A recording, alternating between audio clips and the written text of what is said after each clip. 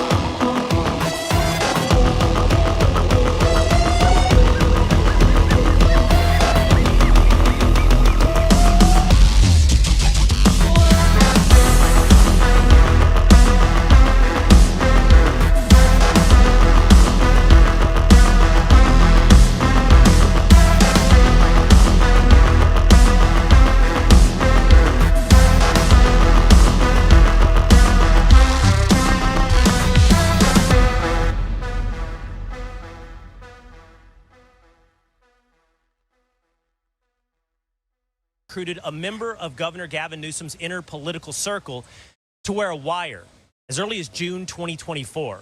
So who was this cooperating witness? Alexis Podesta, a veteran Sacramento Democrat who worked under former Governor Jerry Brown. She did so in 2020. Newsom appointed her then to the board of the State Compensation Insurance Fund, a position that she still holds. She later became a key cooperating witness in the federal corruption case against Newsom's former chief of staff, Dana Williamson, who pleaded guilty in May to federal fraud and tax charges. And that's where the story takes a major turn.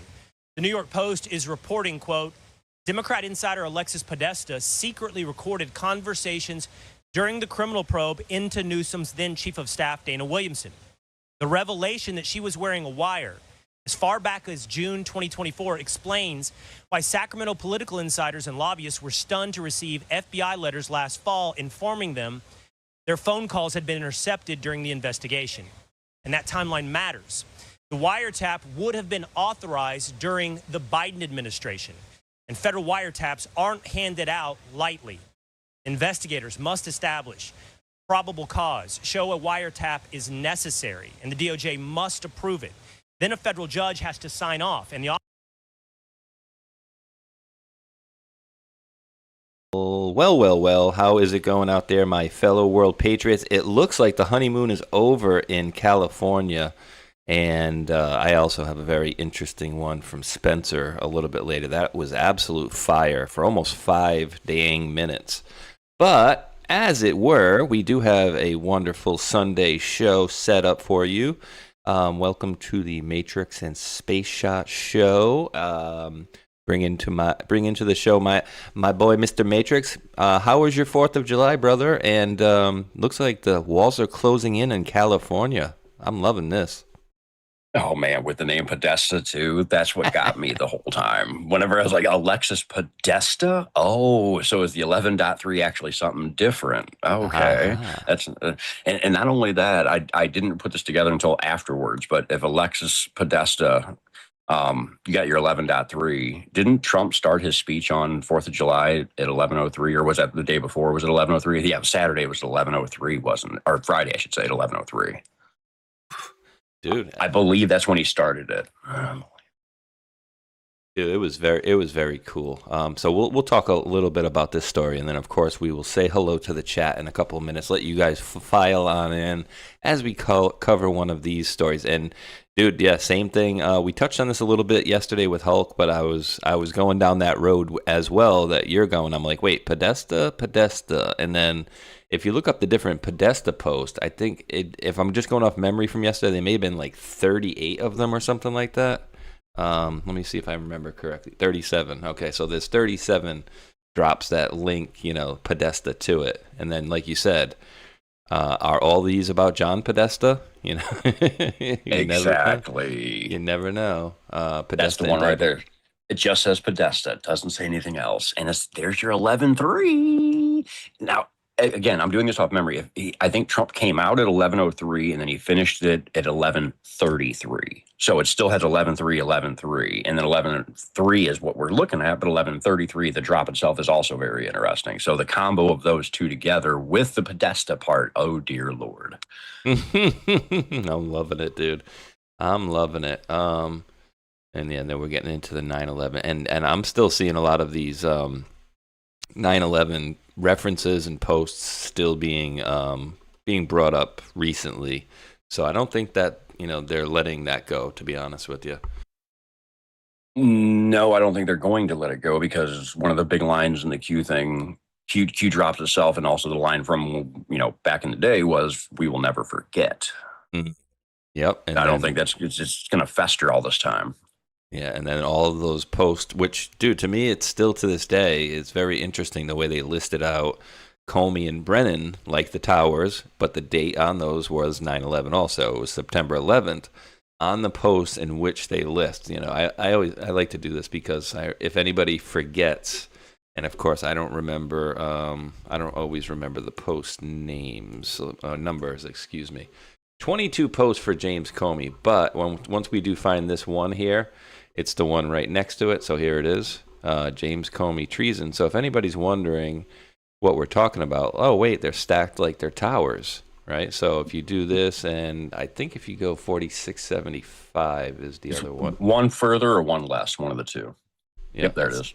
So if I take this one here, and I've done this a few times over the years. If you take this and you kind of do it like this, well, you got a couple of towers, right? And as we noticed, September 11th, 2020. So the date of September 11th, this was posted out, and they don't forget. And all of these posts are not for, they don't put these posts out for no reason. So my feeling is that maybe something will come up of this. I don't think they're letting this go. Dude, did you see, I know I'm going to kind of go a little scatterbrained here in the very beginning, but that's cool.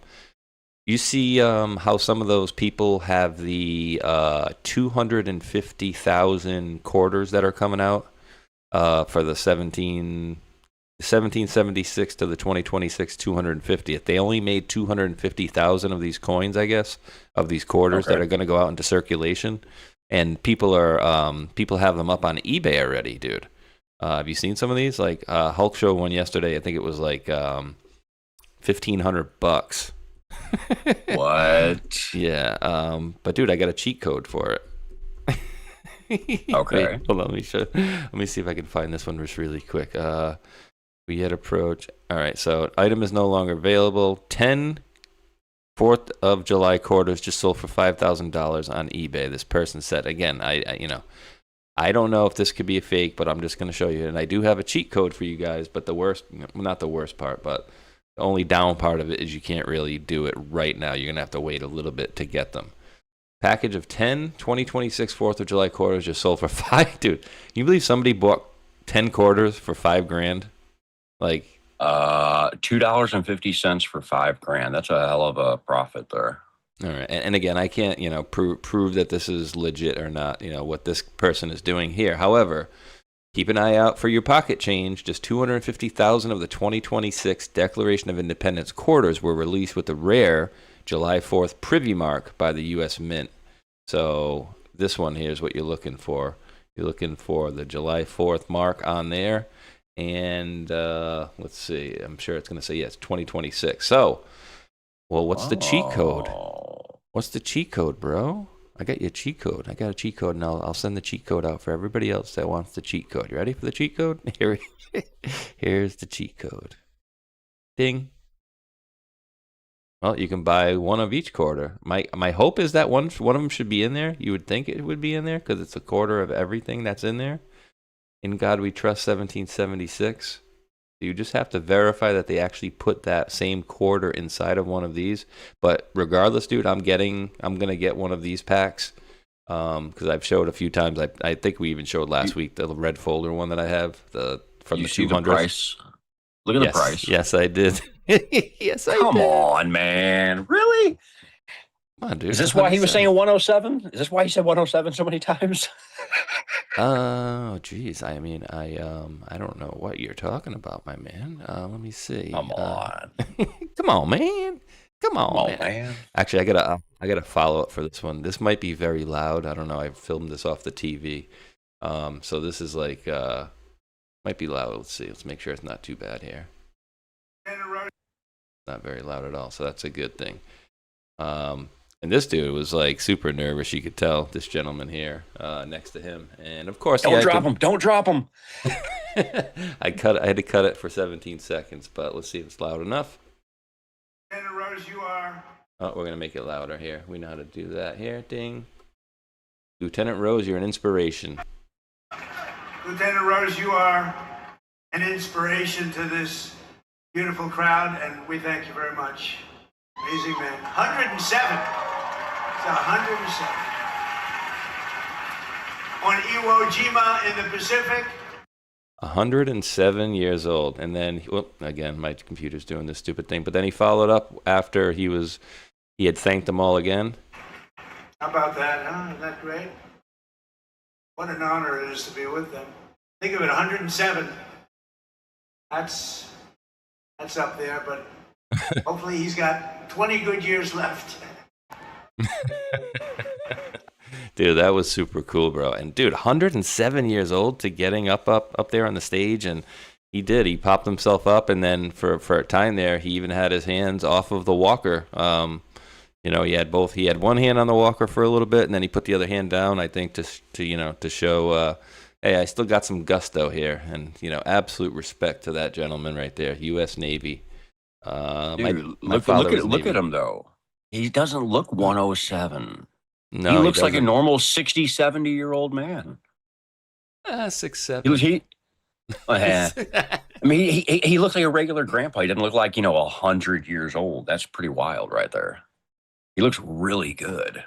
Yeah, I've seen some folks that, in my supermarket, obviously this guy's World War II, but I've seen some folks in my local supermarket, the Vietnam veterans, and, they're much younger than these guys that look far older as well. So didn't look half as good as this guy, some of the folks that I've seen in my local area. But you're right, dude. He looked, his eyes looked very clear and everything. I didn't seem to have any gross cataracts, like when the eyes start getting that blue, it looked like he had some pretty clear eyes. Yeah, like I said, he just looks like a regular old grandpa. I would never my wildest dreams ever even guess him being in his 90s even, let alone 107. That's awesome. Well, you know what, dude? I hope I look that good when I get that old. I guess I'm gonna do the what do you call it? The what's the word I'm looking for? Potpourri, I guess. I'm doing a little bit towards the front of the show today. Did you see another person that looked, let's say, how do we say this? Who looked pretty good after being in jail for 20 months? Tina Peters? She looked pretty damn good, I would say, for a person that spent 20 months in prison, bro. Yeah, she did, but she also didn't have quite as much of a tan that Steve Bannon had when he came out. So, but also who was there first? So Steve Bannon was there. So I mean, I don't know. The whole thing's weird, but right. So here's we played this. Yeah, I'm not playing it for the whatever, but clearly that I knew a close. Wow, that one's super loud, bro. And look, my computer's doing it. Dude, the funniest part of this is it wasn't doing this for the last week. It's me. I'm the glitch in the Matrix, bro. You just might be, bro. You just might be. But again, glad that she's out, and a lot of things are coming out now, especially about that area. A lot of the election fraud stuff is coming out, and it seems like it's piling on right now, and I'm loving it, dude. I'm absolutely loving what I'm seeing here. Let me see what's up with the chat. Have they all filed in on us yet? What you guys doing out here? I believe they are. I believe they are. I believe I can fly. Because we're living, Wheezy says, because we're living in the past, future proofs past. That's how I see it. We got a lot of this stuff. Yeah, we get a lot of future proofs past type of stuff in these last especially in these last like 2 months, dude. Quantum time, Wheezy Girl, yeah. Q time, dude. All the that Q was just stuff. wild, right? Isn't that All wild? the Q- Like all that stuff that came out this week or these last couple Yeah. weeks.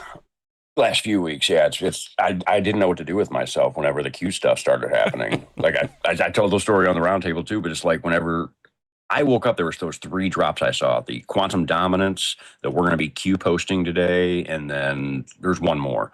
But when I wake up, I see the quantum dominance one. I'm like, whoa! So I freak out. But then the second one I see is the White House says we will be Q posting today, and of course it takes you a minute to get to the bottom to where it says quantum by Q maybe quantum. I didn't know what to do with myself. Like I was sitting here at my computer, just like, is this real? Like, what is happening? Did I wake up in the wrong universe? I just didn't think it was actually real.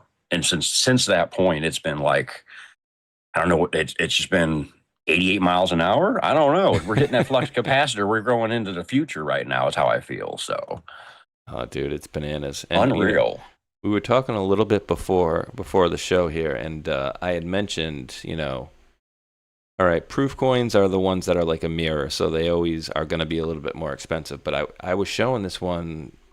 They had a 1/2 ounce silver, and it was shaped like a bell, but it was $700. And then I saw another 10-ounce bar, was not on the U.S. Mint site, 10 ounces of silver for like $650 or something like that. So I'm like, wait, you can go on the U.S. Mint and buy a 1/2 ounce silver bar that's shaped like a bell for $750, or you can go buy 10 ounces that also had another cool design. I forgot which one that exactly one was, but it was 10 ounces of silver, and it was, $600-700. So is that forecasting the price is about to go up? I don't know. We'll see, dude. I mean, you got FIFA coins here. I'm trying to find the ones here that have the special editions. I don't know if you see special. I don't see them on your page, but whenever I was doing my searches, whenever I was looking to get silver, we're talking it was at $80. Not whatever it is now. It's $660. It was $20 more per ounce, Right. And here. they're 10 ounce. Yeah, they have those things there. What is it? $700 for those things for 1 ounce? Ready? Check this out. 1/2 ounce of silver right here, $750.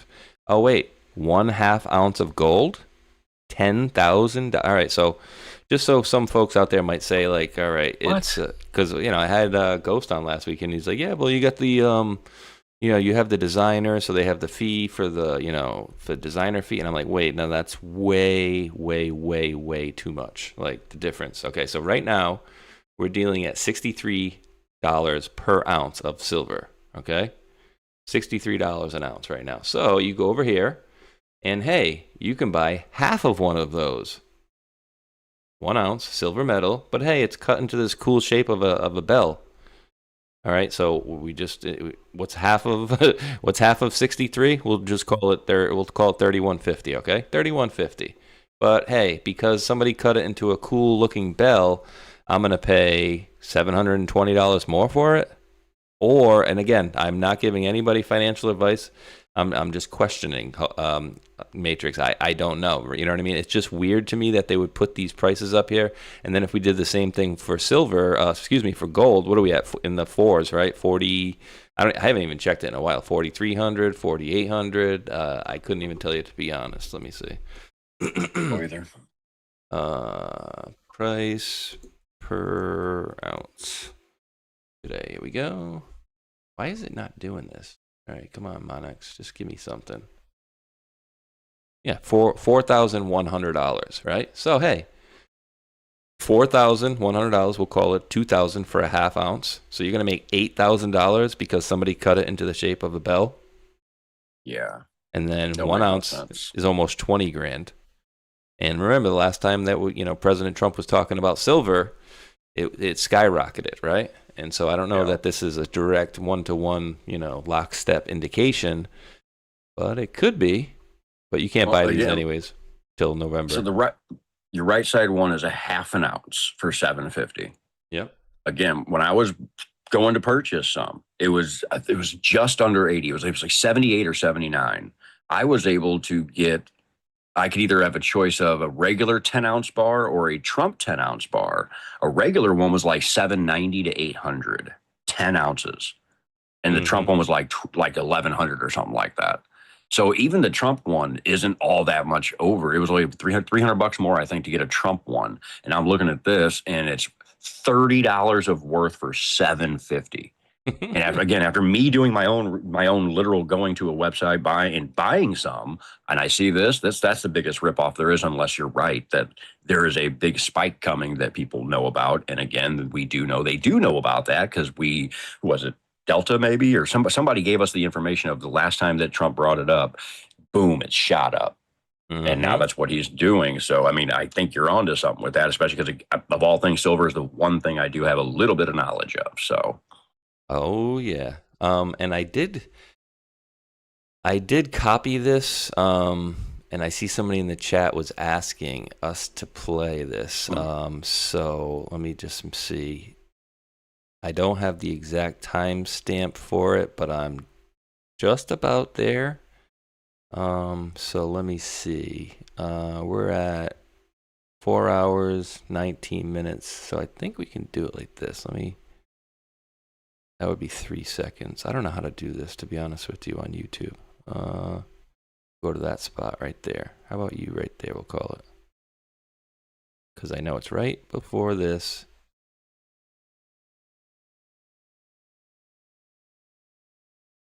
All right, so I'm just going to pop this one over here. And folks, I know you guys, some people are in the dark here, but here we go. You ready? And including Mr. Matrix. Yeah, so I was in the dark too. I did, all right, we did unmute this, and let's play this.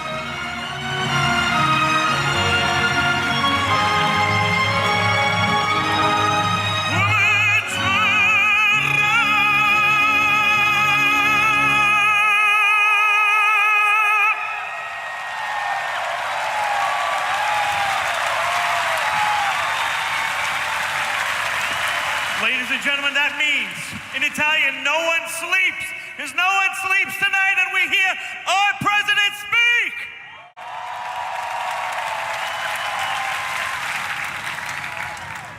And now, if you'll do me the great honor, please join me in God Bless America.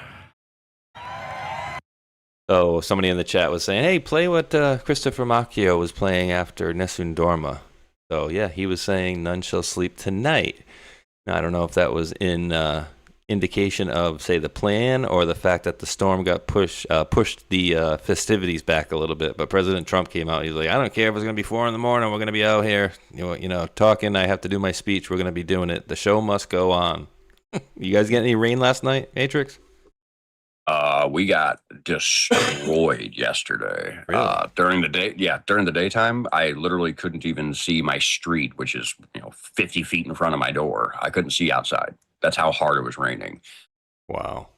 That's and bananas. last night, well, for the fireworks, it was fine. No rain. But then, of course, last night after, I don't know, maybe midnight, something like that, we had more thunder and whatnot. So we got more storms coming today, too. We're getting wrecked with hardcore storms that come through. And then it's just fine. It's just fine. But boy, them storms coming through, I'm waiting for my trees to fall on my house. Like, I'm serious. I have some big trees, and the wind, when I watch them and the wind blows, like I'm just waiting for them to just tip and go right onto me. So yeah, that was awesome. And I love stories like this here. Susie Q from YouTube says, my father was a Navy boilermaker on subs in Guam, occupation after World War II. He was disabled when they depth bombed the boiler room. Damn. I was watching, what was that the other day? I think, was it the U-571? I don't even know exactly if that was the movie, but they were in a submarine, and I guess what they would do, and I think this is what Susie Q is talking about. They would throw these things out of the boats, essentially, to go down, and if they would hit anything, they would blow up, right? So basically they look like big barrels getting dropped into the water, and if they hit the submarine, it made an explosion. And whatever that movie I was watching the other day, they had the same thing happening. They were like littering the whole sea because they saw that another one of their ships got exploded. So they're like, all right, we came over and we started hitting this to try to find the submarine, which they did hit, and and damaged greatly. So I think that's what she's talking about. Depth charges. Seemed like that's what it was.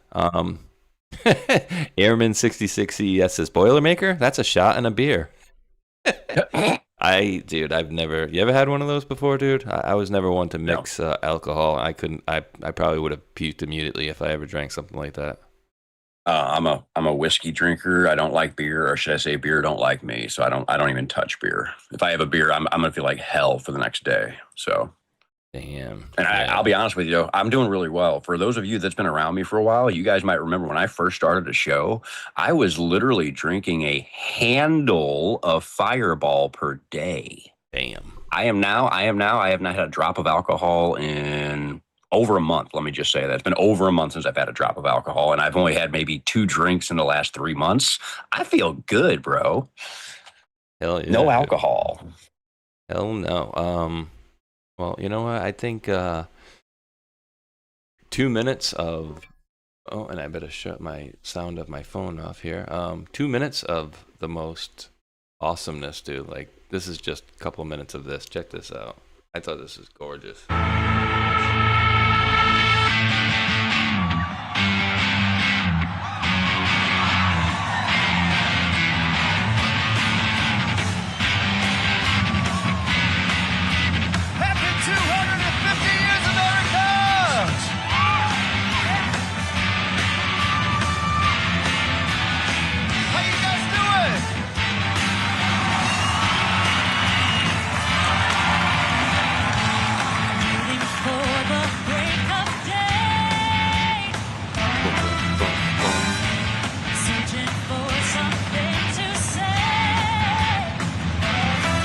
Those things are down, dude.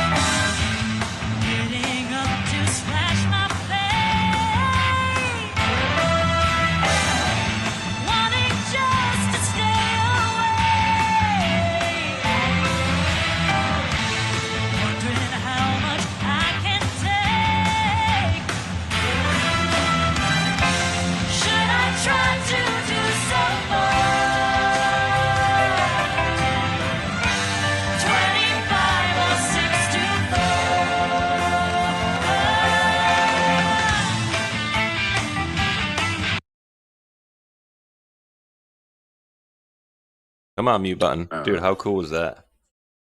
Did you hear the words she was saying?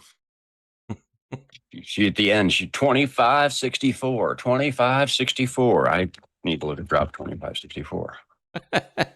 December 7th, 2018. Where is the plus on a mobile phone when dialing? Trolling to fake news media is fun. At some point, the Q will be asked. No way. Hell yeah.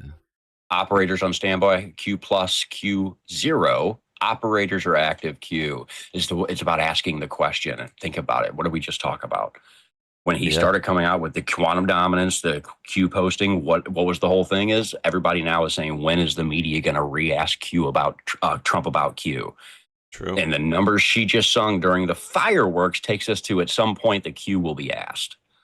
What was it? 2564? 2564, yes, sir. I was in there making a sandwich real quick while she was singing, and I heard her, and she said over and over and over. I'm like, okay, I have to look at that. That's hilarious. Civilian, military, air status. I wonder if this is current or it's a nuked. Let's see. Call sign showing QO. Oh, and then so that was in response to this. So it's basically saying it's Q plus.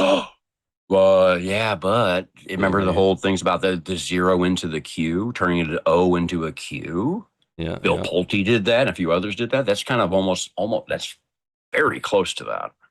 That's very cool. And dude, it's very interesting to me that some of these posts that are in here, myself included, the one that I got queued on is and always stayed on there. Even I believe even when my account was gone. Well, probably couldn't have, right? If my account was gone, and I couldn't have checked it anyway. But it's back there now, and then this account or this post is here. So this is on there, but then there's a bunch of posts that are in the drops that when you go to the Twitter post, it says, deleted by user, or, account does not exist, or whatever the case may be. But some of them stay, and I don't know for why, certain ones are there and certain ones are not. I don't know. It's just weird to me. I don't know the reason, but go back to 2564 real quick. What are the odds of this one? 64. Look at the link. After it says Civ Mill Air status, what's the first 3 digits? But 107. 107. Yep. So he says the age of the guy. The guy's brought on the stage. 107, 107, 107. Then the chick singing says 2564. It takes us to the question that needs to be asked, and it has a 107 in it. I don't know. That's wild right there.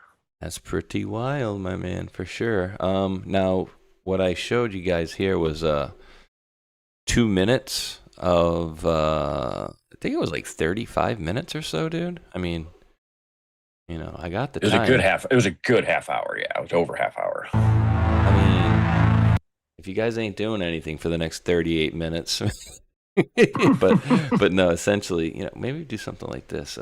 Playback speed, do it 2 times speed, and maybe 16 minutes. Let's see. Let's go here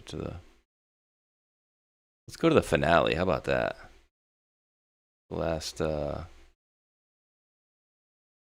was probably what they were showing, the majority of it. Let's see what we got here. Let's bring it back to regular speed. Did everybody get to see the grand finale last night? I was halfway in on it. And I liked the fact that they used it.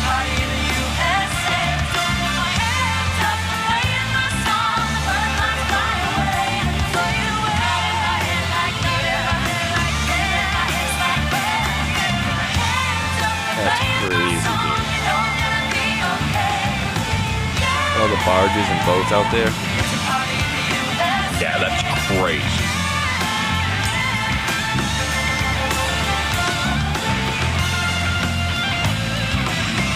Giving me goosebumps.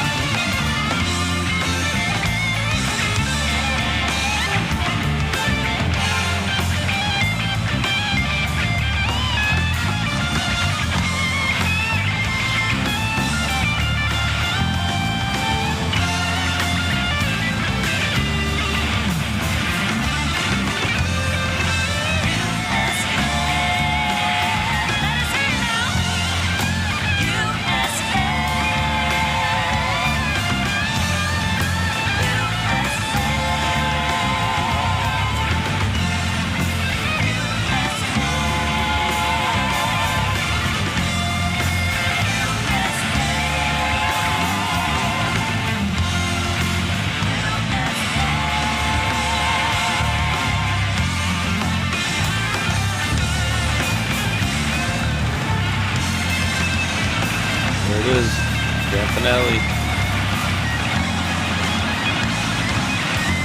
Dude, it looks like a war zone, bro. Damn.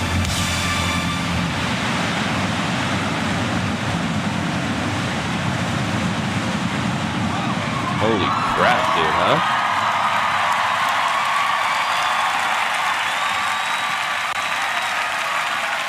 Dude, how crazy. That looked literally like a freaking war zone. At a certain point, there was so many fireworks coming out of there that you couldn't even see what the hell was going on. Because, like, right here, it's like, all right, cool.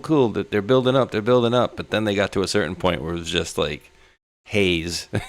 Haze and confusion. You know what it looked like?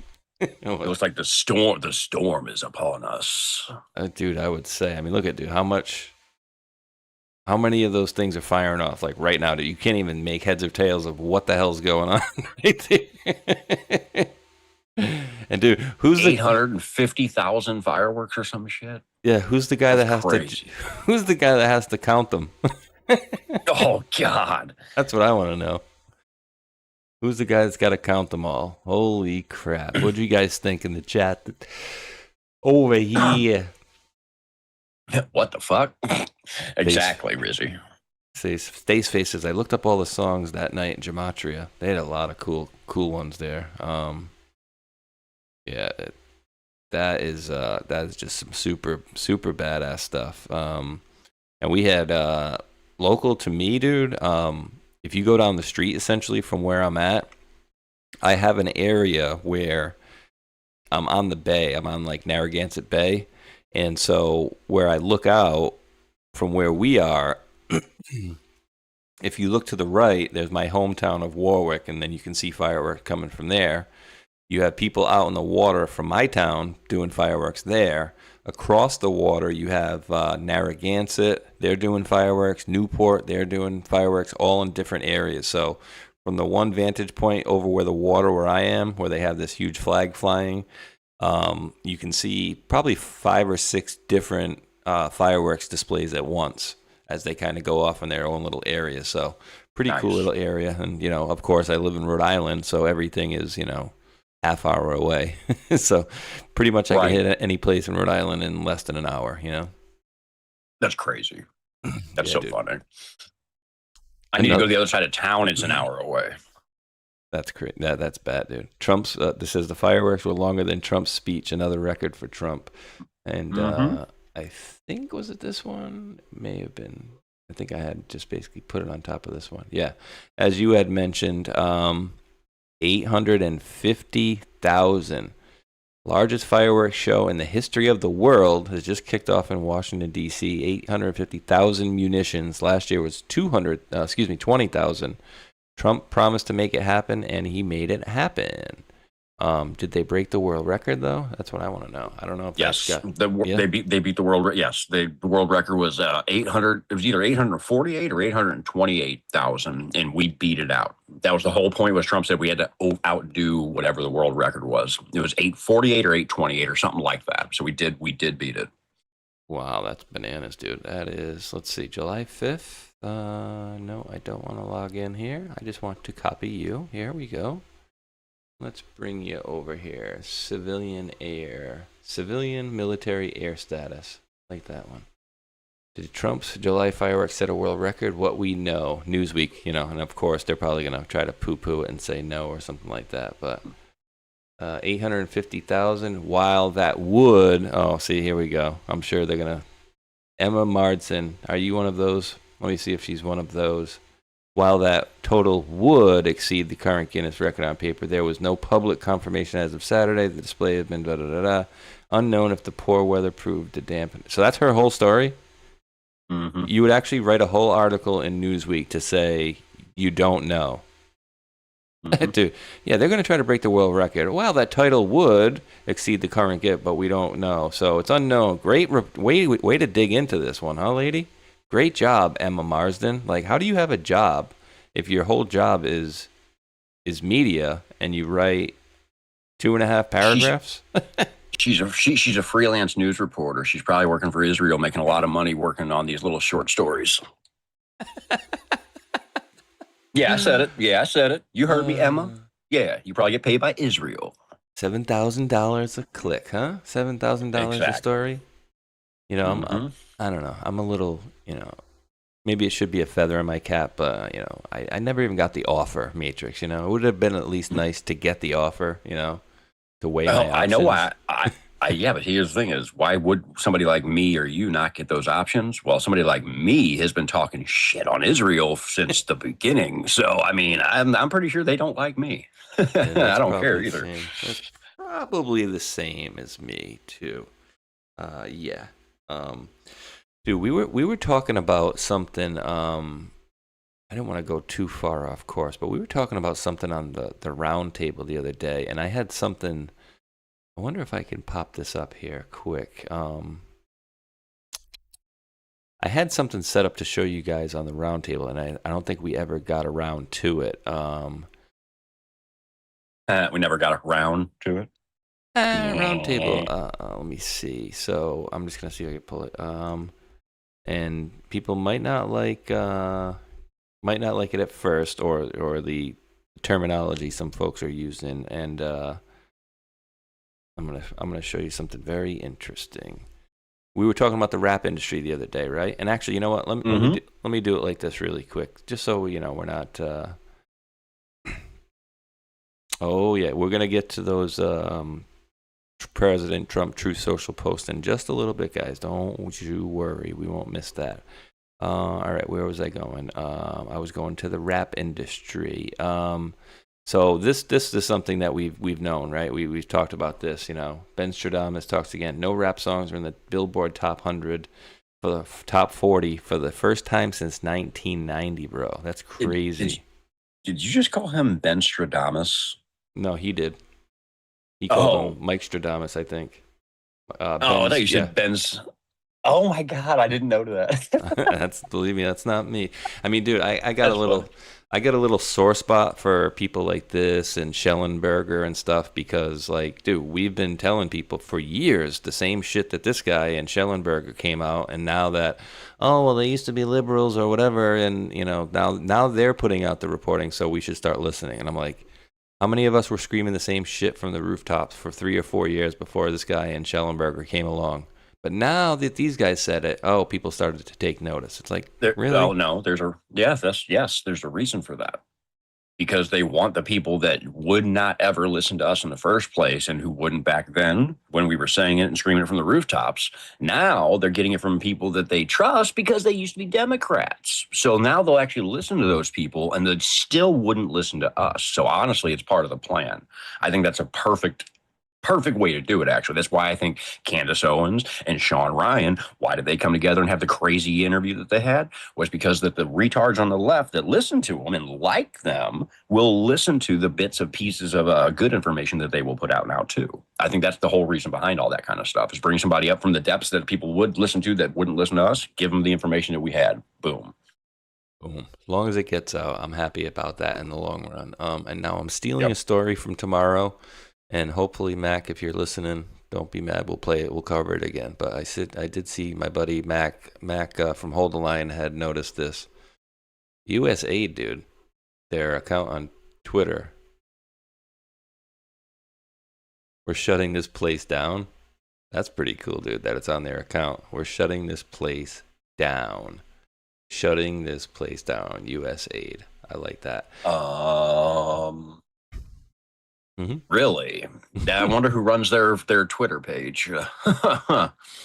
Right, the good guys. Let me see. So I'm gonna mute this, and then I'm gonna pull this one up for you guys.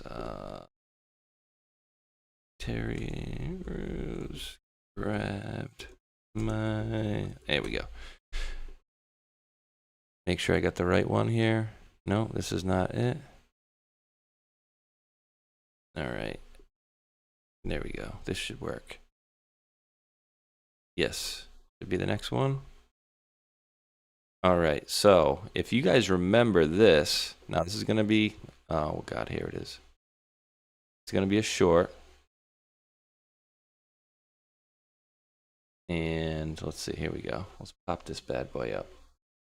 And I'm going somewhere with it, don't worry. What they do with the artists is easy.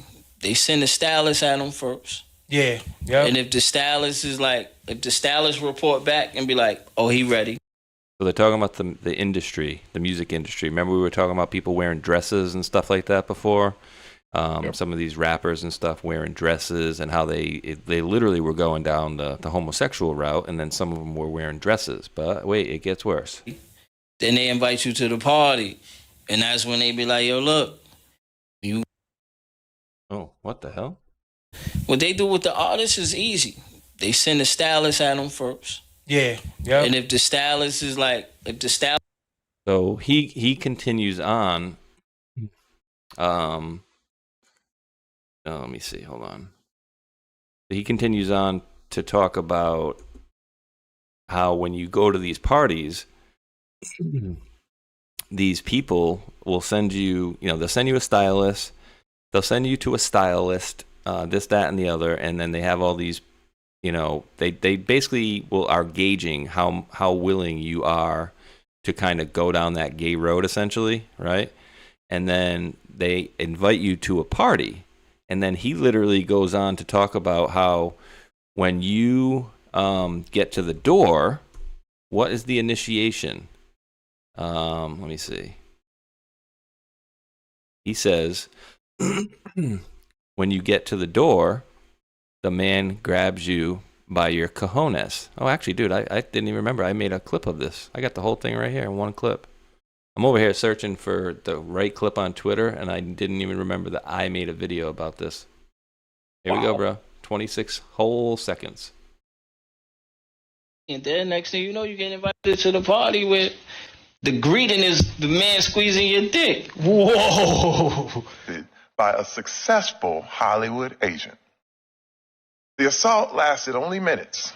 Minutes? But what he was effectively telling me while he held my genitals in his hand was that he held the power, that he was in control. Can you imagine that, dude? I was going to say the balls of these people to do something like that.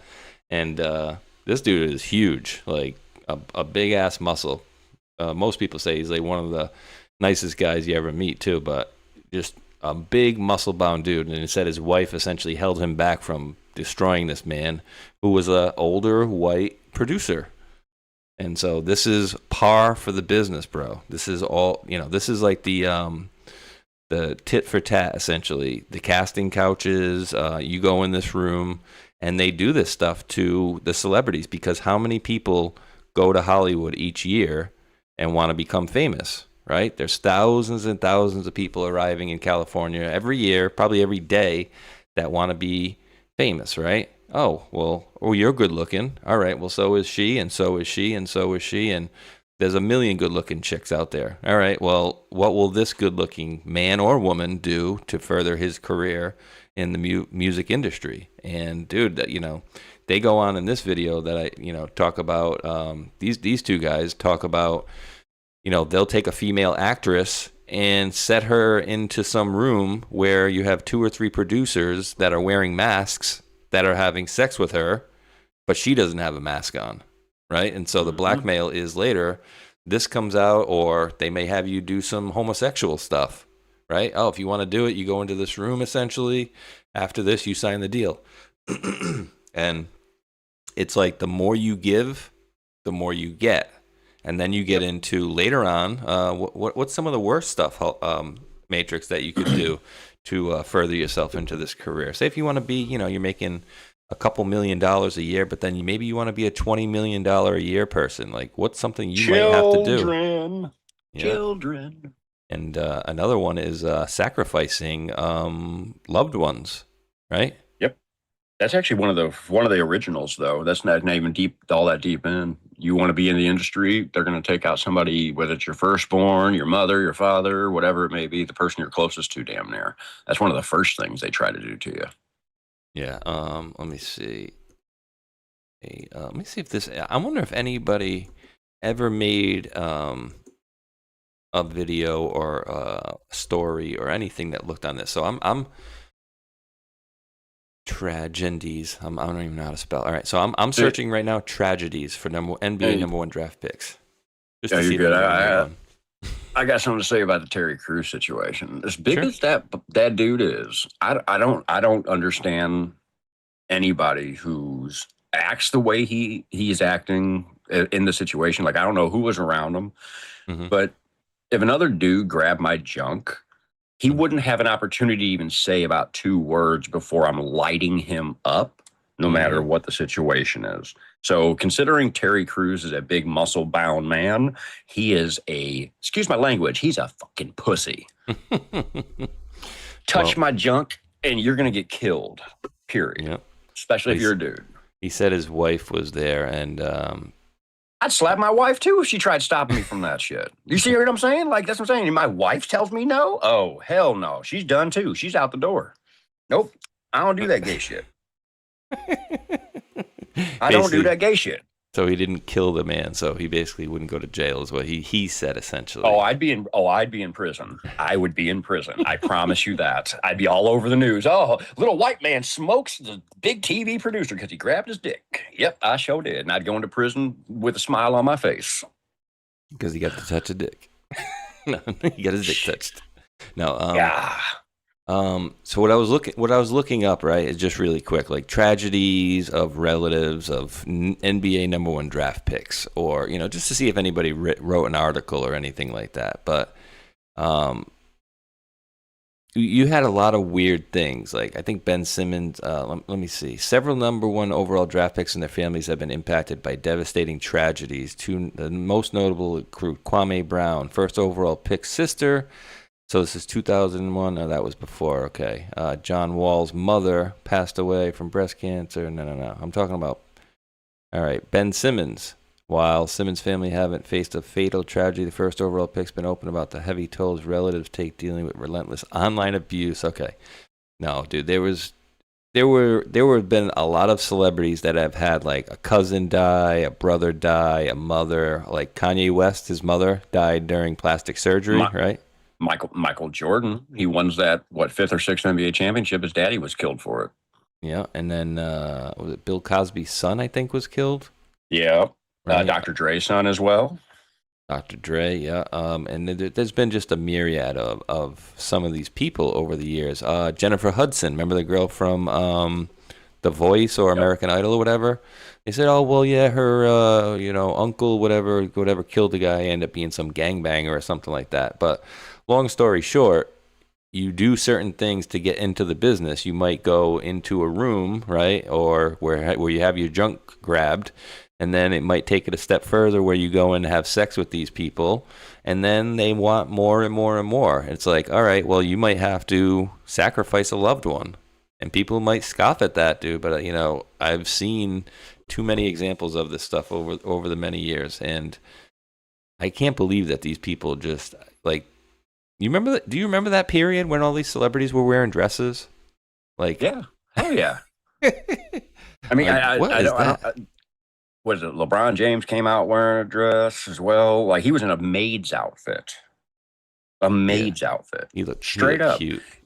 I say anybody that goes to one of those damn Diddy parties. I mean, I when the Diddy stuff all came out, I of course had to go look into that, try and find out whatever information I could. It's just like it's. I've heard about this probably. What are we in 2026? It's probably been 15 years ago. I came across a video on YouTube and I showed it to every person I could possibly find, and it was basically about the gay rap industry. It had nothing to do with, Diddy specifically or parties. We're talking 15 years ago, but it went through the whole situation of the rap industry. And it wasn't just rap, but it was about the rap industry and all the different things they do to the people, the stuff they make them wear and the stuff they make them do. Like they went through all that 15 years ago, way before the information came out into the public. And I was showing people that stuff. That video very specifically disappeared maybe about a year or so later, and I couldn't show it to anybody. And now fast forward, here we are like 15 years later, and now all of that information is out. And what's funny is the cognitive dissonance I had back in the day when I was showing that video to people. They were like, oh, you're crazy. These people that are telling you the video, they're crazy. These are gangsters, bro. Like, yeah, that's why they wear their pants halfway down their ass, so their asshole's wide open for them, guys. That you don't see that? Oh, you're racist, bro. Okay. Well, no, that's an indicator in prison. The sagging pants, that's where it came from. Yeah. And yet the fools out there that sag their pants, and I'm not going to lie, did I do that when I was younger? Yes, I did. Why? Because I didn't know either. I was stupid, too. I was a kid that sagged my pants, wore baggy clothes, I did all that. I was stupid, too. But once you learn it, what do? You stop. And I did. I went from being a little white boy gangster to being just a regular person because I realized what the hell I was doing. I looked like an idiot. So... But dude, they're saying that they look fabulous here. Look at 14 celebrity men who wore skirts and dresses and looked fabulous in them. Okay. Oh, they didn't look fabulous. They look fabulous. Yeah, this guy looks fabulous, and so does his sister, like Slay. But no. All right, a kilt. Okay, even borderline. Yeah. Well, if you're Scottish or Irish, or I think it's Scottish who wears them, that's one thing. If you're not, then no, you're not allowed to. it's the Scots. It's the Scots, Scots. man. The Templars, man. I mean, what? The Templars. But yeah, dude. All right, a kilt, and I still think, unless you're in Scotland or doing some Scottish event, no. But no to the nth degree, to the millionth power, no, and 1,000,000% no to the gazillionth power. Let's see what else we got here. Oh, Jared Leto. All right, that's not so much a dress, but still kind of gay. Kind of gay. No, that was a dress. That was a dress with pants underneath. He's had a dress on with pants under, is what it looks like. Oh God, and he's wearing friggin' high heels, dude. Are you kidding me? Who do you think he is? Ron DeSantis? Oh, sorry. All right, Gerard Butler. I think he is Scottish, isn't he, though? I think he would have the right to do so. Yes, he mostly owes to his Scottish roots, but he prefers not to wear them often. But Butler revealed that wearing traditional kilt comes with some requirements, which once caused him to flash a few people at his sister's wedding. Looking good always comes with a price. So he wasn't wearing anything underneath? Okay. Billy Porter, yeah, you went over town gay. That's not just, let me put on some dress. That's like... No, I know what that is. That's Serena Williams without her wig on. No, Serena Williams found has more her. muscles than that.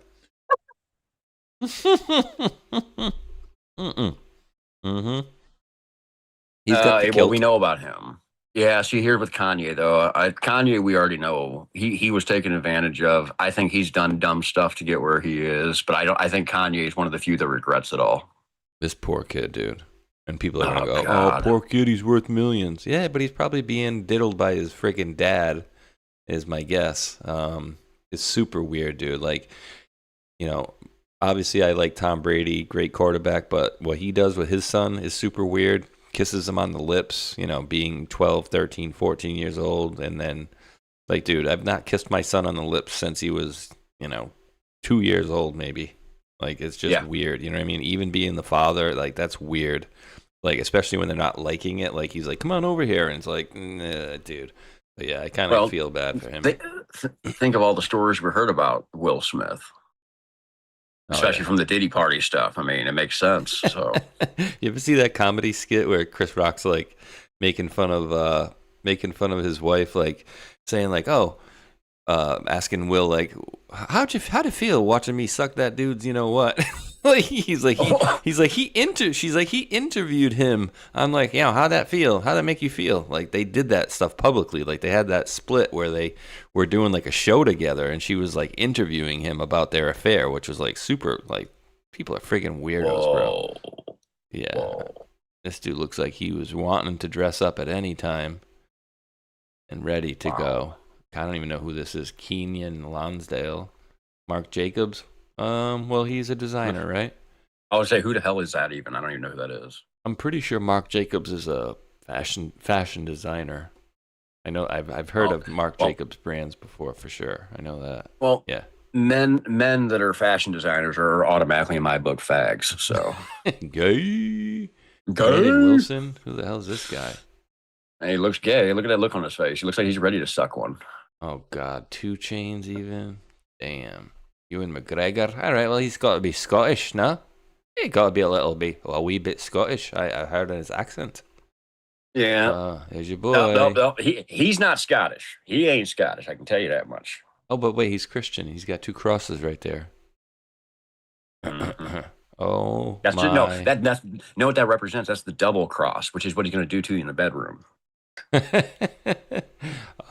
He was performing in Scotland. I'll give him on this one. So, all right. Yeah, but he's done it otherwise. But, dude, what is that? Castiel cannot be gay. Castiel? That's Cass from the show Supernatural. That's the angel Castiel. Okay. I know him way too well. That's my favorite show of all time. And now I'm seeing that Castiel's wearing a freaking pink shirt or pink dress. Come on, Cass, what are you doing? Castiel's gay. All right, so we had a little bit of fun here. So getting back to a little bit of California. Hope you guys didn't mind the roundabout there that we did to get here. And I think I had somebody, Mr. Dunning, Mr. MacGyver had said, "Good afternoon, Patriots," on a $2 super chat over on YouTube. And then Mr. Dunning dropped a $5 one. Says, who gets to write the story in the script? The seed was planted a long time ago. Excuse me. Thank you for that, those guys. And then Loric6154 dropped a $10 super chat on YouTube. Says, my husband grew up on Tusit Point Stone House on the Bay. Beautiful state. Tusit Point. Where is that? Tusit Point. Is that Rhode Island, I'm guessing? Because I don't know it. I've never heard of that. I hope it's not, because I would... Oh, okay. Apparently it's close to my house. Oh, there you go. Tusit Road? Is it Tusit Road in Warren is my guess. Loric, my husband grew up in Tusit Point, Stonehouse on the Bay, beautiful state. Yeah, she's got to be talking about this area. It's somewhat close to my house. Everything is land. Everything in Rhode Island is, like I mentioned, pretty close. So they have some pretty cool cemeteries over here as well, dude. I would hope so in Rhode Island. Rhode Island's one of the older 13 colonies, right? I would expect it to be. Plus, Rhode Island's also where the Newport Tower is, I told you about, which was built by the Templars way back when. Yeah, I wonder. I hopefully we have. So here's Bristol, Rhode Island. Let me see. I wonder. We showed it a little bit with the Hulk show yesterday. Oh God! Shut down businesses. Non-residents wreaking havoc on July 4th. Hundreds of people reportedly swarmed police officers and threw debris at them before fighting each other. California, bro. Yeah, bunch of stupid kids, basically, or they don't got to be kids anymore, but yeah, doing their thing where they fight and they mess with police officers. There was one yesterday I saw. There was a female police officer that got dragged around during one of the teen takeovers. She got her ass beat, and cops had to get a few of them. Let me say that. There's a big old mob of them, though. This is what I say. You need the National Guard, or you better start carrying your freaking guns on you people, because y'all are crazy to go out with these people. Well, look at this one. Mount Holly, New Jersey. They canceled the fireworks show because they were having this type of activity going on out there. Trying to see. Yeah, dude, they had so many cool different drone shows that were going on and stuff like that. That was badass. Yeah, that's so dope. I mean, oh, look at that. Isn't that fake cool, moon dude? landing stuff. Isn't it amazing? Fake moon landings right here with us. I mean, dude, that is just technology's getting super cool for sure. Those drones, those drone shows are so dope. Yeah, no, I do like it. So this is more of the aftermath, dude, of this right here. Look at this stuff.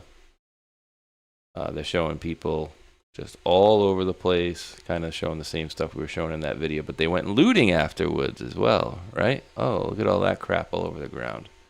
Well, so, of course dude, it's no bueno. But yes, that would be for me to go to. That's actually the next town over from mine, right here. Warren was ceded to Rhode Island from Massachusetts, along with the Attleboro Gore, now Cumberland, Barrington, Bristol, Tiverton, and Little Compton.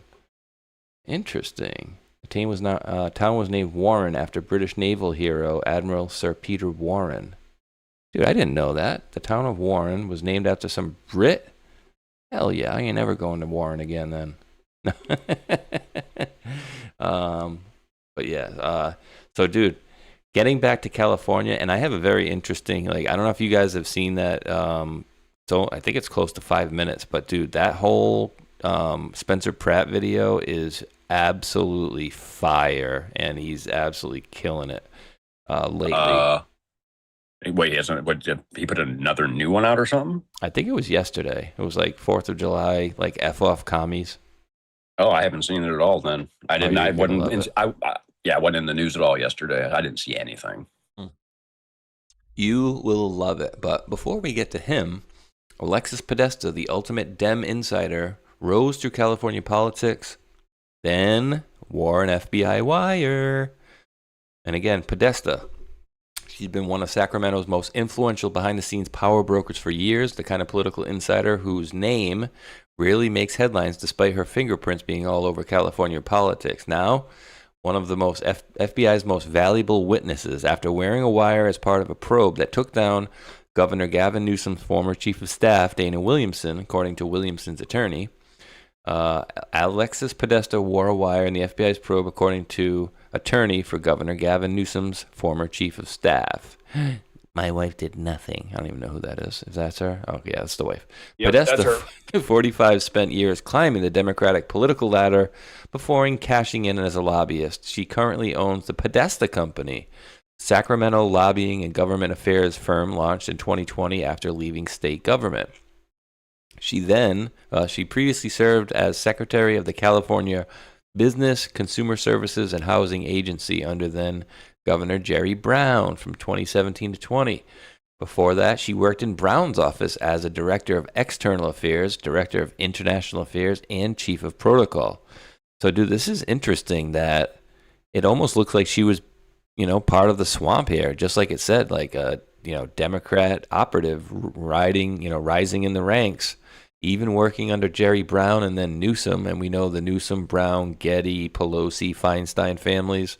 They've been running California for 40, 50, 60 years, right? Yeah. But that fact that she worked in the Brown's office and then Newsom and then she flipped, he definitely looks like a lib. Well, what are the odds of possibility that, how infiltration is the way to go? What if the White Hats threw her in as a Democrat to infiltrate to purposely get this done? Mm-hmm. You mean like they did in, what was that? Turkey? No, was it Turkey? What was that country they did that in, where it looked like it was a Soros guy and everybody voted that dude in, and it turns out he was like, screw you, Soros. Yeah, that's what I'm talking about. That's exactly right. That's how you infiltrate, just like with Antifa. They told us a long time ago, we infiltrated Antifa back in 2020, a long time ago. And in 2025, they come out and say, hey, guess what, guys? We're infiltrating Antifa. Oh, okay. We knew about that. We did know that. And then all these years later, stuff like this comes out, and her name's Podesta. Come on, man. Yeah, and I'm not allowed to say online, but let's just say I was somewhat tipped, and I think I may have texted this to you and told you also to keep this offline, that this guy was definitely under investigation, and I got that. Let's just say I can't say much more than that, but he is definitely under investigation, and you'll see some things. You may, I don't know how fast it's going to go through, but he's definitely a target. And what it says right here, who is now the subject of a federal investigation, took office. He rewarded Podesta in 2020 with an appointment to the Board of State Compensation Insurance Fund, where she remains today, collecting nearly $61,000 a year from taxpayers despite emerging as a central figure in the federal corruption probe swirling around the governor's political orbit. Dude, you just gave me my proof. I think it's a white hat op. She's a white hat op. Why do I say that? 61,000. Why is 61 is the number I'm going for? Zeros drop off. So my thought process is the White Hats put her in. So it's a Q operation to infiltrate, act like you're a Democrat, and eventually get them like they are. Drop 61 is the very first drop that in the drops that is signed by Q. Really? Very first drop. Yes. 1 through 60 or 0 through 60, not signed by Q. 61 is the first drop signed by Q. I've logged that a long time ago and made sure I always remember that. 61 is a special number for that reason. First drop signed by Q. Interesting. And look, it says, per sealed federal orders, we quickly tracked and reinstated her federal orders. What are they doing right now? They have a federal investigation. Yep. 61,000, drop 61, and the timestamp 707. That's 2 days from now. Just want to throw that out there. 7, make a wish. It sure is. Let me see. Do I have this one? Yeah. To quote, "F you communist, this is our home and you can't have it." Dude, I absolutely, this is fire. And especially if you haven't seen this. When was this? This is, Actually, you know what? I gotta play this first, unfortunately. Because you'll see why. Because it kind of is referenced in the Spencer video. Sorry, guys, but I have to. At City Hall, as I sit behind George Washington's desk, alongside new Americans who came to this country, I cannot see all of America. But like so many who came before, I can see New York City. The city I see today looks very different than the one that greeted George Washington. In July of 1776, our city simmered under the yoke of oppression. The British had imposed a colonial rule so repressive that 250 years ago, 80 miles south, a small group of newspaper editors, farmers, and soldiers signed their names on a document declaring truths that feel self-evident now, but were revolutionary then, establishing the ideals our nation still strives to fulfill. The British did not take it well. War broke out, and that August, as the largest battle of the Revolutionary War unfolded in Brooklyn, batteries on Governor's Island took aim at British ships anchored just offshore. We were outgunned, we were outmanned, we were soundly defeated.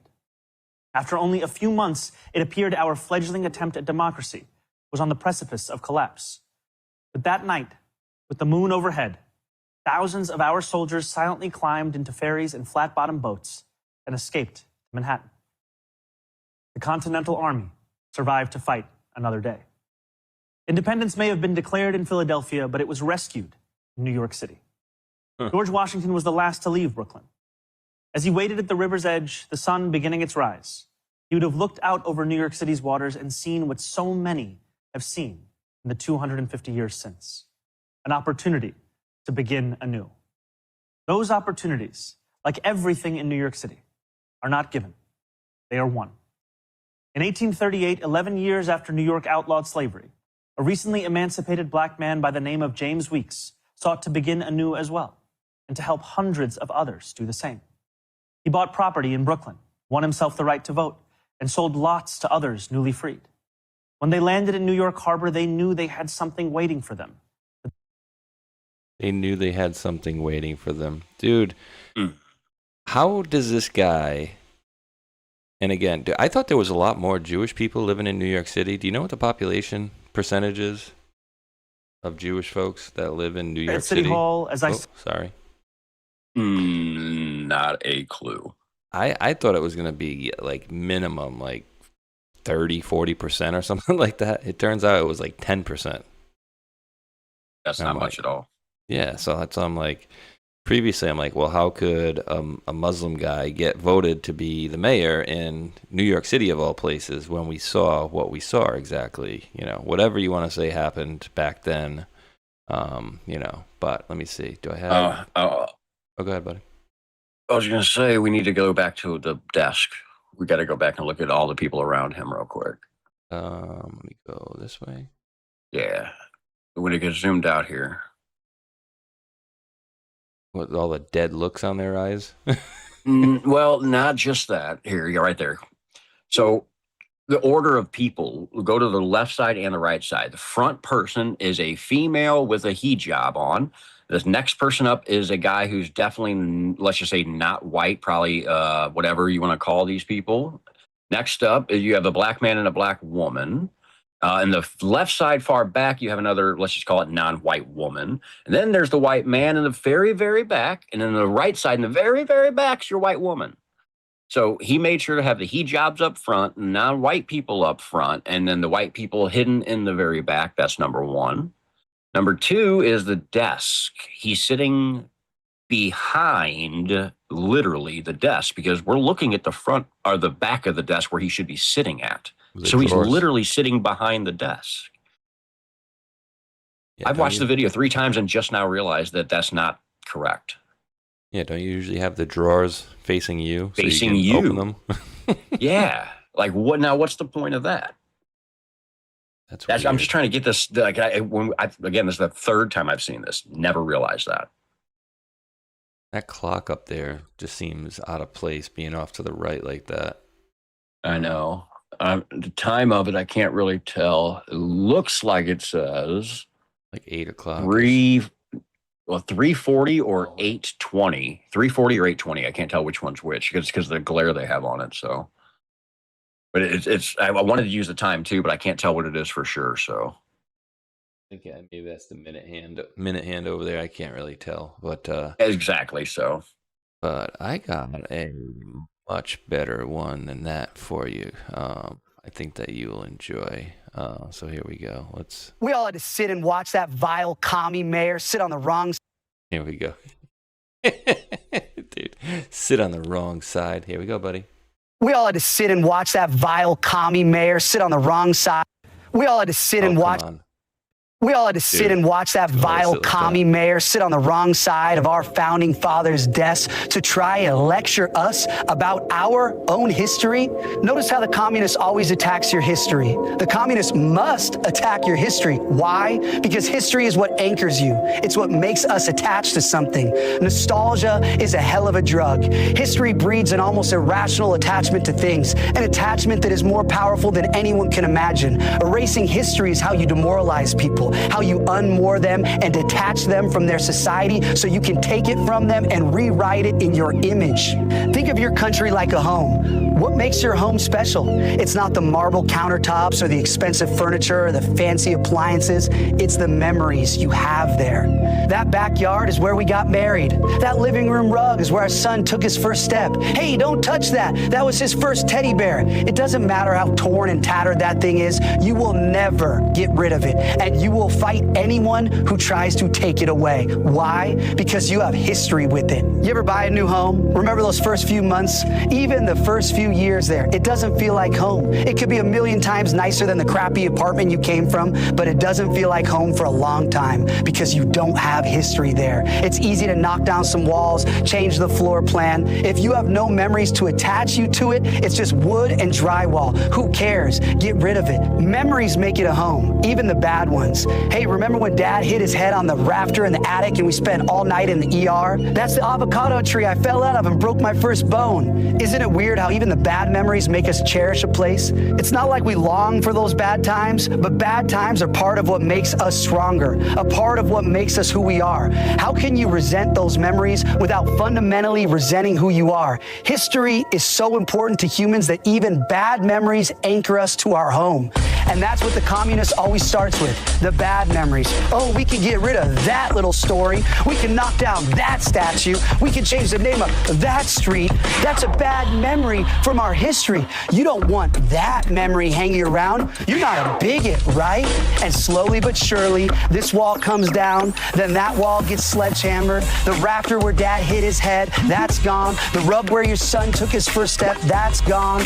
The gash in the wood floor where you stomped the glass on your wedding ceremony, that's gone and replaced with shiny vinyl planks. And now you've got a brand new home with no memories. Now what? Do you care what they do with it? Do you care what color they paint the walls? Nah. Do whatever you want. I don't care. I have no attachment to it. I have no memories with that. You love your home because of the memories you have there. And that's why the communist always must destroy your memories, destroy your history. If the communist wishes to take your home, he must first destroy your memory of it so he can erase your attachment to it and demoralize you. Mao destroyed what he called the four olds: old ideas, old culture, old customs, and old habits. If you call them olds, it makes them sound bad. You don't want that old thing. Get rid of it. But it is fundamentally human nature to cherish your history. We crave learning about our history, where we came from, who our ancestors were. That's human. But communism is an evil, anti-human religion, so it must destroy what makes us human. The communist destroys your history so he can take your home and rebuild it in his image. That's why it's your patriotic duty to celebrate today unashamed. It's okay to love America. Not only is it okay to love America, it's necessary to love America. We are the only bulwark against tyranny on this earth. When Europe descends into madness time and time again, it's our sons who cross the oceans to fight and die for freedom and human dignity. We don't let evil people destroy our history and rewrite it in their image. This is Independence Day. It's not just a number on the calendar. mayor. Don't say happy 4th. That's commie gobbledygook. No offense, but it sounds like some fucking commie gobbledygook. We say Independence Day. Today we celebrate the men who reclaimed a beautiful slice of this earth and claimed it for God, for the values of freedom and rugged independence. Our history is messy. Our history is violent. Fuck yeah, it is. And that's why we love it. We aren't cowards. We don't turn our backs on the painful memories because they make us who we are. Be proud of our country, damn it. America is the birthplace of every great invention of the last 250 years. Like literally everything. Airplanes, spaceships, internet, telephones. As a country, we are batting 1,000. Not only is it a miracle that this radical experiment in self-governance even survived past 1776, but we are the champions of the world. Be proud of that. Be proud of your history. Millions of your ancestors fought and died to preserve it. Kami Mamdani's ancestors never bled for this country. He has no history here, so he has no attachment to our home. He has no place to rewrite our history and lecture us about what our country stands for. So celebrate today. Show some American pride. Honor your history. Raise your flag. Raise a finger and say, fuck you, communists. This is our home, and you can't have it. Today we celebrate our Independence Day. God bless America.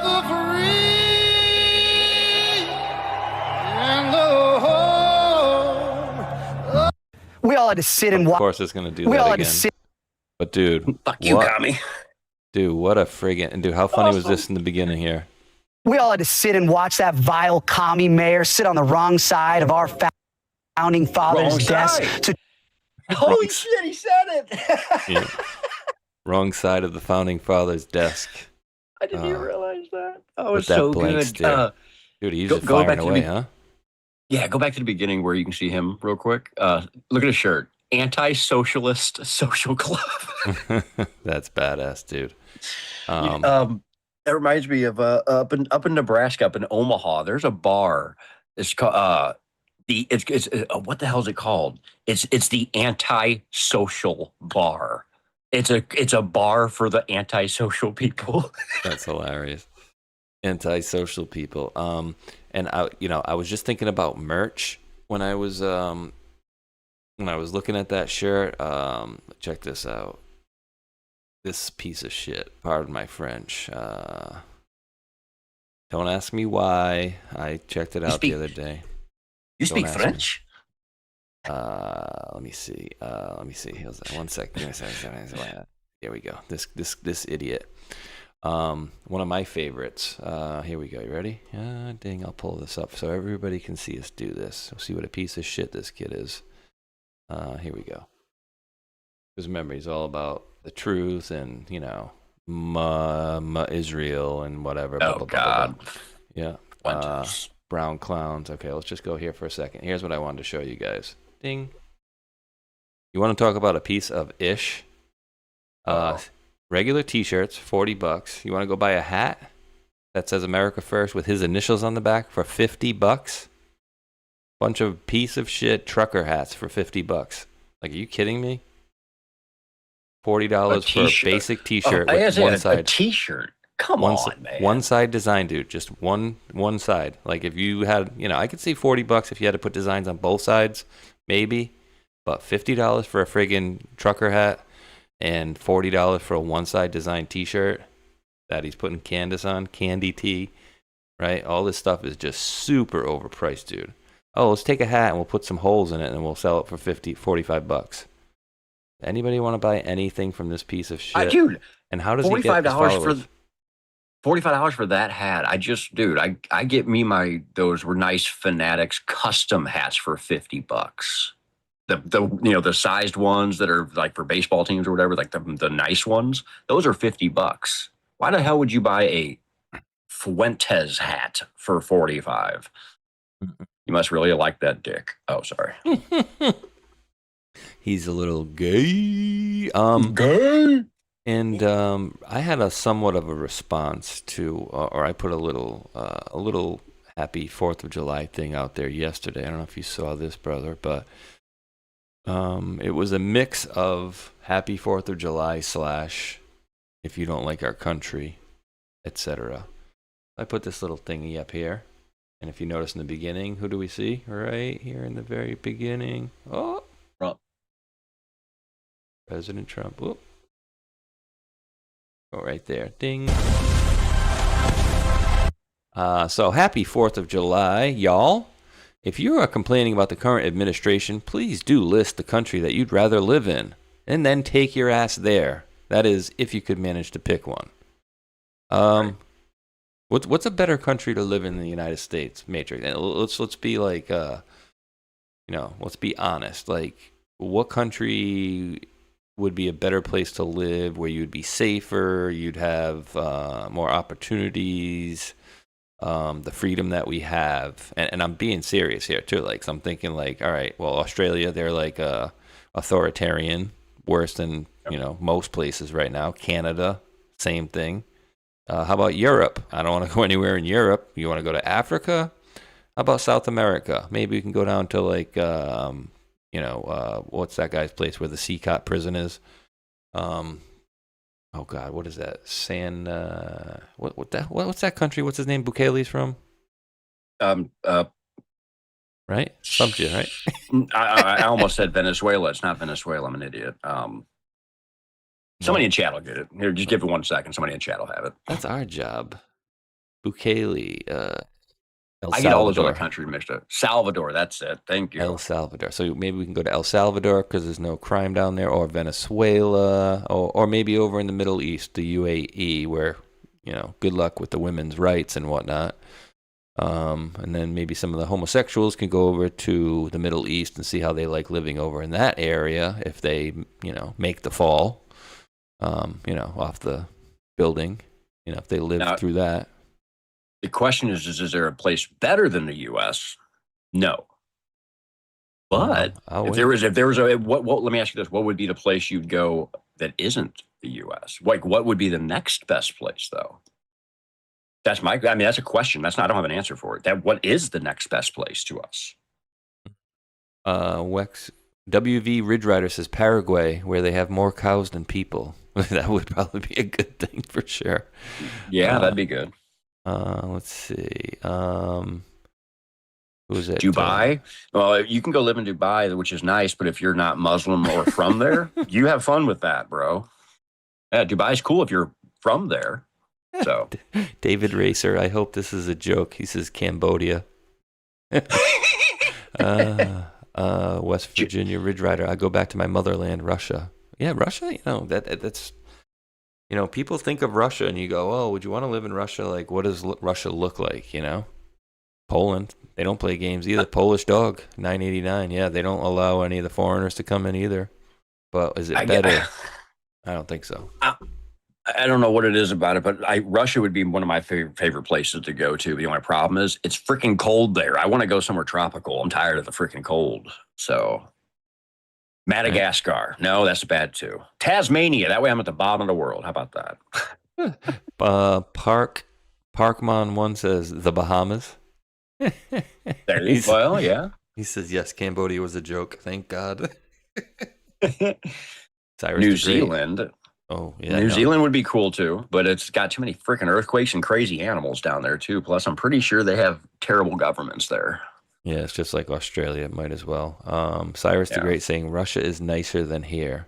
Let's see. I mean, my son's friend, like I mentioned before, is his name's Sasha, and it's funny because we went to Top Golf one time. We put his name in as Sasha Putin. So, but his parents are Russian, and they met here, and then they had a kid. I'm like, you guys ever see that show, The Americans? He's like, no, what's that? I'm like, yeah, sure you haven't. Where they have the Russian spies that come over to live in America, dormant in case anything pops off or whatever. Right. But he went back and visited, and he goes, dude, you'd be surprised. He goes, it's so beautiful over there, and it's not, what it once was, That's good. Yeah. Videos I see from over there look like it's really nice. Like all their streets are really nice and clean. They've kept all their old buildings and whatnot too, and kept up with it. So I'm dying to go visit Russia. Like I wouldn't mind seeing Moscow with all those badass churches and old school things from Tartaria, whatever people think it is. So I'd love to go see all that. That's one of my things. Like that and Peru and all the the old ancient sites. I want to see all that stuff at some point.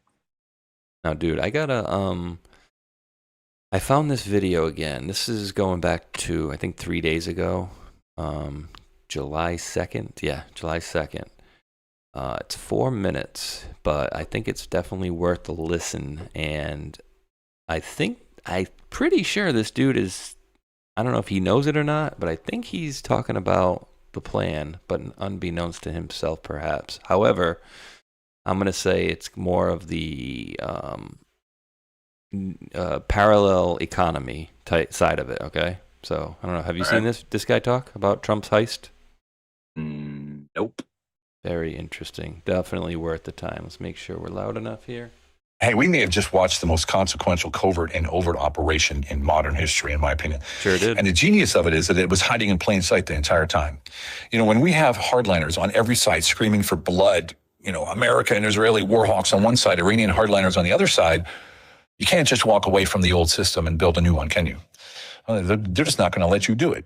So you give them the war that they want, at least in optics. And while everyone's watching the bombs drop and in the ceasefire theater, it looks like Trump and his team were building exactly what they wanted to build all along in parallel. You know, he played them. He gave them what they needed to see. And then he did what he actually came to do in the first place. That's what I think we just witnessed, right? Because look at what actually happened. America and Israel hit Iran with hundreds of strikes. They killed the supreme leader. Russia and China condemned it, but the two countries that had been Iran's closest allies for decades, they did nothing when it actually mattered, except talk about it. And then the MOU got signed, right? And that was a memo saying that Iran would try to keep Hormuz open. Russia and China, they didn't do a single thing to protest or interfere with it, right? They just went quiet and let it land. So let's stop asking who won. And let's start asking a different question, shall we? What if the three biggest powers on Earth just quietly stopped fighting each other long enough to let something very old collapse and something new get built in its place? Matrix, what if China? We're on the drop 140, everybody. What if China, Russia are working with POTUS to take down the New World Order? Yep. I was waiting for you to pause it so I could say it. Right. Exactly. Aligned interests who all understood that the current system, which is the London banking, the dollar dominance, the SWIFT used as a weapon, and American soldiers dying to protect oil lanes for a banking system that hasn't served any of them in decades, that it was costing all three of them more than it was giving them. You don't need an official agreement when you have aligned interest, America, China, and Russia. And then watch what happened the moment Lloyd's of London walked away from insuring ships through the Strait of Hormuz. Within 48 hours of the first strikes, war risk premiums went up fivefold, and Lloyd's redesignated the entire Arabian Gulf as a conflict zone and refused to insure the ships. So what did Trump do? It was immediate. He set up a $40 billion reinsurance facility through the U.S. International Development Finance Corporation, backed by American insurers, Berkshire Hathaway, AIG, Liberty Mutual, and Chubb. In one move, he replaced a 300-year-old London maritime insurance policy with the American institutions using a war that everyone thought was about nuclear weapons. And underneath that, Iran's been running transactions in the USDT since 2021. Crypto, years before this war even started. And Tether, the company behind the USDT crypto, is connected through its ownership structure directly to Howard Lutnick. He's the current U.S. Secretary of Commerce. His firm holds the custodial relationships with U.S. Treasury reserves. So when Iran set up the Persian Gulf Strait Authority and started charging ships $2 million per vessel to pass through Hormuz, demanding payment in Yuan, Bitcoin, or USDT, that money was moving through infrastructure with direct ties to the U.S. Secretary of Commerce and our government since 2021. That's a pipeline that was built while everyone was still pretending we were all enemies. Now, here's where I believe Israel fits in, right? And this is the part I think that most people don't see or don't think about. Israel got the war it wanted. I mean, Netanyahu spent 20 years asking for it, right? He wanted to go to war with Iran. But somebody else decides how it ends. And the ending has Israel sitting outside of every major negotiation that had followed. Washington publicly telling Israel to stop hitting Lebanon after every ceasefire. And that relationship looked very different than just a couple of years ago. Months ago even. But Netanyahu is still the wild card. He's still breaking the Lebanon ceasefire, and he's still hitting targets after every single truce. Hezbollah rejected the latest framework outright, right? That piece is still messy and it's still unresolved, but they're working on it. But here's the thing. Washington's patience with Netanyahu is thinner and more public than it has ever been. And that itself is a signal. It seems like he's being managed into a box, slowly and visibly. Whether he accepts it or not is the question. And I believe Israeli citizens are safer today because than they have been in 20 years, whether Netanyahu likes it, now it happened or not. because a controlled demolition of the old Middle East just happened. A stress test of a new financial system just happened. A 300-year-old London insurance monopoly replaced in real time, and a transition that had to look like chaos because there were people on all sides who needed to see a war. So President Trump gave them what they wanted while he built something entirely different underneath it. And if this is what it looks like, I'd call that the feat of the century. Good Lord. What do you think? Oh. What do you think, Matrix? I mean, I think he's a Q guy, or he doesn't realize he's a Q guy, number one. He's not. And when you take it back, you say so. You take it back to 2021. What is 2021? That's when fake Joe Biden came into play for 4 years. So you're saying that Iran has already been inside of the crypto and USDT since 2021. Back in 2017 or 2018, we talked about regime change over in Iran. And all the way up in 2026, when the war started with Iran, people are freaking out saying we're going into a never-ending war. Mm-hmm. Uh-huh. Yeah. So basically what I just heard out of that is Trump's second term is when everything actually happened, which kind of, in a sense, it makes sense because that's when stuff behind the scenes all happened. And that's what he just explained to everybody, including starting the video off with Drop 140, talking about the three major powers working together to take down the New World Order. I don't care what you say. He's a Q guy. He is a civic leadership disruption combat veteran. Founder of Take America Back, Local Action for Republic Restoration. Local action, huh? Local action, national impact. Interesting. Well, sounded to me like a Q guy. Yeah. Say that over. I'll say that to his face. Now, people see, that's the thing is, I think people would actually really benefit from being like that guy. Let's say this guy is a Q guy, but he comes off as 100% not a Q guy and doesn't even ever bring up a single thing of Q, but yet hits the drops the way he just did. That's like the ultimate way to be right there. Like, use Q, but don't even touch Q. You'd get everybody's attention doing that. Because you could be like, I don't even touch Q. What are you talking about? What is Q? And yet he's giving Q information. Oh, you that mean was like pretty Promethean wild. action? Yes, exactly. Those ladies over there, I swear to God, Barbara and Susan, they are 100% operators. I swear to God, the things they do, they drop videos with Q stuff for the deltas for that day. I've caught that too. Those ladies are all over the Q stuff. Interesting. And I got something for you. Let me see here. Thank you to Cyrus the Great 87. Dropped $1 holler on Rumble. Says, hey Matrix, try Sochi, Russia. It's there, Florida. Google imagine it. Tropical paradise. So I got you right here. I've heard of it. This one's just talking about some woman, her son's killing Ukrainians or whatever, but they're showing the area of Sochi out the window of a vacation area. I guess there's sirens going off. Первый день отдыха. Лазаревская встречает с сиренами. Meets me with sirens, but that's apparently that's Sochi, Russia. I'll go. I'm not saying I'd live there for the rest of my life, but I want to go. I want to go check it out. I'm dying to see Russia. I've had a thing about, everybody has a thing about, the Egyptian pyramids and this, that, and the other. I have a thing for dragons. I have a weird obsession since I was little with Russia, and I don't know why or what the reason is. I'm a big fan of Putin's. Everything about Russia I like. So which way I can make it to Russia, yes, I'm dying for it. Oh, yeah. I want to see it. Oh, Tucker visited a Russian grocery store, was amazed at the variety and prices. Remember this one? Yeah. When we liked him? This is what I'm talking about, too. This is what I mean of seeing videos of what's in Russia. I was impressed as hell. Like, their stores are way nicer than ours and whatnot, too. Yeah, I mean, and the ingredients that are within each one. Thank you. Yep, they don't have all the fake stuff. Yep. Yeah, that's what we need. All the poison, I should say. Day 7 of the 40-day campaign. Stark contrast. Ukraine was hot dogs. Moscow has empty shelves. That's they don't. Empty shelves. Yeah, if you go to and this is stock photo that somebody took. When? Who knows? You know what I mean? Uh-huh.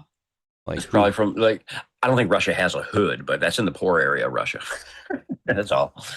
Well, remember, Russia's such a horrible place, dude, right? It's like it's a nightmare zone. If you go there, you're going to get killed on the subways and stuff. Oh, wait, let's take a look at U.S. Metro, New York City Metro versus Russia.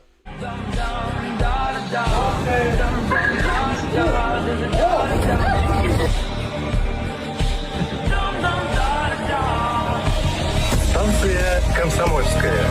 Переход на кольцевую линию. Выход к железнодорожной платформе Каланчевская и вокзалам Ленинградскому, Ярославскому и Казанскому. You know what's a big difference? Oh, go ahead, buddy.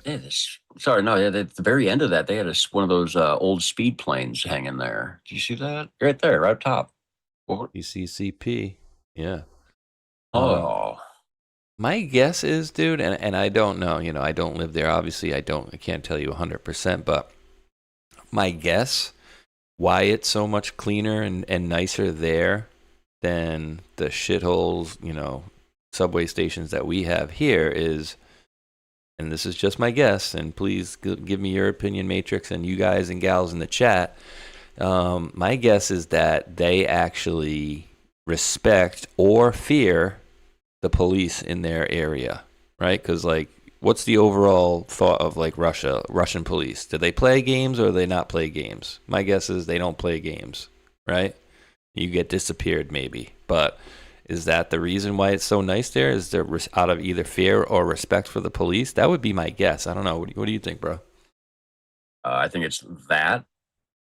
So a combo of they respect the police and they respect their own country. But I think the biggest thing about it would be that they don't import third world countries and don't import a bunch of people from, other areas that will not assimilate to their places like we do here or everywhere else in the world does. That has completely ruined their areas. So I would think Russia has a lot more respect for that right there alone. They don't bring in the third world. And if they do, you can't tell by looking at this, can you?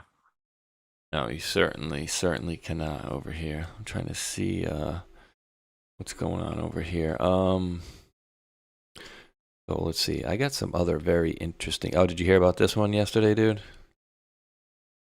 Mr. Paul Pelosi. Oh. Dude, again? Yeah, he was hammered, man. What? Well, of course, they're saying that they don't think that there was alcohol. Of course. Probably the police officers paid off, but Mario here says, Paul Pelosi hit a parked car in Napa County yesterday. Told police, quote, knew he hit something, but didn't know what. Just kept driving until his own car became disabled. This is his second Napa County incident. The first one in 2022 involved drunk driving and an injured victim, which ended in a guilty plea. At 86 years old and with a $200 to $400 million net worth, hire a driver perhaps? Right? Dude, right. Why do these rich people... dude, if I was worth $1 million, I'd be getting an Uber. You know what I mean? Well, if I had 200 to 400 million, I'd have me a butler named Alfred. I'll tell you what. It doesn't make sense why these people, and then happened with Tiger Woods again recently, right? He's so stupid. I don't want to have a driver because I want to be private. Okay, then get yourself a freaking limousine where the driver's separate from you. And do what you want to freaking do. You can pay me to do it. You can do whatever the hell you want, bro. I'll drive you wherever you want. Just pay me. Right. And then even John Jones from the UFC had another little road rage incident. I don't even know, within the last month or so. This was April.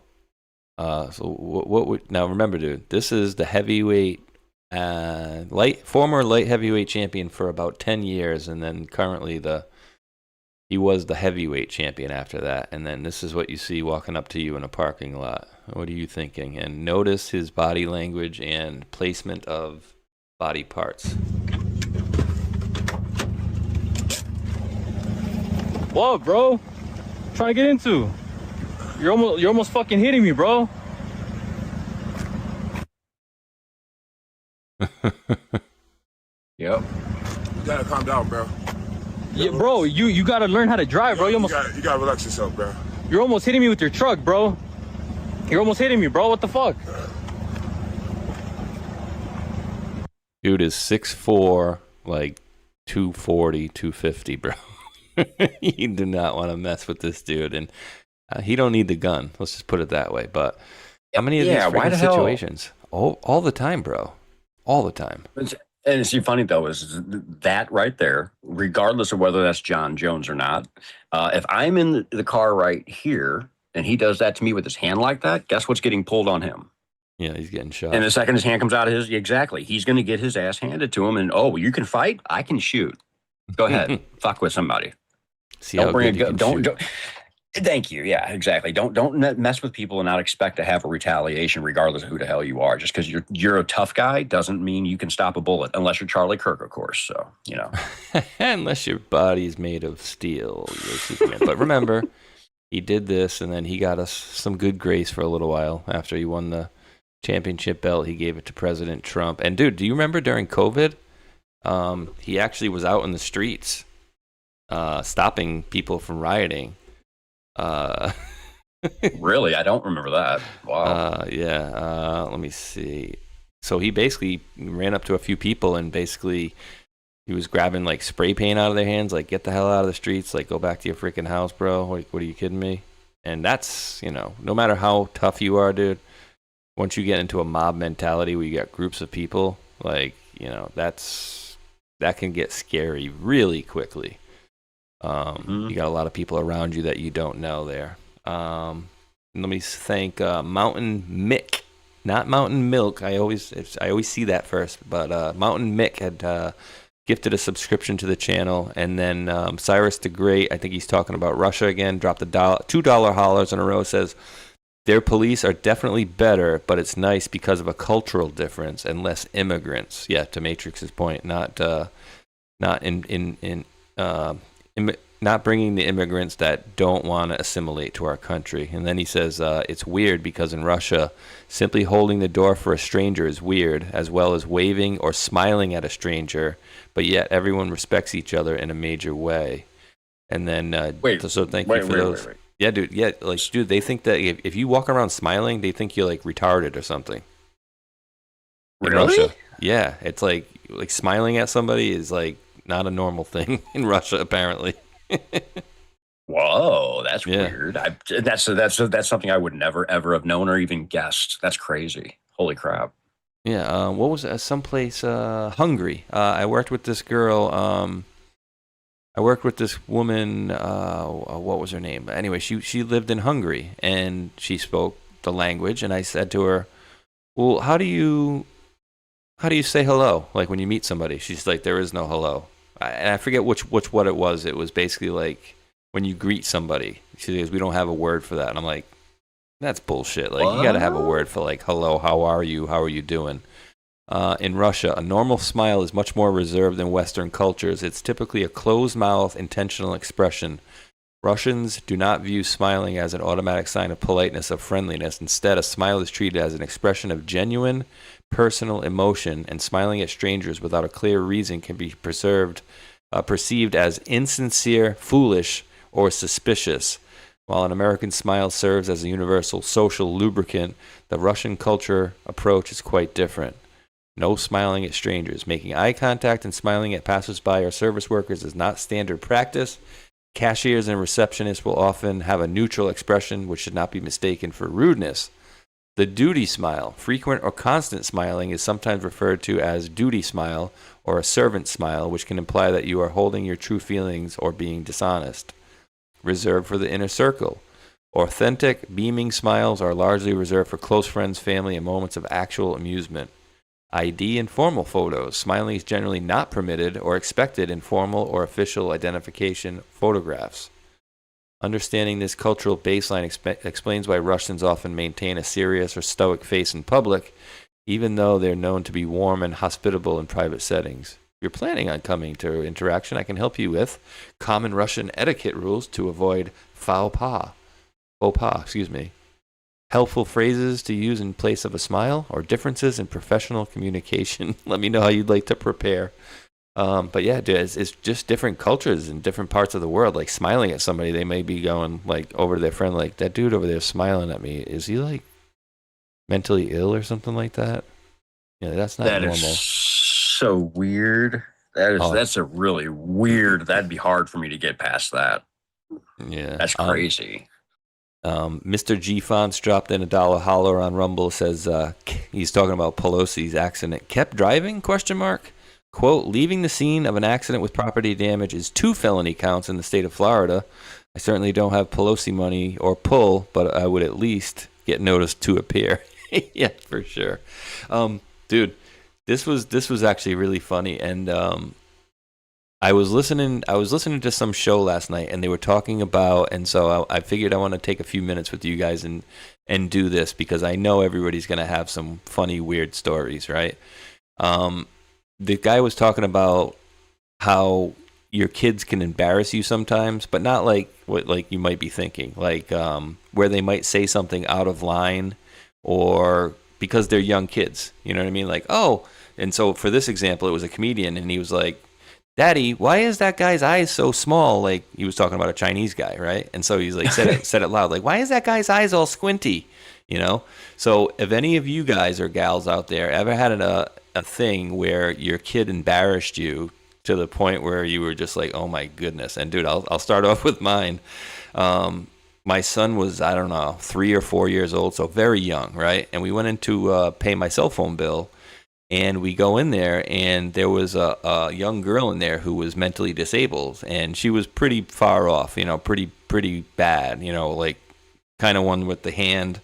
You got your kind of wrist cocked at an angle, and your wrist is up by your shoulder, and you're kind of like moving it side to side, you know what I mean? Like kind of like shaking. And so we're in there, and I'm paying the bill, and my son's on the other side. He's looking at phones, whatever, and he's somewhat close to me, you know, a few feet away from me. And he's like, Dad. I'm like, I look over, and he points over at the girl that's in the corner shaking. And he's like, he points over her, he goes, weird. And I'm like, oh man, like, fuck. Like, and the kid's mother, I'm like, I'm sorry, I'm so sorry. She's like, no, I get it. He's young, don't worry about it. I'm just like, oh my God. So we left. I'm like, buddy, don't, if we ever have that happen again, just understand that there are some people out there that their brains didn't fully develop, and, you know, we don't make fun of those people. We don't call people out like that. But dude, I was so embarrassed. And dude, he just said it like it was nothing. He's like, weird. I'm like, ugh. I had a sort of similar situation. Oh my God. I don't know how old my daughter was, but she was beginning to grasp onto words, everything, you know, that you'd say. And for some strange reason, she literally caught on to me saying, "Oh shit." So we're at my mother's house with my grandparents and my aunts and uncles and everybody. I think it might have been Christmas or something like that. And the room happened to get really quiet. And my daughter out of nowhere just went, "Oh shit."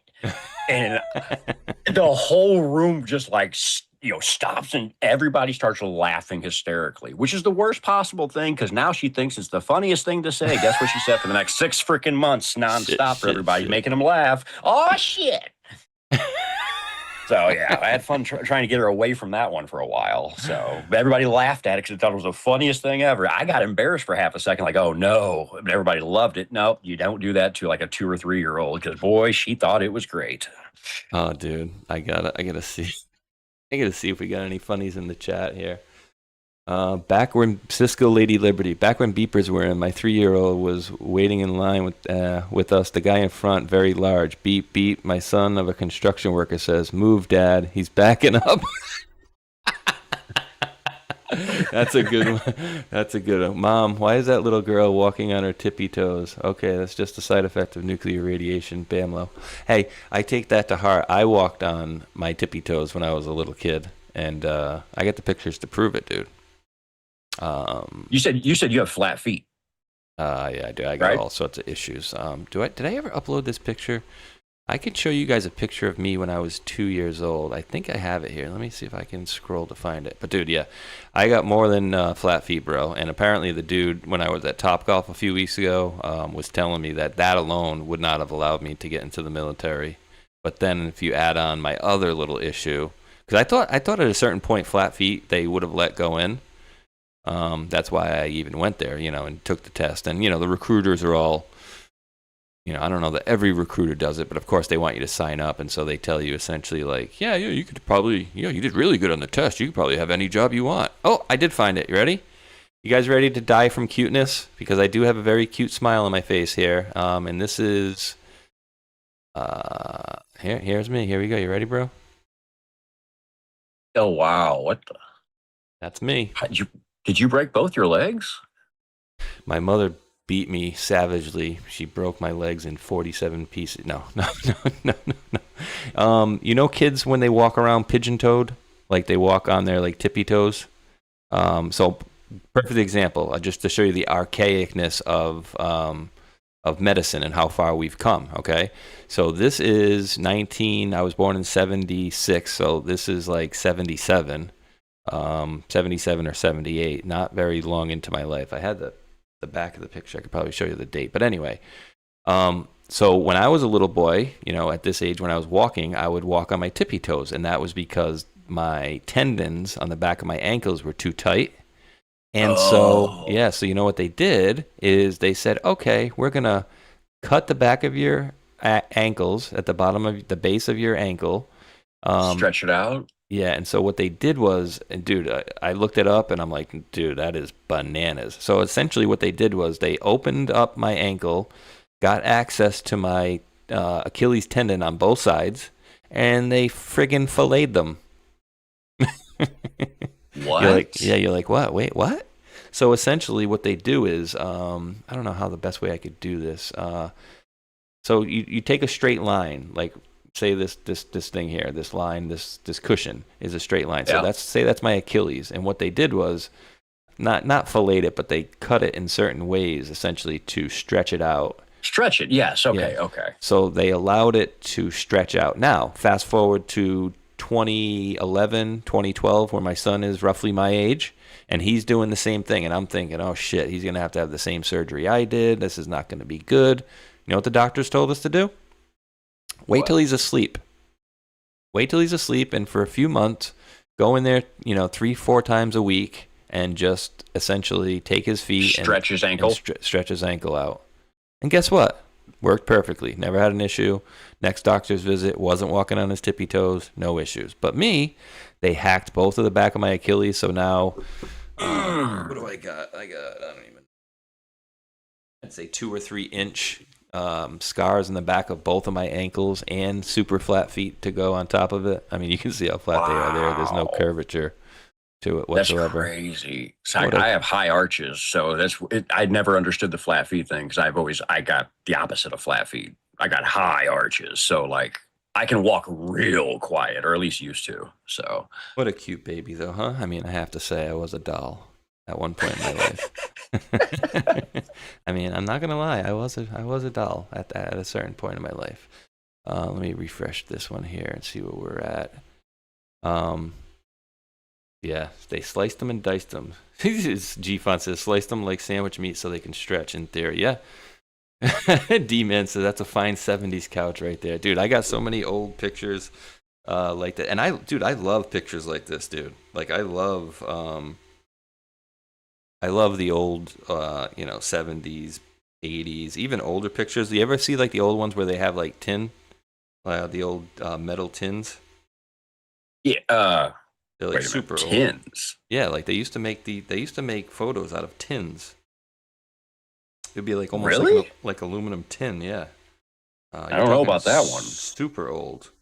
Let's see what the guys and gals in the chat are thinking here. I've seen my grandparents' house. They had a picture of my great aunt who was like all Indian, 100% Indian, and that was just seriously, yeah. I have pure Native American Indian blood in my family on my mom's side, and my grandparents had her photo from the 1880s or whatever hanging on their wall, but it was totally normal. It had a wooden frame to it, but it was a circular frame, and it was from that era too. But I've never heard of no tin like that at all. Yeah, I believe it's a metal tin or something. Somebody, dude, and this is so funny. You want to see something crazy? And Matrix, I'm gonna have you take the mic for a second while I go get this, because I do have this picture that I'll upload for you. Right here, Band Mom, Texas. I remember seeing kids like this. And they had a bar that went from leg to leg. Well, guess what?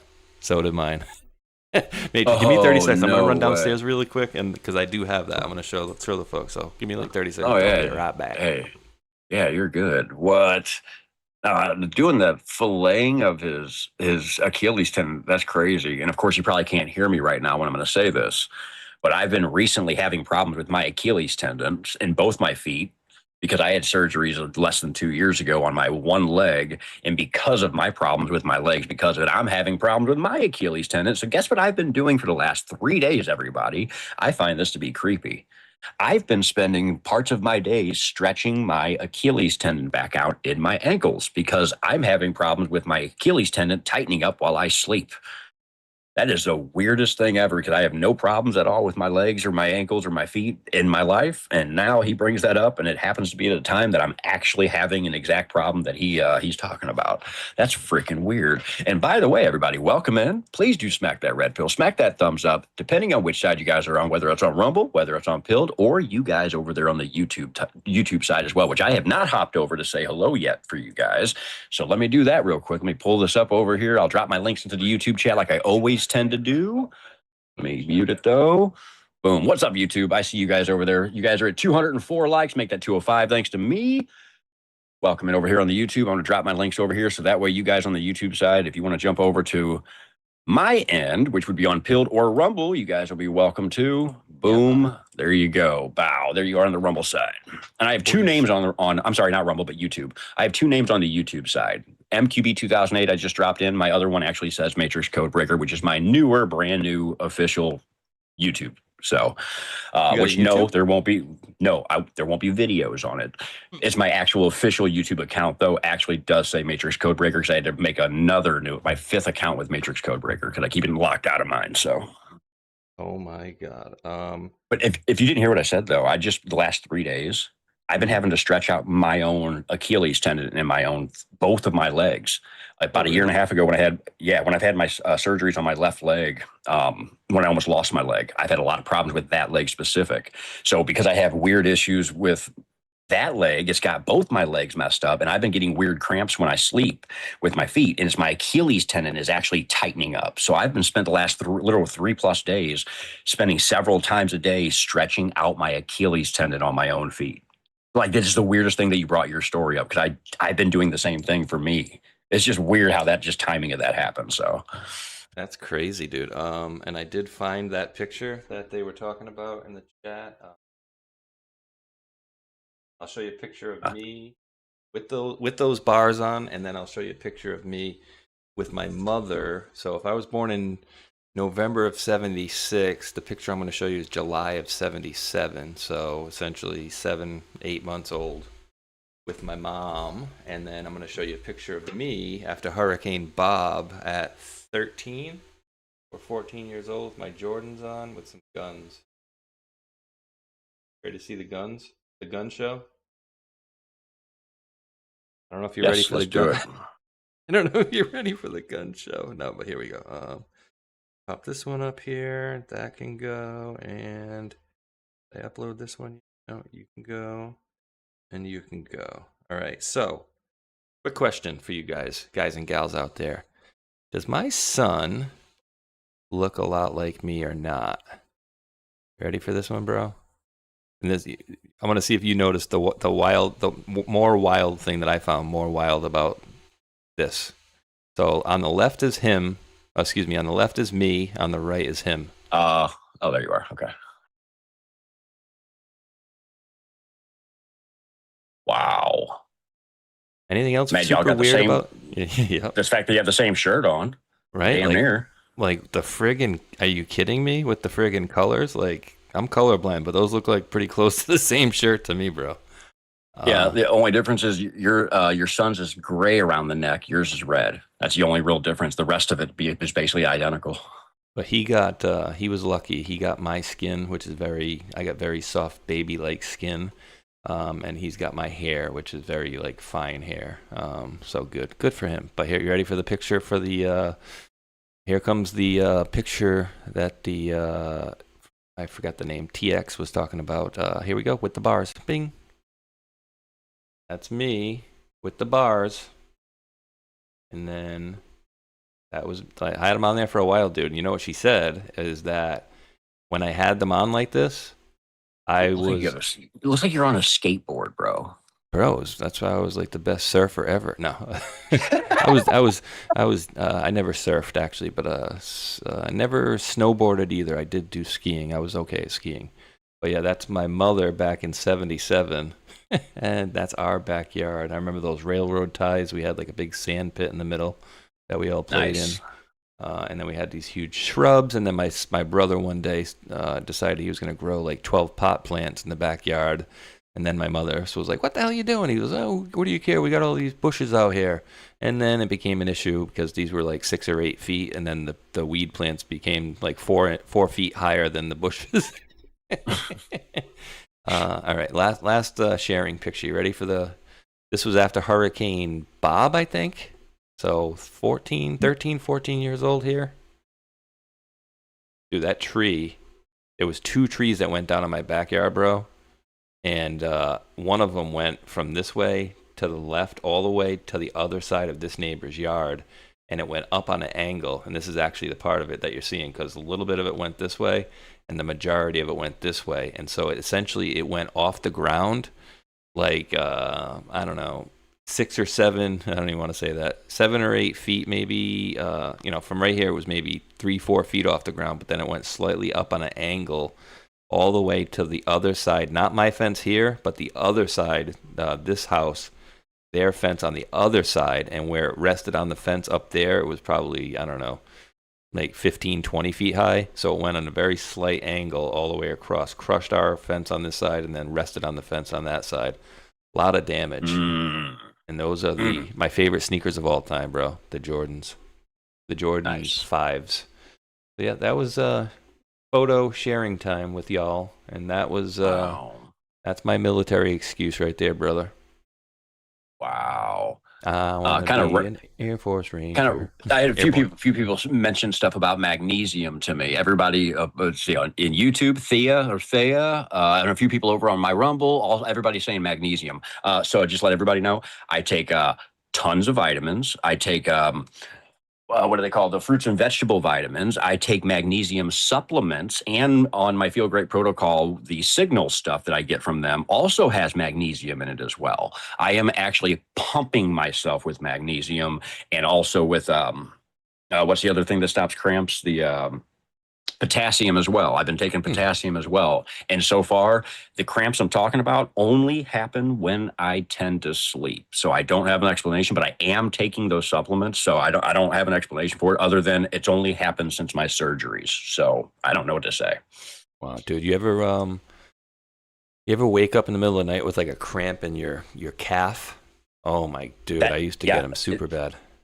Okay, so my cramps go from, it starts with my ankle and my foot, and then it works its way to my calf. That's the problem. It'll make my calf tighten up to where I have to literally jump out of bed, freaking the hell out, and stretching my ankle back out in the middle of the night. That's what and what's funny is that's why I didn't get much sleep last night. It happened like 4 times last night. Oh, dude, that used to happen to me all the time. And what would happen is I'd wake up shortly before the worst pain, because you're in pain and you're waking up, everything's tight, and you only need to do is like punch it. Did you ever have a dream about it? I had a dream, dude. I had a dream last night that long story short, I knew the female that was in front of me, but she asked me what was wrong. I remember looking down and my foot was curling up in my dream. And then I wake up from my dream with my foot curling up and me jumping out of bed to stop it. Oh, that's how crazy my feet have been lately. Yeah. In my dream, somebody hit me with, remember those yellow wiffle ball bats? Oh yeah. Somebody whacked me in the calf with a wiffle ball bat. And that was the only one time I ever remember, like, it was in a dream, and I was like, and I wake up and I'm like, and dude, that is such a helpless feeling. So if anybody in the chat's ever had cramps in the middle of the night, like, you are at the mercy of just the time in which it goes away, right? Because there's nothing you can do. Like, for me, dude, I would just literally like grip my calf and like squeeze it and like punch it, because it's like nothing else you can do. You're like, what the hell can I do other than just grab onto it? You're like, please make it stop. What you need in that moment is one of those nice $400 massagers they got for all the sports people. I'm going to buy me one of those, because if this keeps up, I haven't been sleeping right for like it's been Oh, God, it's been a few months now since it started, but it's just recently has gotten so bad. I have not been sleeping recently, so I've got to do something here because I'd say it's painful as all get out. You guys don't even realize when your foot curls up and you can't stop it. Holy hell! It is the freak. It is it's a freak out moment, especially when you're getting woke up out of your sleep to have it happen. So. Shaz64 says, if you do stretch and you still are cramping, then you need pickle juice. I promise it will help you. It's what I do. I have.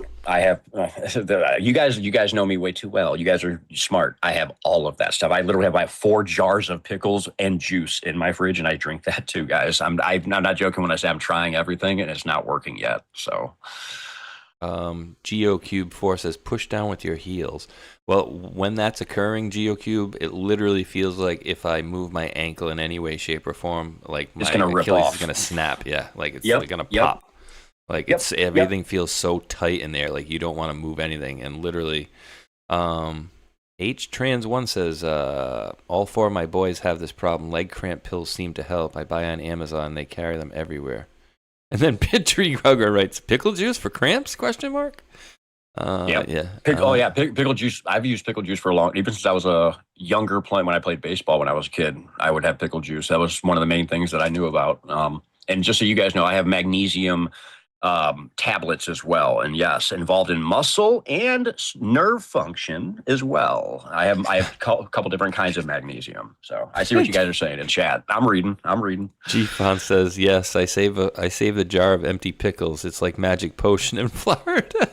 Yep, I'm telling you. That's crazy. I'm telling you.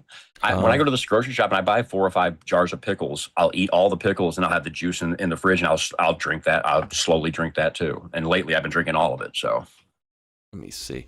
We're going to give you a little bit of a lesson here, buddy. Thank you to, let me do this. To G-Fonts, dropped another dollar holler. He says, tin types. So he's talking about the tin type photos that I was talking about earlier. 1850s to 1930s are direct photos on lacquered iron, not tin. Cheap, durable, and fast. They made portraiture available to all, especially during the Civil War. And then Wheezy had dropped this one for me to show you fine ladies and gentlemen out there. But here we go. So, tin type, that's why I always called it tin. I know I didn't actually know what it was made up of, but tin type is also known as a melanotype or ferrotype, is a photograph made by creating a direct positive on a thin sheet of metal, colloquially called tin, not actually tin-coated, coated with a dark lacquer or enamel that's used to support the photographic emulsion. Introduced by 1853 by Adolphe Alexandre Martin in Paris. So yeah, I wonder if I could find a video of people actually holding tin types. It makes me wonder if maybe the picture of my Native American aunt was actually on tin. I just wouldn't have known it because it was behind glass and in a wooden thing. Yeah, it's I'm gonna have to ask my mom about that. They still have the photo. I'm gonna have to find out. Magic of tin type photography. So yeah, history of tin type photography. Let's take a little look. Henry Ford. Yeah, I'll probably get copyrighted on that. Beginner's Guide to Identifying Different Forms of Antique Photographs. So you see like these. I love this stuff. And my son's grandmother or the ex-in-laws that live close by. So my son's great-grandmother, she kept a lot of really old pictures like this. I can turn this down if this helps at all. But she kept a lot of these old photos like this, dude. And I love these old things going on these and, just checking out. Because, they're never perfect. You always have these little imperfections in them everywhere. And it's just super cool. And I always love the fact, dude, that it's like they always look so much older than we do now. And I wonder if that trend is going to keep continuing, dude. Like where my son, when he gets to be my age, because like, dude, anybody that I tell like that I'm 50, they're like, wow, you look pretty young for your age. You know what I mean? I'm same way. Yeah. So it's like, and I think it's not just us. I think it's a thing where didn't we show last week or maybe last week or the week before, and you can see how that is like metal, dude. Didn't we show last week? It was an ashtray. Oh my god. Yeah, right. But that's cool though. Did we show last week a photo of Johnny Carson and Don Rickles on the show? I don't know if we did or not. I don't think so. But essentially, they were 47 years old in the picture. In the picture that I had. Let me see. 47 years. I think I texted it to somebody. I know nobody. You just showed a picture of yourself. Most people don't know what I look like, but I'll just say this: the last time I went and got ID'd, whenever I bought my my vape juice, when they ID me, I go, well, thank you, and they start laughing. I go, no, seriously, thank you. They go, why? I go, well, how old do you think I am? There was two ladies there. One was well older than me. The other was younger than me. Both of them said 29 and 30. I said, thank you. I'm 41. Thank you, thank you, thank you. That's awesome, dude. Yeah, can't beat that. I'll take it. Let me see. I said, I feel in my 20s too. I'll tell you what. Thank you, Feel Great Protocol. What? Feel great. Feeling lovely. Let's see. I had what do you call it? Twitter make an AI image of me from that video. Let's see. Not from the old video, from the golfing one last week. So, I mean, that looks just like your. It looks just like your picture, though. I mean, I don't look that young, like, because there's pretty good skin right there. You look, maybe 30 years old, but I mean, that's generally what I look like. You know what I mean? I mean, I could pull up the picture, people could see the video. I don't have a problem showing that. My golfing progress. But yeah, dude, it's again, can't say enough good stuff about the Feel Great, dude. Dude, I jumped from one day last week. I think I said this on the round table. I woke up, I was like 215, where I had weighed in the previous day at like 214, and then I weighed in the next day, I was like 215. So I'm like up a pound. I'm like, what the hell? And then I went out and went with my son. We did some golf and this, that, and the other. I come back that night, 211. I'm like, oh shit. So now I'm down 41 pounds. Dude, that's crazy. I need to re-weigh myself, actually. I haven't weighed myself in months now. I wonder if I've gained or lost any weight. I haven't actually weighed myself. The latest last time I got weighed. Okay. The doctor was the last time I got weighed. So it's been longer than I thought. It's actually been 3-4 months since I got weighed. Holy crap. No. I got weighed in May.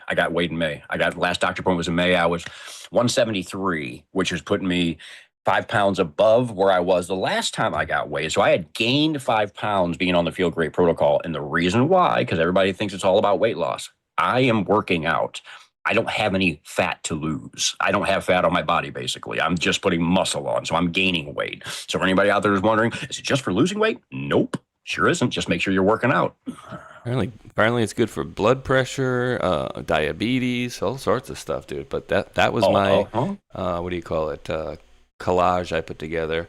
And again, when I tell everybody I don't start at the 249, I start at the 253 that I was at my son's physical, 253.3. And then my last weigh in, bing, right there, bro. I mean, anybody has weights at their house, like legitimately go take a 40-pound weight and just, put it up on your shoulders and go walk around the house for a few minutes.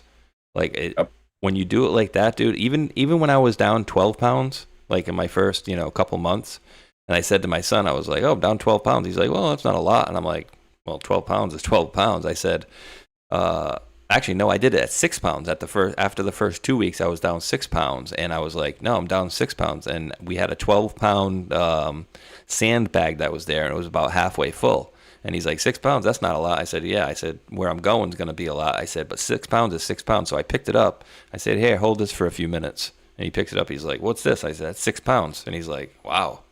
And when you actually hold 6 pounds in your hand, right, and then you go do the difference between holding 40 pounds in your hand, bro, no wonder my knees feel so much better. My back feels so much better, and just overall better. So yeah, that didn't mean to turn that into a commercial. We're just doing sharing story times with the stuff. Here we go.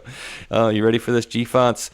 Dollar Hollis says, pickle juice is mostly vinegar with electrolytes. Remember, 10 to 15 years ago, the Eagles upset the highly favored Cowboys at Dallas in the season opener and credited the juice to beat the Heat.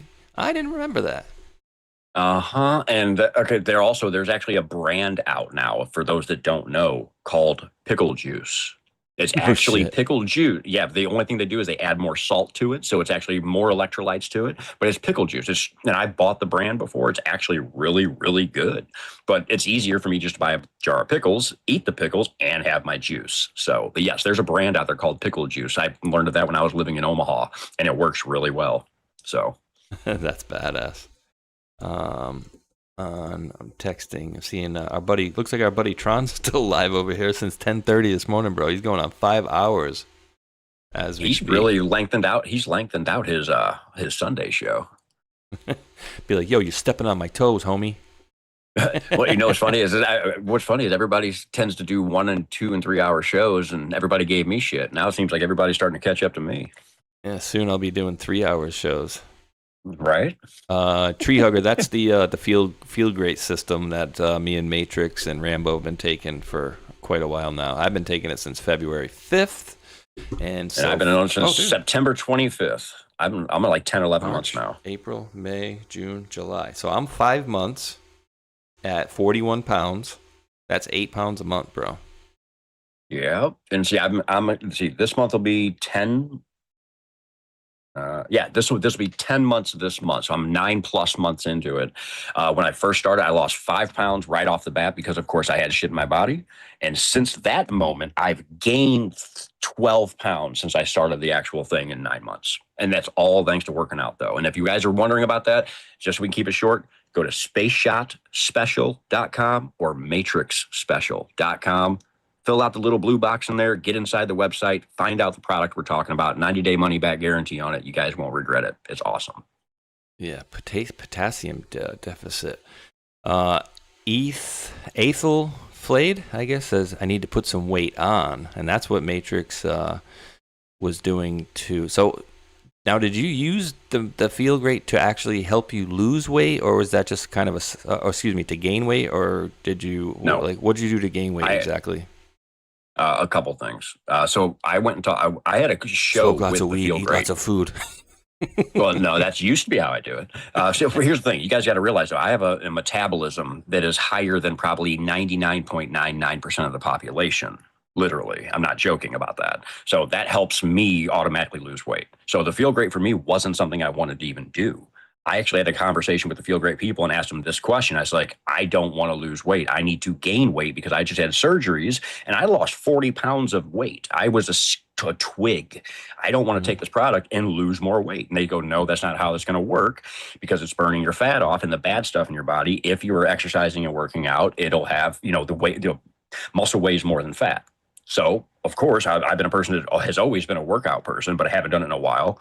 I got myself back into doing that. And with the Feel Great having me literally feeling great, I have so much energy that I get up out of my chair that I'm sitting in, go behind me into the living room, grab my weights and work out randomly all the time during my days. And because of that, I'm gaining weight because, again, muscle weighs more than fat while I'm still on the Feel Great and doing the protocol. Damn, I got to So it's all, well, there's one last thing. Creatine.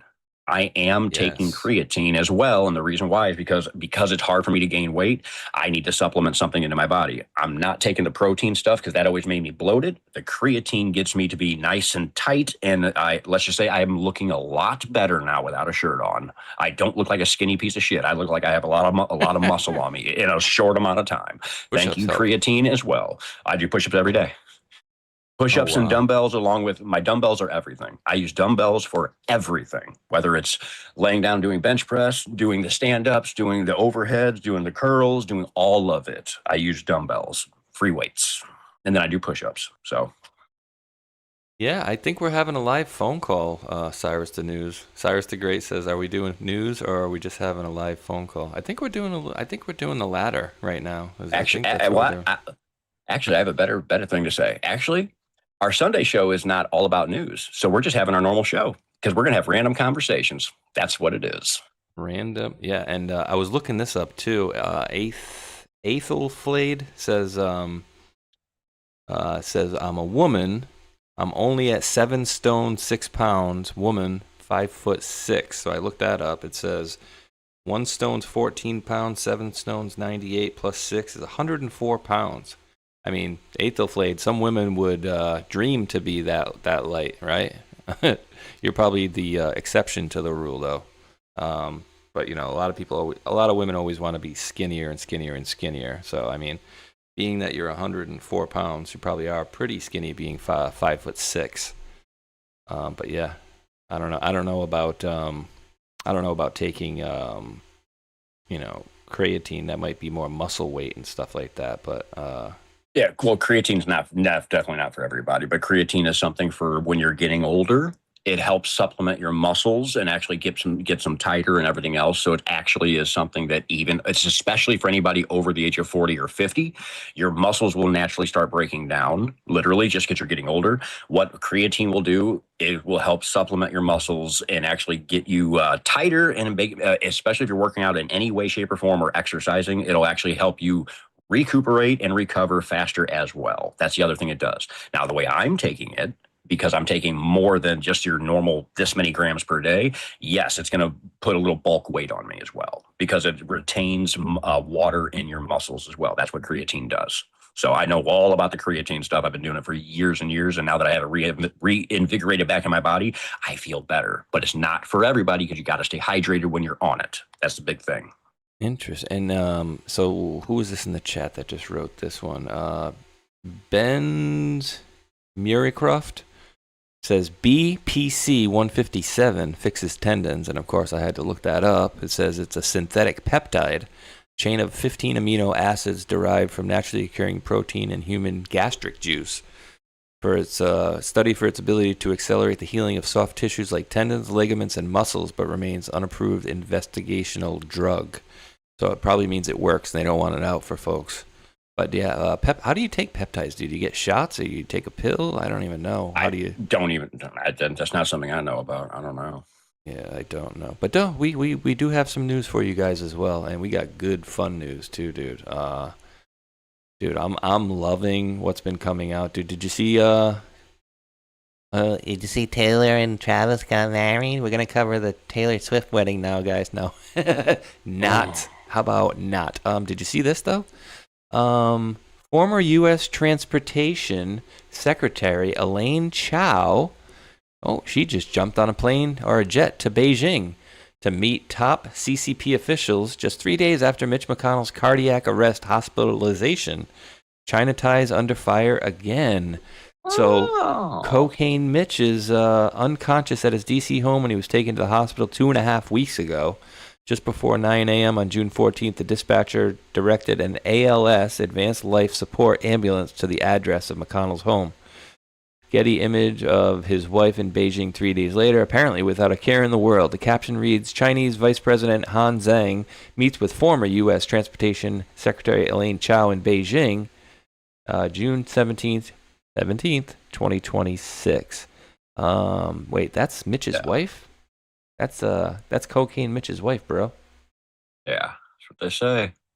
And June. That's weird. It's funny. She's there June 17th. That's the exact same day Trump gave that 60 days to Iran. Ooh. Has she come back yet?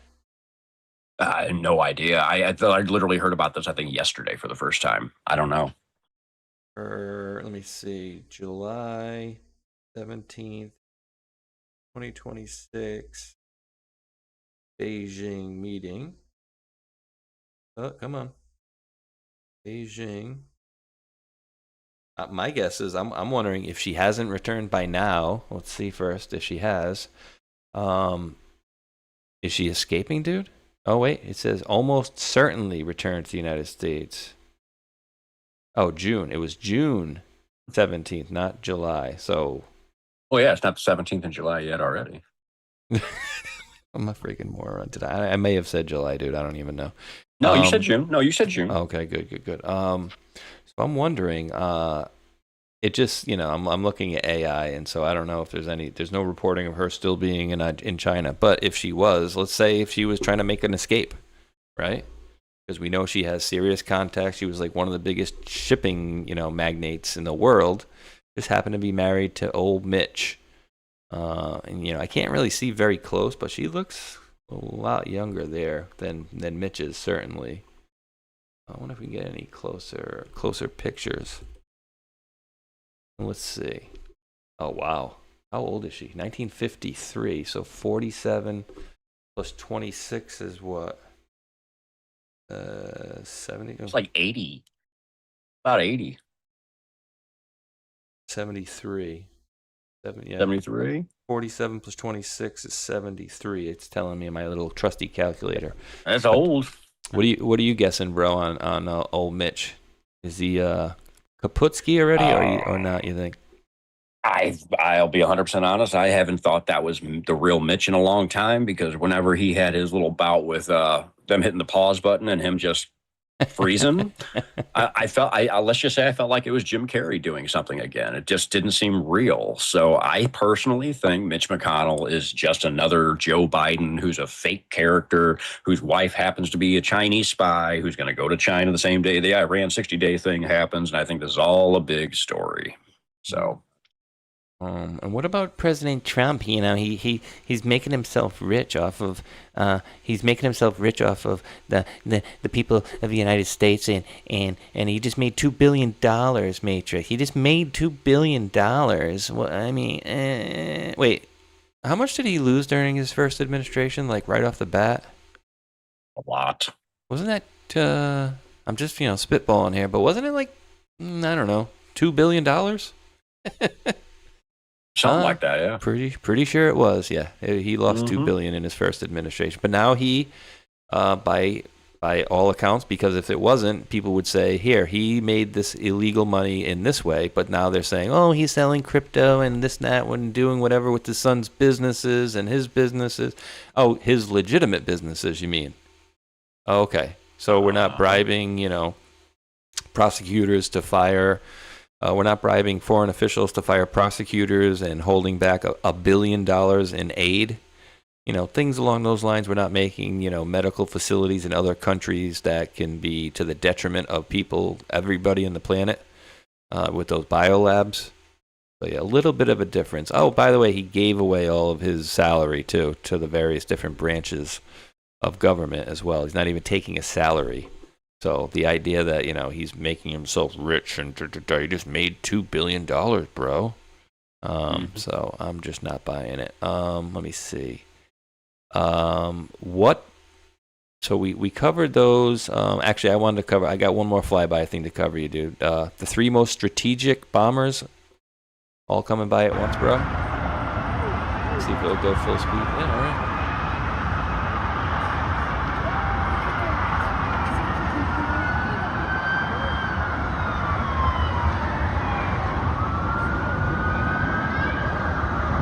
How badass is that? You think there's anybody out there that was trying to mess with us up there in the Northeast?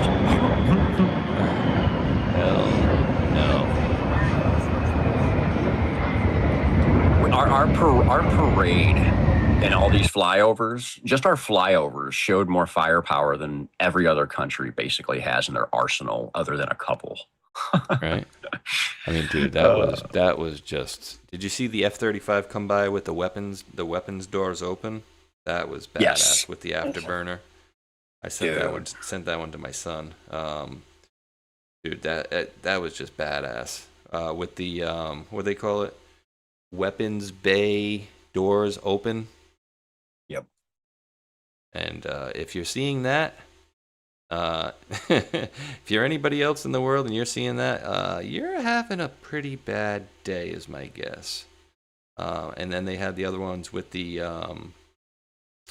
what do you call them? The what are those helicopters that have like a rotor on each side and then they can go? I can't even remember the name of them.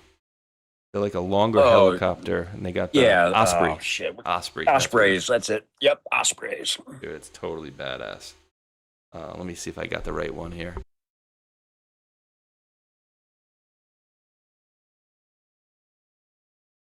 All right, I got a different. I got the wrong one. I was gonna pull up, but dude, just think about this, right? And here's what I've been thinking as I'm seeing all this stuff go.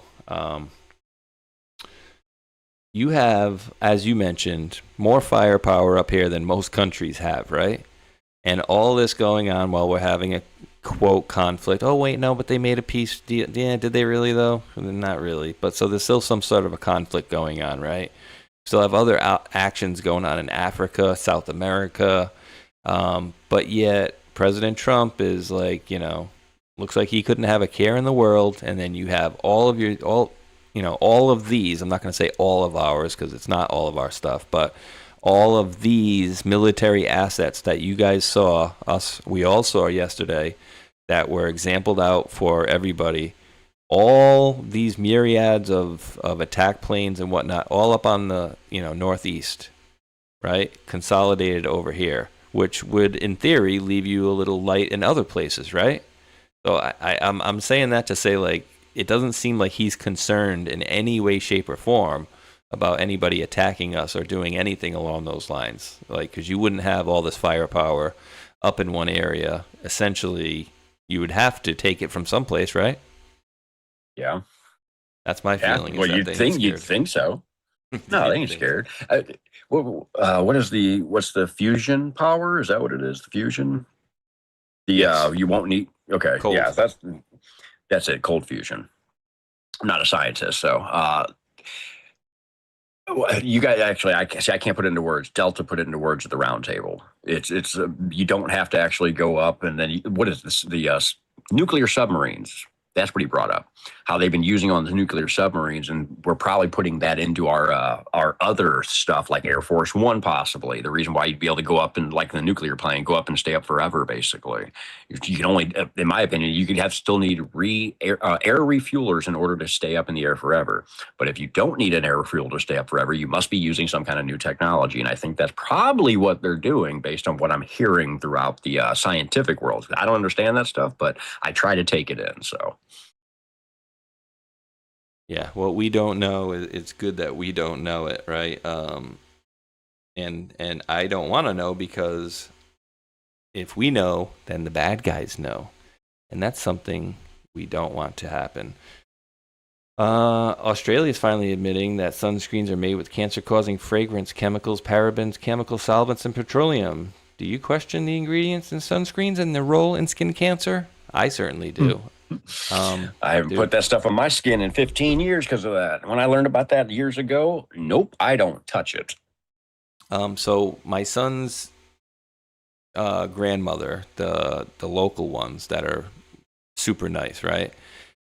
She was a big beach rat. She always goes to the beach, but she had skin cancer at one point, and I'd sent it to her, and I'm like, listen, the lotion is what's giving you the cancer. So I'd sent her that recently. And she's like, oh, yeah, but I still use it for... And I'm like, yeah, but what you're not understanding is that's what's bad for your skin. And she doesn't seem to get it, dude. Like, I'm like, I don't know what I can tell you is you've been using it, but you got skin cancer. Like, do you not see that? So, yeah, it's definitely... she says, I soak up the vitamin D first, but I really don't want wrinkly, leathery skin. I've been using sunscreen for 20 years at the beach. I don't use it anywhere else. And I'm like, but you had cancer. You had skin cancer. Right. So you don't want wrinkly skin. Instead, you want cancerous skin. Okay, good trade-off. I'll take that trade-off. Like, are you kidding me? So yeah, it's a little wild, bro. It's a little wild. Let me see. I think thank you for the raid over here, Tron. If you're in the chat, my man. And then April Dawn Q17 dropped a $2 Rumble Rant. Says been hitting the gym for about 3 months now, and I don't care about skinny. I care about strength. Love y'all. Yep. Hell yeah. Bingo. Get you some exactly. Strength. Yeah. Yep. I'll tell you what. When you lose all your weight instantly. Like in a 3-month period, I lost 40 pounds. I went from, being normal looking to being a twig. It is the worst feeling in the world because I hadn't been that small since high school. So, putting weight back, putting weight back on is a big deal for me. So, because having a high metabolism, it's not easy for me to gain weight. That's why it has to be muscle. If it's not muscle, I don't gain weight. So, and Cyrus the Great dropped a $1 Rumble Rant. Says we have 5,500 5x5 loud and clear. We have 5,500 aircraft in the U.S. Air Force. They barely use 1% of our force. That's how big and awesome our Air Force is. Hell yeah. Hell to the yeah. And I just did upload this, and As I did just get a raid, I was thinking about doing a Rumble wallet in a second after I show this one, Mr. Matrix. So if you want to boot that one up. But here you go. F-35, weapons door, bay door open. I think the afterburners are on too.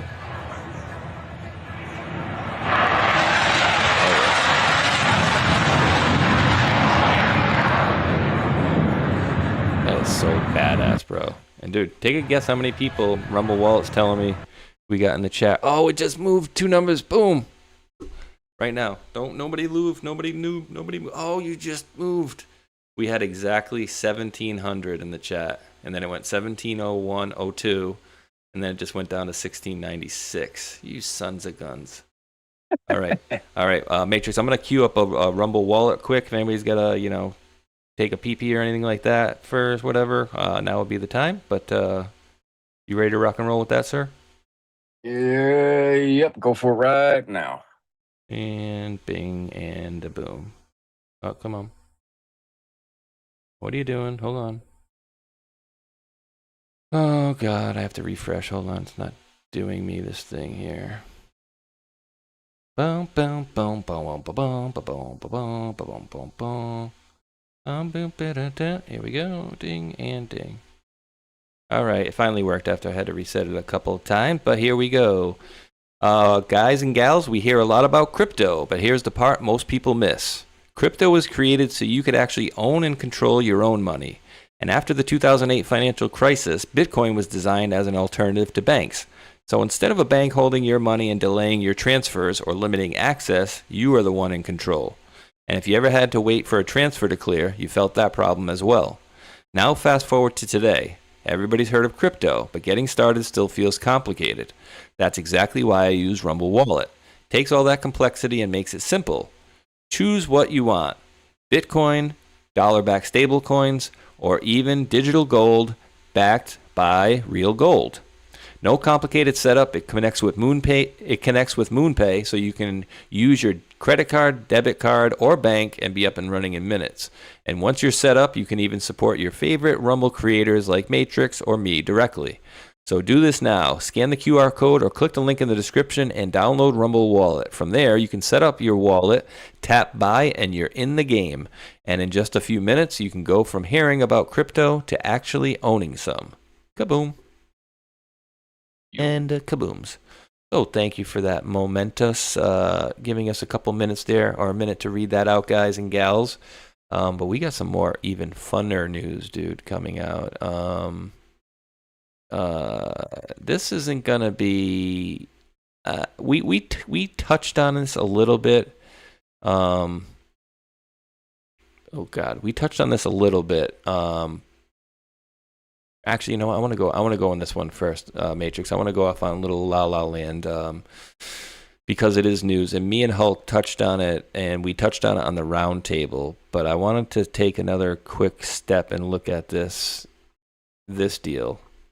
And I'm surprised I had no my buddy Marauder. I'm surprised he's like my resident older guy to let me know about certain things and how things used to be, dude. Dude, this is crazy, and I had no idea what this was all about. So if anybody hadn't seen, that, this wasn't actually on the White House. I think that they, photoshopped it or whatever, but President Trump essentially reposted it out, right? So basically, the reason for all of this is that basically you're paying off your house. So back in the day, people used to do this to denote that they paid their house off. Which I had, dude, did you know that before this? I had no idea about this. No, when was it Thursday when you showed it on Roundtable, or yes, whenever you showed? Yeah, when I blew my mind. I had no clue, not a clue. Yeah, I think Joe had brought this one up, or so one of the guys did, but I was shocked as you guys were, and something Marauder had told me before, which was something as well I was not aware of. Did you know, like back in the day, people used to, your local hardware guy, right? He would go and serve in Congress for a couple of years and then come home and he would continue to run the hardware store, right? And so the people that used to run in Congress and Senate, they would do that. And they would go do their duty and they would come back and then live the rest of their life as they were. But then they changed it into this thing where you have the Pelosi's out there and all these people betting on and ruling on bills and laws that will affect things that they're later going to vote on. And I have a story on that. I don't know if we'll get to it or not, but somebody went through to see like what percentages of votes that, dude, it's unbelievable. But the long story short is people never made a career out of being a congressman or a senator. They didn't look at it like a financial opportunity. They looked at it like, I'm going to serve my country, go do my duty, get, the will of the people around here and get that information out and vote how these people want.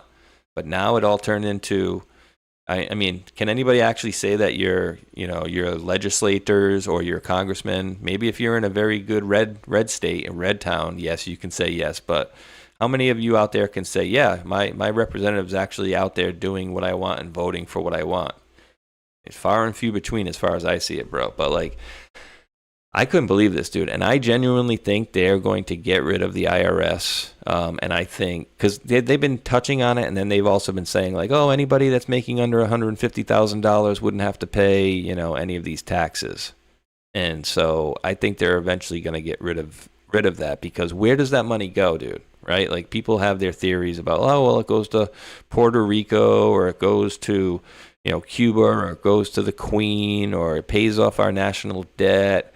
And we do know that they used our Social Security numbers in batches and used that money, used the money of our future tax money as, collateral on debts that we took. So this whole system is convoluted and just absolutely, completely screwed up. But Joe Lang, I like a lot of the stuff this guy posts out. He says, when you realize why Trump hung the gold eagle plaque on the White House and why it was made of gold instead of cast iron, wood, or bronze, you'll catch the signal that I've been talking about for years. What does the gold eagle plaque represent? It's called the Freedom Flyer. The Freedom Flyer is a metal eagle plaque typically made of cast iron, wood, or bronze that represents financial freedom from debt. Historically, homeowners hung these plaques above their front doors, garages, or on porches to publicly celebrate that they had paid off their mortgage in full. Originating in the post-World War II era, the tradition was fueled by the GI Bill, which helped veterans purchase homes and sparked a culture of patriotism and financial independence. While the custom declined in the 70s, it remains a recognized symbol of a debt-free home. Why did the custom decline in the 70s? We went off the gold standard. Matrix, what age does President Trump say that we're going to and that we're in right now? The what age? The something? The silver age? The platinum age? Platinum. Oh, wait, no, the golden age. Oh, that's right, the golden. Okay. So we went off the gold standard in the 70s, but we're going back into it, I believe, if we're not already. This guy's saying, I've been saying for years now that the entire national debt is fraud, and it 100% is. Trump is going to get rid of income taxes and prevent the American people from paying the debt. Several things are happening at once, but they all are leading down the same path. A return to gold standard is coming. And here's some stories flying under the radar that are pointing to massive transformation coming. Now, before I get too far onto that one, Matrix, what will destroy the Fed? Will destroy the Fed. Matrix answer was gold. Oh, silver? God. No. It shall destroy the Fed. Shall. Damn it. Wait. The Fed? Destroy the Fed. Where is it? The Fed. It says yes, comma, gold shall destroy the Fed. Do it like this. There we go. There's less gold. I think there's less gold, and it was more towards the end, if I'm not mistaken, than the beginning. Am I getting that right? Gold shall destroy. You know what? I probably should have went to the more original or older posts. And oh, look it, wrapped in gold. What does it mean to be covered in gold? Which couple was photographed covered in gold? 2619. 2619. Oh, and the date of it is, oh no, it's, okay. The timestamp too. Dude, come on. 701, yeah, that's the date of the first flight for the Air Force One. That's when a lot of stuff started kicking off. On Thursday at the round table, that's why I was bringing up stuff I was, because on 7-1, a lot of things happened. Gold shall destroy. A lot. That's not a quite proper sentence formation, is it? Gold shall destroy Fed. The Fed. Do we have the gold? Oh, yeah. Where's the gold, though? Gold shall. That's how I found it. Gold shall. But, and yeah, so the whole idea that we got off that system, because essentially at the end of the day, we have nothing backing our dollar other than the faith that it's worth something, right? And so we're going to go in a system that's actually backed. And dude, they've had this in Congress for, they've had a congressional bill. Congress bill, dollar gold. So it was basically saying a certain amount of gold. Yeah, right here. And this has been kicking its way back. So if I go back here, you're going to see a couple of these right here. It's 20 to 21, 2021, 2022, 2023, 2024. These go back till, see, 2019, 20, 2017, 18. HR 5404, we're up to HR 9157. But, so this has been kicking around, and somebody keeps reintroducing it. Rep Mooney. Let me see. So this is the 2017-18 one. How about this one? Oh, okay. Rep HR 2558. Rep Mooney. Alexander Mooney, Republican, West Virginia. Okay, that's that one. Let's go up to this one. HR 2435. Oh, Alexander Mooney. Dude, Mooney. Mooney? Money, Mooney. Very close to money, right? It's extra O in there, and of course we didn't go to the moon, and the moon's fake, or money's fake. So going to the moon's fake. I see the combo there. All right, Mooney, dude. So it's interesting that this guy keeps bringing up a bill, and I gotta see who the hell this guy is, dude. This guy, huh? Let's read this guy. Republican, West Virginia. Born in Washington D.C. in '71, Frederick High School. Dartmouth. 71 is. Wait a minute. You're born in 71. Not only is that 7-1, 6-7, 71, isn't that when we went off the gold standard? 70 or 71. I to be honest with you, I don't know the exact when. Because what would be the odds of that? His name is Mooney. He's talking about this stuff. His name's like money, and he's born the year we're going off the gold standard. USA. 71, I told you. Was it? Holy crap. 71 under Nixon. Wow. While the U.S. suspended gold convertibility for private citizens, the financial link between the dollar and gold was served when Nixon announced the suspension of international convertibility. August 15th, 1971. So as the just after the dude was born. Just after he was born. Right? Wow. Okay. That's really interesting because his name and all that stuff too. June, July, August. Yeah, super weird. But yeah, once we have that, if we have it, and so let's get back to right here, what it is. All right, so what is this? It says, this bill requires the Department of the Treasury to define the Federal Reserve note dollar in terms of a fixed weight of gold based on that day's closing market price of gold. Federal Reserve banks must exchange Federal Reserve notes with gold at this price. If a Federal Reserve bank does not do this, Treasury must make any exchange and place a corresponding lien on the assets of that bank. In addition, Treasury and the Board of Governors of the Federal Reserve must report on U.S. gold holdings. So, yes, they wanted to make a fixed dollar or a certain weight of gold per each dollar, essentially, a.k.a. backed by gold. Dude, I love this stuff. Let me see. I want to pull something. Introduced on 10/7 of 22. So 1 year exactly before the Israel stuff kicks off. And the last day I got a hole-in-one on disc golf was whenever that was introduced. That's interesting. Just there's so many things about this that just have little pointers to me that I'm going to catch, and all of it point to you're right that something's really weird about this. You want to see something interesting? No, I don't want you. Go back. Where do I get the Cornell? Actually, text. I want the text so I can show you guys. Anybody remember House Joint Resolution 192? I'm sure you would if you were around in June 5th of 1933. Let's see. All right, so I'm just going to do this and pull it up like this. You guys can see this here. So, what was House Joint Resolution 192? House Joint Resolution. My birthday. Was it? Nice. Yep, June 5th. June 5th.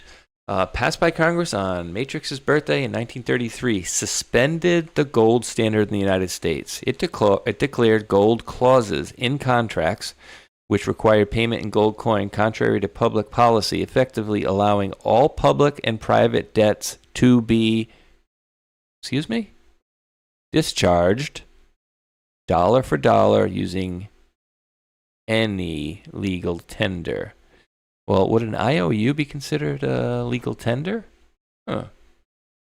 Let me see. Wow.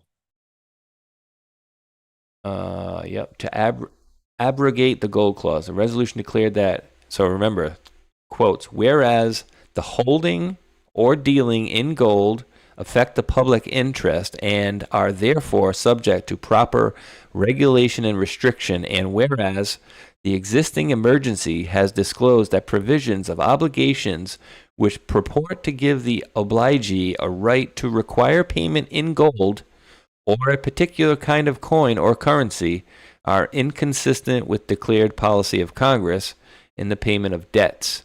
This resolution declared that any obligation requiring, quote, payment in gold or a particular kind of coin or currency in an amount of money policy, and every obligation heretofore or hereafter incurred shall be discharged upon payment dollar for dollar in any coin or currency which at the time of payment is legal tender for public and private debts. So, Matrix, if you got all the gold and silver taken away, what has value that you can pay a debt off with? Huh.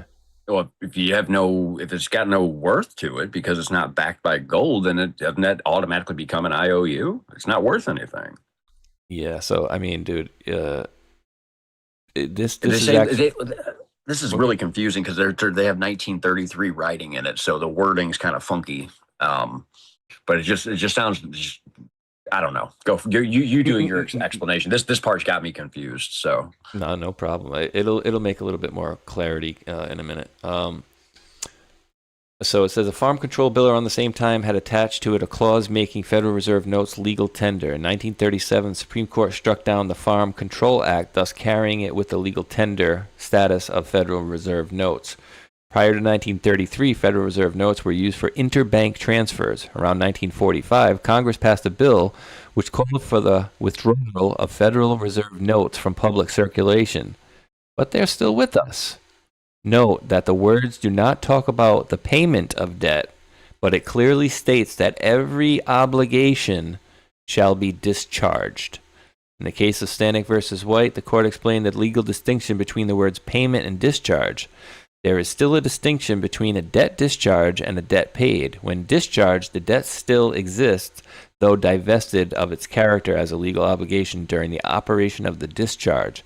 Something of the original vitality of the debt continues to exist, which may be transferred, even though the transferee takes it subject to its disability incident to the discharge. The fact that it carries something which may be consideration for a new promise to pay, or an IOU, right? So as to make otherwise worthless promise a legal obligation makes it the subject of a transfer by assignment. It says, thus it is clear that as a result, H.R. 192, and from that day forward, June 5th, 1933, no one has been able to pay a debt. The only thing they can do is tender in transfer of debts, and the debt is perpetual. The suspension of the gold standard and prohibition against paying debts remove the substance for our common law to operate on and create a void as far as the law is concerned. The substance was replaced with a public national credit system where debt is money, the Federal Reserve calls it monetized debt, over which the only jurisdiction at it is Admiralty and Maritime. H.R. 192 was implemented immediately, the day after President Roosevelt signed the resolution, the Treasury offered the public new government securities minus the traditional payable in gold clause. Article 1, Section 10, Clause 1 prescribes the states making anything but gold and silver coin a tender in payment of debt. But this article does not contain an absolute prohibition against the states making something else a transfer of debt. So basically, they took away people's ability to absolutely pay off a debt, and what they're saying essentially is now we're transferring debt to debt. And these notes, dude, we're gonna have new notes coming out with President Trump and the Treasury Secretary's signature on both of them, which I don't think has ever been done. Let me see here. I see the chat went exploding as they started talking about this. And this is interesting too, bro. Dunhee 3 says gold is trading at $41.87, but you can't buy it at that. It has a premium. And gold is at what? What's the value that they put on our gold? Is it $4,300 or something like that? I forgot. Oh, $43, right? I think it's $43 for every ounce of gold. Matrix, are you there? Are you muted? What's going on? Oh shit, I was muted. I didn't realize it. Yeah, my fault. Yep. USA. I responded gold. to all that. So holdings. Value per ounce. You guys are gonna be surprised at this one. I know a lot of you guys do know this because we have covered this quite a few times. But dude, this is crazy. So they got all this gold trading at all this different these different values, but the value that our Federal Reserve or whatever puts on each ounce of our gold that we hold 261.5 million troy ounces of gold at a statutory book value of $42.22 per ounce. That's what they put our value of our ounce of silver at, dude. Live market value for gold sits around $41.75 per ounce. If you're looking to buy or sell physical gold in Barrington, Rhode Island area, here's how the real world costs would break down across popular bullion options. Yeah, no, I'm not looking to buy gold. If I had a ton of extra money, I would buy a bunch of silver right now. Personally, I would buy the dip, but gold, from my opinion, it's not enough. You can make money on it, but you'll make a lot more money. If the idea is making money or holding the value, I would say silver because there's more upside to it. In that, because you're already at 4,000. Well, you go up 100, 4,100. Whereas $70 for an ounce. Oh, it goes up to 90. It's a much bigger percentage jump. So let me get back to this Joe Lang thing here. I did want to get back to this. And then he says, here's some stories flying under the radar that are pointing to a massive transformation coming. And if you guys, I'll also point you back to the video that I played earlier of the guy talking about Trump doing the parallel economy, kind of like right in front of our faces. So keep that in mind as well. It says the talk of a U.S. 50-year bond redeemable in gold to be announced on July 4th is still floating around there and not only refused to go away, the commentary on it is increasing. Do you remember who first brought up the 50-year bond redeemable in gold? It was Trump's nominee in his first to the Fed in his first term, Judy Shelton. So there's a link to that. We could play it, but don't need to. Is Trump going to announce a gold-backed treasury on Independence Day? I didn't hear that. Did you? I didn't hear it in the speech. So it says 2. Then there's the eye-popping price tag for the limited U.S. mintage of the freedom-ringing Liberty. Oh, look, he's bringing up the fact that I did earlier. Liberty Bell gold coins and silver medals. The 1 ounce gold is $19,600 and the half ounce is $10,000. And I dare I mention the price of the 1 ounce and half ounce Liberty Bells silver, $1,500 and $750 respectively for the ounce and the half ounce. Is the price of gold and silver about to massively spike higher? Well, again, dude, if anybody was listening to stupid old Spaceshot back in 2018 and 19 when I was telling you guys, buy, gold, silver, buy gold, silver, $1,700, Matrix, $1,717. You know what's messed up, though? So in 2017 and 18, not only were you saying it, my father was was in on that since 2010 or before even. He's been bugging me. He was bugging me for all the way. He died in 2019. So basically from 2010 or before till he died, he would not shut his mouth up about silver. And same time as what you're talking about. He died in 2019. I, of course, got a third of his silver. I had over 700 ounces. Oh. And of course, I don't have any of it anymore because I had real life stuff happen and I had to use it to get, well, where I'm at right now. So, yeah, I knew about this. I had an opportunity to have plenty of it. And, well, real life happens, everybody. So, no regrets. I'll say that. No regrets. No regrets at all. No regrets out there, ladies and gentlemen. No regrets. Let me see here. I just want to make sure I stay current on here. G Font says break bread fed. Dollar holler. Break bread fed. So I'm not sure about that one, but thank you, sir. Let me continue on with this a little bit because, again, we were talking about this. We played the video earlier. I can't make sense of that, dude, right? Like, you can't sit there and tell me $700, and we just looked at it. What's the value of silver now? It was like 60 or 70. We'll say 32.50, right, for a half ounce. Yeah, something like that. Yeah. So let's just say we'll even go 40. All right, it's $40. So, but because some schlep cut it in the shape of a bell, we're gonna raise the price $700 on a half an ounce, and then on a full ounce, we're gonna raise it $1,430 because somebody shaped it in the shape of a bell. I'm not buying that any way, shape, or form. Number 3, but the big kahuna continues to be the $10,000 to $20,000 December call options in gold, which first came to my attention in early March. And this is important, dude. I don't know if you also seen the fact that a couple of banks out there have been shorted, and this might be this one, where they were shorting silver and gold, and then now they're going into a position of the opposite of that, right? So they were betting previously on gold and silver going down. Now they're betting on them going up. It says, to quote Intel Stacker, something very unusual is happening in CME gold options. $10,000 call over to $11,000 open interest. $15,000 call, $27,348 open interest. $20,000 call, $30,000 open interest. Total open interest in all of these has risen substantially since I reported on them about a month ago. As MBA Economics added to the above thread, today let us celebrate the COMEX December expiration $20,000 strike gold call option open interest surpassing 30,000 contracts. You are living through history, ladies and gentlemen. There is a growing number of bets on COMEX that the price of gold is getting ready to massively spike higher.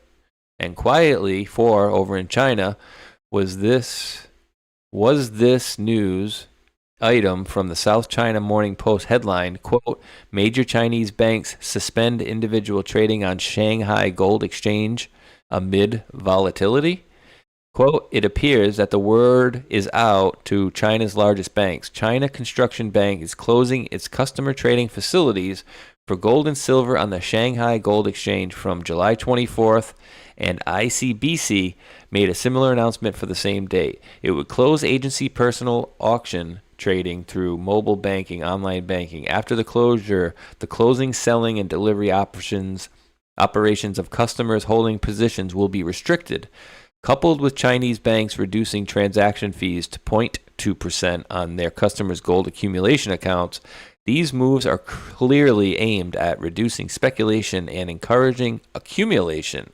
The common date of 24th July suggests an event is in the wings. So many gold stories are converging.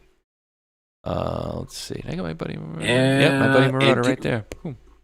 Didn't you tell me, it was like about 2 months ago, you hit me up in a text message saying that there was a July 24th rally that you thought was interesting because you thought July 24th was June 24th, because June 24th is the Masonic Grand Lodge that Trump had a rally to end all rallies. Now, here I am sitting here and I hear you say July 24th, and I'm like, wait a minute, you told me that over a month ago, but you had the wrong date. And now suddenly it comes into play again. So is it going to be July or June?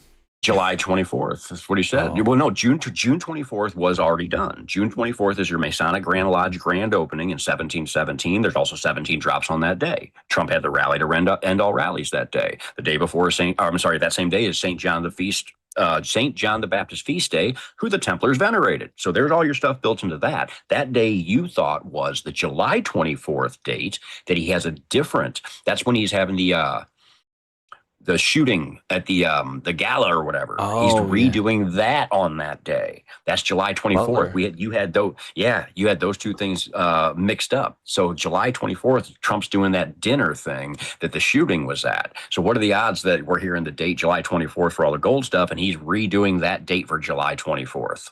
Come on, crazy. man. And bro, take the mic for about a minute. I'm about to pee my pants. Unamate is going through me. I have several thank yous to say, so we're good. I'm gonna because you've done all yours, so I'm gonna do mine. Let's see. I'm gonna go over to the Rumble side specific because all mine are built up over here. So since Space Shots ran through his, let me do this here. We got Frog Dog 13 popping in early on. Thank you very much for that $5 Rumble rant. Says looking forward to the Sunday show. Absolutely, thank you, Frog Dog. Rollerbug, thank you for the $1 holla and says, hang on, let me move this over. I can read it better. 5 by 5. Add 5 and 5. So we're talking about here on my screen. You guys will be able to see this. This is the Mom Dami thing where he was at the desk. So 5 and 5 on each side, plus him is 11 military, and 8, which is going to be your 8 drawers and your 8 legs in total. So you have an 88 sitting there as well on the desk. I like how you do the number stuff because what's funny is Rollerbug, I was doing that in my head whenever I saw it, but I didn't say anything. So thank you for that. Crystal Anon, welcome and good to see you. Thank you for the $10 Rumble rant. Says long overdue rant. Happy Independence Day. Absolutely, Crystal Anon. Thank you very much. Jeanette 758, thank you for the $5 Rumble rant. Welcome and good to see you. And what does this say? TheraWorks topical foam. TheraWorks topical foam will stop the night cramps. Okay, I'm taking a screenshot of that. Because I mean, these night cramps are absolutely killing me. I can't sleep at night because of them. So thank you very much, Jeanette. I will definitely look into that. Next up, Cindy Waters. Thank you for the $5 Rumble rent. Says magnesium oil, magnesium chloride flakes with water, great for cramps, headaches, etc. I use it often as I also get occasional night cramps in my calves. Okay, I'm taking a screenshot of you too. Thank you, Cindy Waters. Delta, what's going on, brother? Welcome and good to see you. Thank you for that $10 Rumble rant. It says 3/8 of 2014 or March 8th, 2014 MH370 flight, and then 4/30/14. So we have March 8th, 2014 MH370. Then on April 30th of 14, so a little over a month later, Flynn announces retirement. May/June, videos released. June 2nd of 2017, so 3 years later, major charges reduced to minor for Edward Lynn, NSA number 17, Admiral Rogers 2014 to 2018, Q number 260, where the bodies are buried. Interesting. I hate to say it, I'm going to take 3 screenshots of people giving me rants right now. I got 3 things to look up here. Thank you, Delta, very much. And then Stan Gino, thank you for the $20 Rumble rant, says, I stole the gold. I like it, Stan Gino. And last but not least, Charlie 17, Charlie 369, thank you very much for gifting out 5 subscriptions over there on the Rumble side. And I am now officially caught up on Rumble. Boom time, baby. Super cool. It looks like I got to catch up on Rumble here. Family Man 66 Slig, S-L-I-G. Thank you very mucho over here. Dropped 5 subscriptions to the channel. So thank you very much for that. Family Man 66 Slig. And I don't even know how to read this one. It's a super chat from YouTube for $19 from ARWD4H, and it says from, I think there's no message on there, just says from ARWD4H. So thank you very much for that one as well, brother. All caught up on Rumble as well. And dude, you said something and it just popped it into my head, and I almost didn't bring it up. Where is it? This is super cool. And dude, we literally could make actually, I'm gonna pop this in just so you guys can see this. We could literally make a show out of what I'm about to pull up here after this story here. So Germany charges a Ukrainian over the Nord Stream pipeline blasts. This one came out a few days ago. So Germany's top prosecutor has indicted a Ukrainian, that's interesting, right? National over the 2022 explosions that crippled the Nord Stream gas pipelines under the Baltic Sea, moving one of Europe's most politically sensitive sabotage cases under trial, closer to trial. Indictment against the man identified under German privacy rules only as Serhi K was served on Wednesday. Berlin lawyer, which represents him, told Reuters it gave no details of the charges. So that's if you believe their story of who did it. He may have been sent there from the quote Biden administration, or it may have been part of that whole operation as well, because we do know, wasn't there like some CIA contractor involvement, and they were alleging early on, and then we had some people saying that it was basically people from either the deep staters, like connected to Zelensky or Biden, perhaps. I think that's what the narrative wanted to push out. And again, I don't know exactly, but remember, this was as all the sanctions were going on gasoline. And oh wait, don't worry, we got the pipeline. Wait, no, you don't. Wait, no, you don't. All right. So here's what I'm seeing. I'm with you on that. So it was Biden specifically that the narrative said, oh, Biden blew up the Nord Stream pipeline. And there was other stuff too. But here's the thing. I find the article you're reading very interesting. It goes back to Ukraine. So that goes back to who? Joe Biden. Because on April 21st, 2014, that's when Joe Biden did the Ukraine quid pro quo. So that's the first nod. Number two. On the screen, it says Germany charged Ukraine over Nord Stream pipeline blast. The name of the person that's doing the article is Christy Knoll, which is KK, which is our 1111. That's pretty interesting. Number two, the date of it is July 1st. There's our 7-1 date again, which of course is a reverse 17, and also the date that Air Force One took off. Very interesting. And the last piece is your timestamps 1113, and I just know this in my head that 1113 is the total in gematria for MK Ultra. So I will leave it at that. I don't know what to say. Interesting. Did you happen to see this came out? When did this come out? It came out in the last week. Do I have it all here? I think I do. We have it all. June 30th of 2026. This came out. The Inspector General's report about Butler. Oh, really? Oh, bro. And not only did that come out, but if you notice, we got attached videos that go with some of the things that the Inspector General's office made. How do I get rid of this thing?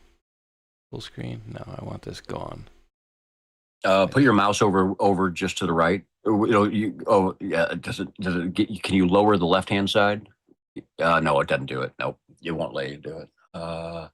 Click the three lines next to where it says the Secret Service missed. Put your mouse all the way to the left.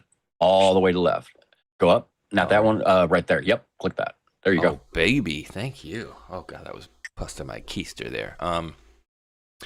So Secret Service missed opportunities to prevent and disrupt the attempted assassination of President Trump. Duh. Dude, there was so much ridiculous things that were found in here. I cannot believe some of these people have had their jobs, if they still do, if all the stuff they're telling us is correct here, dude, because it's just, oh my God. Secret Service missed multiple opportunities to detect, prevent, and disrupt Thomas Crook's attempted assassination of then former President Donald Trump during the July 13th, 2024 campaign event. We found that the Secret Service failed to detect Crooks's drone flight that he used to view the campaign event stage to an undertrained operator and equipment malfunction. They failed to, remember these are all failing to, warn President Trump's protective detail that Crooks had a rangefinder, a long gun, and had climbed onto the American Glass Research International Complex's roof because Secret Service did not establish a joint communications room with local law enforcement, thereby not receiving many communications regarding the suspicious persons. Check this out, dude. Ding, ding, ding, ding, ding, ding.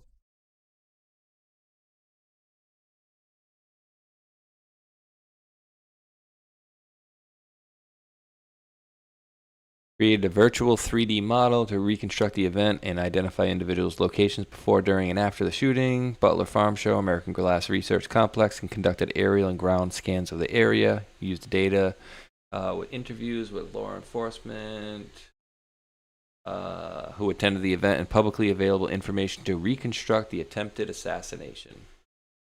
Whoa. The Secret Service did not establish a joint communications room with representatives of all law enforcement agencies. Instead, Secret Service and Pennsylvania State Police members established one communications room in a building by the Butler Farm Show entrance, located here. Local law enforcement officers established another communications room in a mobile command center parked at another part of the Butler Farm Show grounds.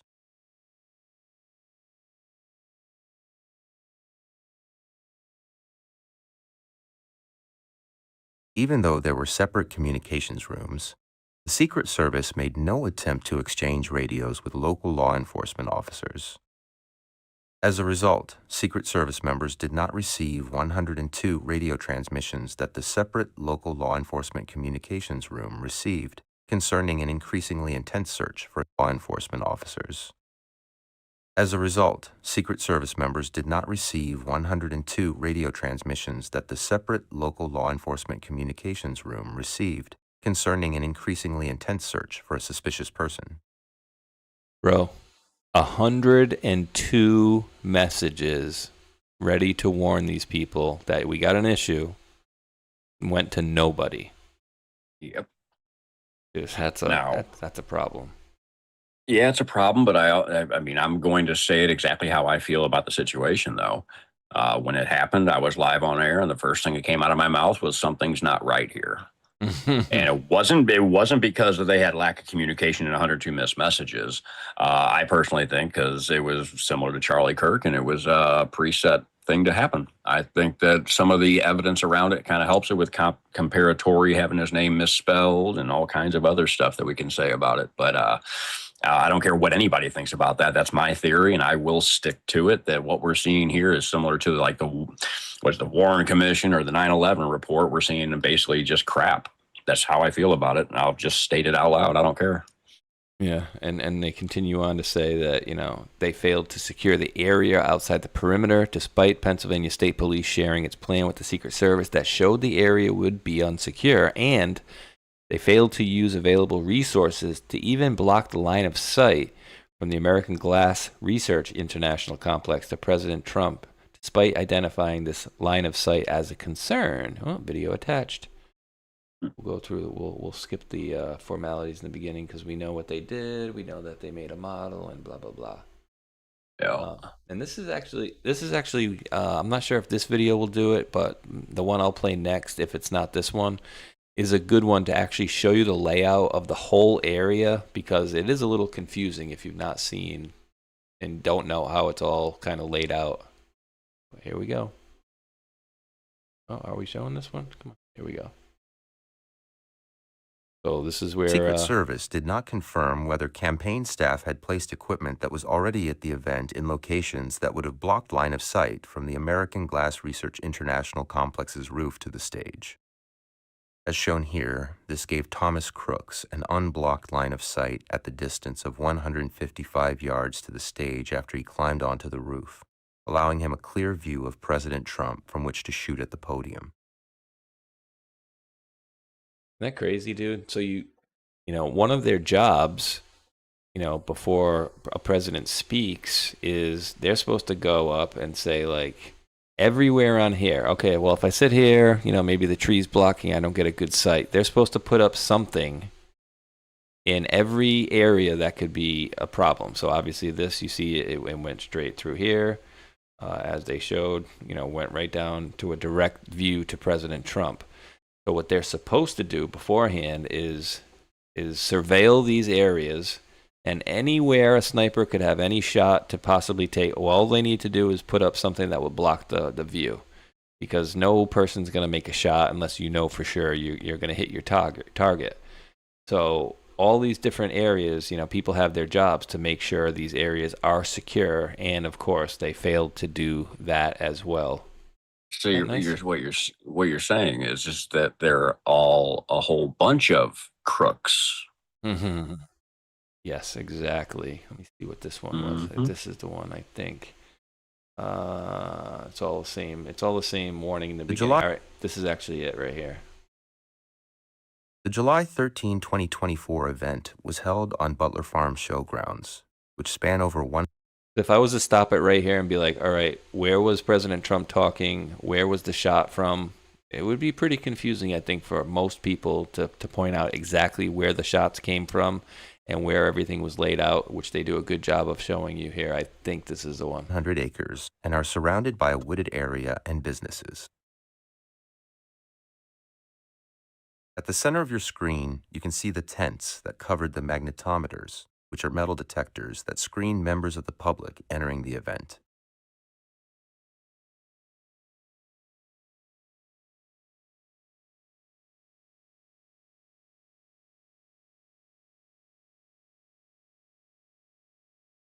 At the center of your screen, you can see the stage area, including the podium where President Trump spoke, bleachers surrounding the stage, and barns where Secret Service counter snipers were stationed.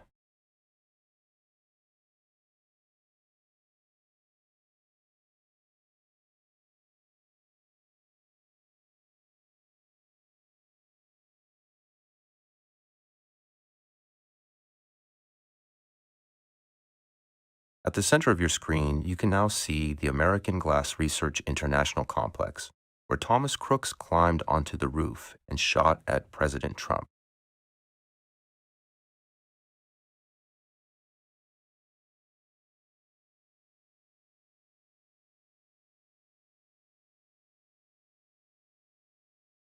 So long story short, they screwed the pooch so majorly on this one, and, you know, was it a show for us, dude? I mean, again, I hate to even ever say that, dude, you know, about, you know, like some people had said in the past, like, oh, the J6ers, they were never in jail. Like, I'd hate to say anything like that, and I'd hate to say somebody didn't get shot when they actually did. And so I don't know for sure. But like you had mentioned before, dude, and we'd had a few people, like, anybody... I know for a fact we got one retired fireman, might be listening now, might be fishing.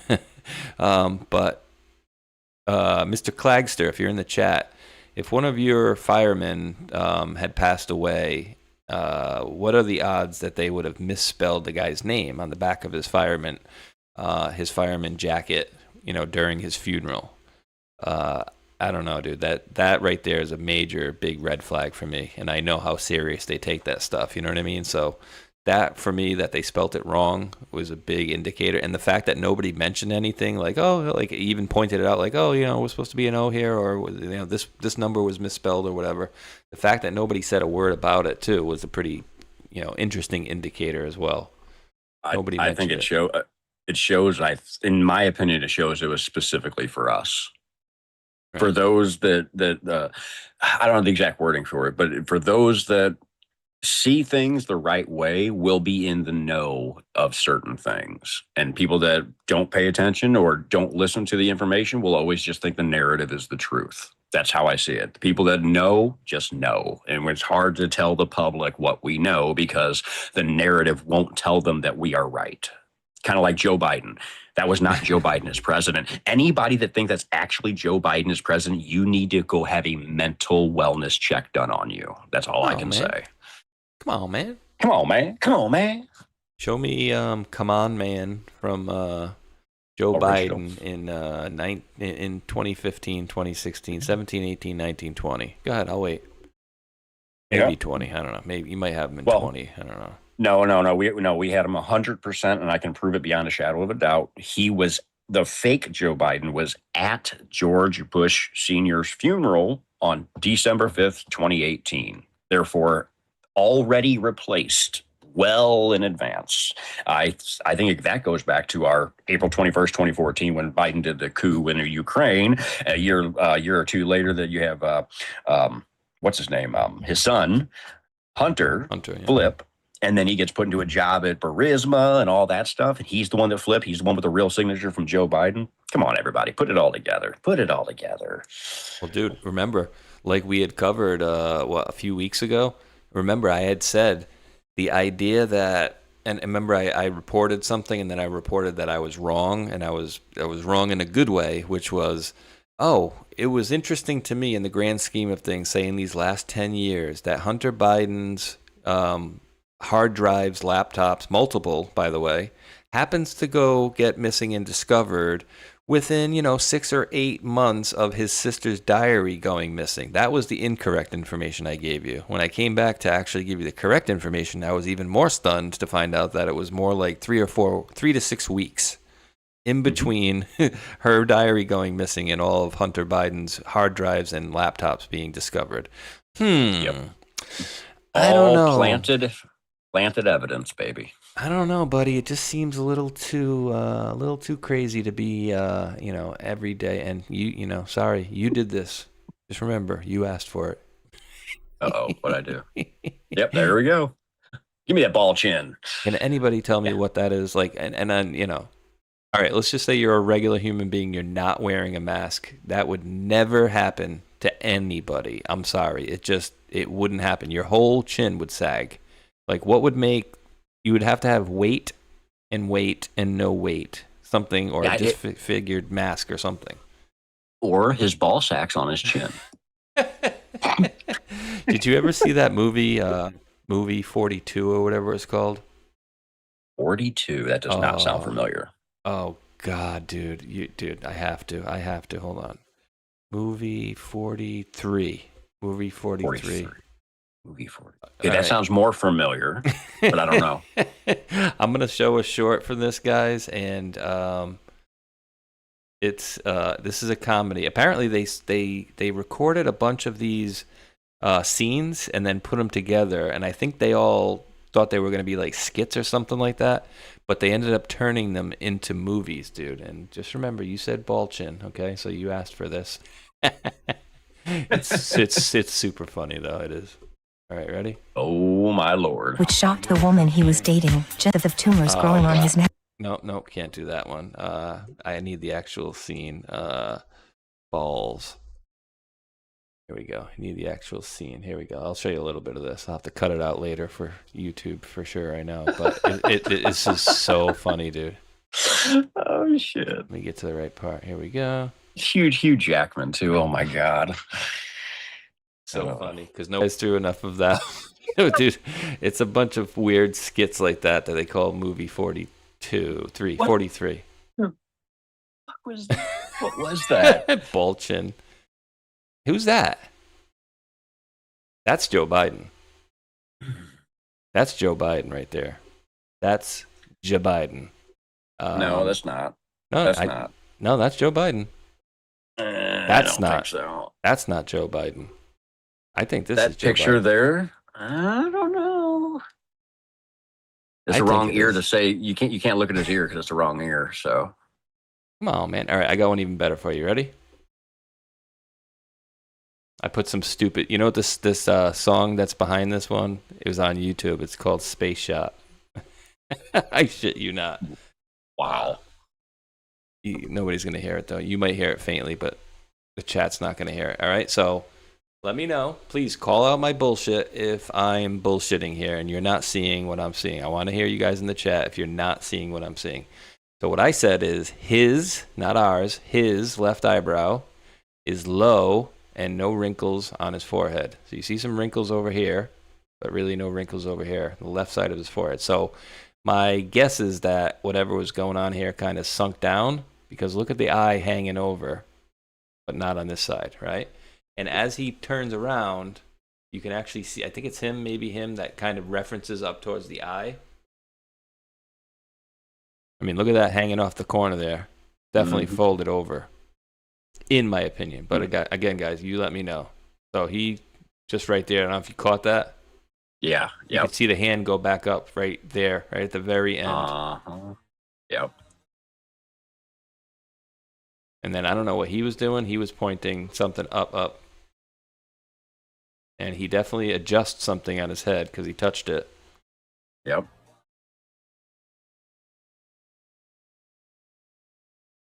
Now the wrinkles are all back across his forehead as he turns back around. Yeah. This whole part was completely smooth, and this was all hung over, as you see. It's almost like the glue that connects it to his forehead got like unglued in it. That's why it was smooth on that side almost. Yeah, so super weird. He definitely did something. Okay, now I took us from where I was after this one. I was going from there. Where was I? Where was I that I led down to this one? I was. Well, we were on here. Well, you said I don't know. You said I caused it, and then you brought it up. I said so. you asked for it. No, but I was here on this one. So these are all the things that they messed up, obviously, and we just saw, and it was absolute shit show. We could go through this whole thing. Like I said, this would take a long time, but the whole thing was a complete shit show, in my opinion, dude. And the people that were there, I saw other reports that people were like on their phone texting. Let's see if I can allocate communication failures. There was literally like somebody texting out on like social media, essentially like where Trump would be was in one of these as well. So this thing was really bad. And again, I don't know. He's going back to the same place, huh? On July 24th, and that was what, July 13th, right? 13th. Yep. 11 13. days difference. 11 days in between. So I'm just wondering if there's anything connected to the date. But you got to have some serious cojones for going back there, bro. Some serious cojones. If again, all of that was legit. Well, he's not going back. He's not going back to Butler. On the 24th. It's the shooting that took place inside where the magician was. That shooting. Wait, what? Yeah. What? Oh, okay. Wait, say that again. Because I was just kind of the magician. So remember the mental magician. Madison that Square shooting. Garden? Or Kennedy Center? How was it? Kennedy Center. I don't know. This thing is, I can't freaking remember because I didn't care about the situation where the dude ran through past security, had a shot, a long gun, took a shot, ran past him, got tackled. That dude. That situation. That's what's happening on July 24th. Oh, okay. I thought he was going back to Butler. Okay, good. No, not Butler. Not Butler. No, the other shooting. The last, I think it was, I think that was Madison Square Garden. Here it goes. It says, Harley Quinn said it was a hotel. Was it the hotel that Reagan was at? The Reagan Hotel? That one? Correspondence dinner. That's what it was. Yeah, that's it. Correspondent. That's it. So here, ding. Yep, that's it. I gotta get rid of my Unamate. I'll be back. Sure, and it might have been the place that Reagan was at years before. Let's see. And again, I didn't like at all, guys. I don't know about you guys and gals in the chat, but I did not like at all how they got J.D. Vance right up and out of there, and then President Trump was still sitting there for a good, 10, 15 seconds. I did not dig that at all. Not at all. But I think I was reading something before, was I? Yes, Mr. G Fonts over on Rumble. The Nord Stream pipelines, as 3 or 4 of them were severely damaged, would need the tech and skill few are capable of. Not so much in causing the blast to do it, but to do it without, quote, somebody seeing who and what did it. And said, as far as infiltrating the necessary proximity to each of these pipes and whether or not there was an exfiltration from that in those areas while the ordnance were initiated and detonated. And then says, or pickled if done by air, this couldn't be more ironic. Or, oh, he's a dickhead. Who are we talking about on that one, G-Fonts? Or he's a dickhead. And yeah, this whole thing, guys, was super weird for me as well. The guy was telling a joke or doing a magic show up there, as Matrix mentioned, with the magician, and then it was just super weird. He comes running by here, comes around this corner, and nobody stopped him, nobody tripped him, nobody did a damn thing. So I don't know. And he's running with a 12 gauge shotgun. And right before he ran, he had the dog. Remember the dude with the dog walked there. up to him and then walked away, and then he comes running out the room with the gun. Yeah, it was like this door, I think, right? Yep. The guy really went by with the dog, looked in, and then kept walking this way, and then all of a sudden, the dude comes bolting around the corner. And the whole thing was just super, super suspect for me, bro. Yeah, I did several decodes on it. So did Stormy Joe and others too. That whole situation to me was another setup. And I don't mean by the bad guys. I mean another one by the good guys. Because what are the odds that the mental magician is doing a magic trick at the same time that stuff goes off, and the only person without a reaction is Trump?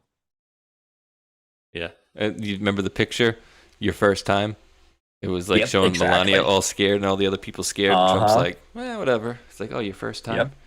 Well, yeah, because the mental magician did a trick, and Trump was like, watch what's going to happen next. I'm going to make everybody disappear. Nice trick of calling the kid's name. Now I'm going to make everybody scatter. Watch this one. Yep. On the screen, bro, you got two of my top 10s right here. These should be in everybody's top 10 list. Of course, everybody knows this wretched, stinky, disgusting smelling woman. Which, by the way, that's reports of people that have been around her that she smells foul, like she smells like death, literally. And then the lawyer who's been in the very beginning all the way up until this very day, Mark Elias. So remember Perkins Coie and then all of this lawfare bullshit that we've been experiencing against President Trump for 8-9 years is mostly, started by this clown here. Make sure this is loud enough here. Real quick question. We've got DNI Pulte over there as the new director. We also know you have the task force set up on declassification, maybe talking about international, maybe looking at some declassification. Are you able to give us an update on that? Declassify almost everything. And by the way, we have Jay Clayton is going in. Bill Pulte's a very talented guy, but he's just there temporarily until Jay Clayton. And Jay Clayton is going through the process.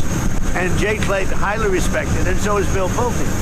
But Bill is there just for a fairly short period of time. But while he's there, I said, you can declassify whatever you want. I told him you could do it as fast. You got to ask him. But I think it's a friend of yours. I think that Bill will declassify. I told him you can declassify whatever you want. So Bill's there just, for maybe a month or 2 months or something. And Jay is going through the process. He's got a hearing in 2 weeks. Highly respected man, Jay Clayton.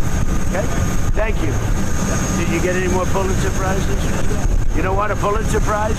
A picture of the plane. Margot, are you taking care of everybody? How's Margot? Okay? Thank you.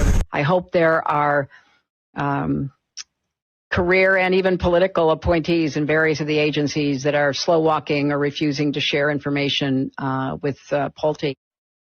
So, Bill, you mentioned there are a range of things, a range of tools you believe that Congress has. Max, you served on Homeland Security when you were in Congress. Do you agree with former Secretary Clinton there? Do you think that's actually the right approach? No, that comment did feel a little deep statey. Ooh, dude, CNN, deep statey.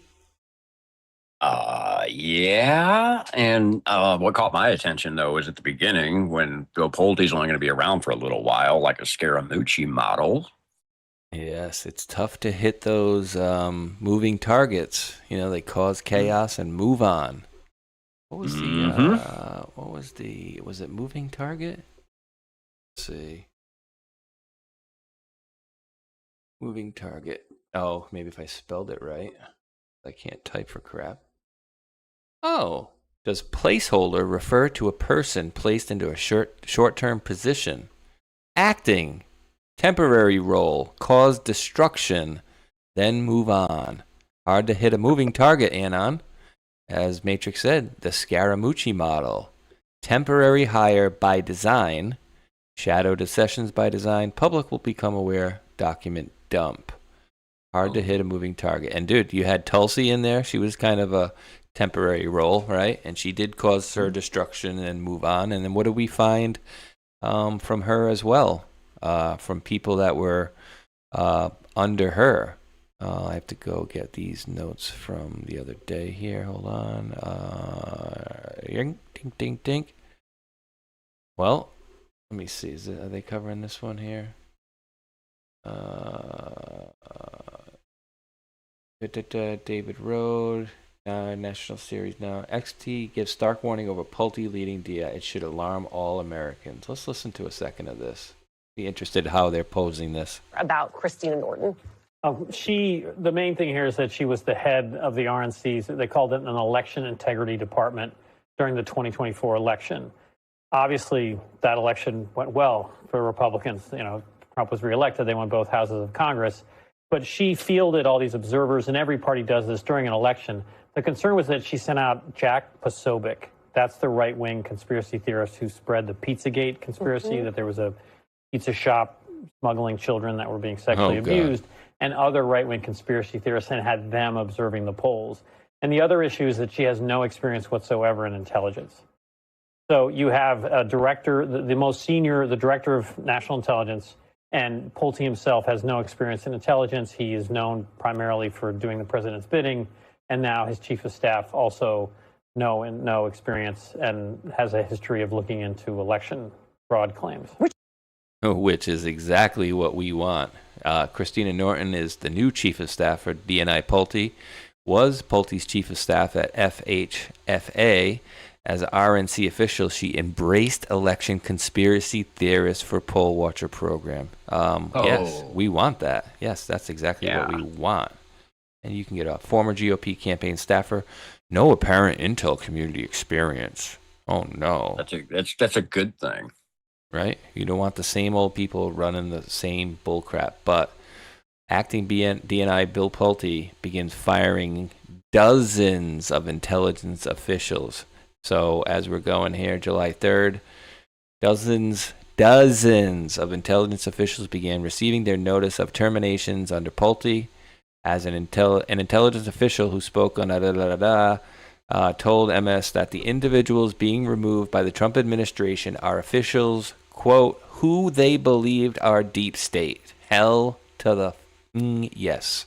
Intelligence leadership alleges that the fired workers have not provided complete pictures of available intelligence, the officials said.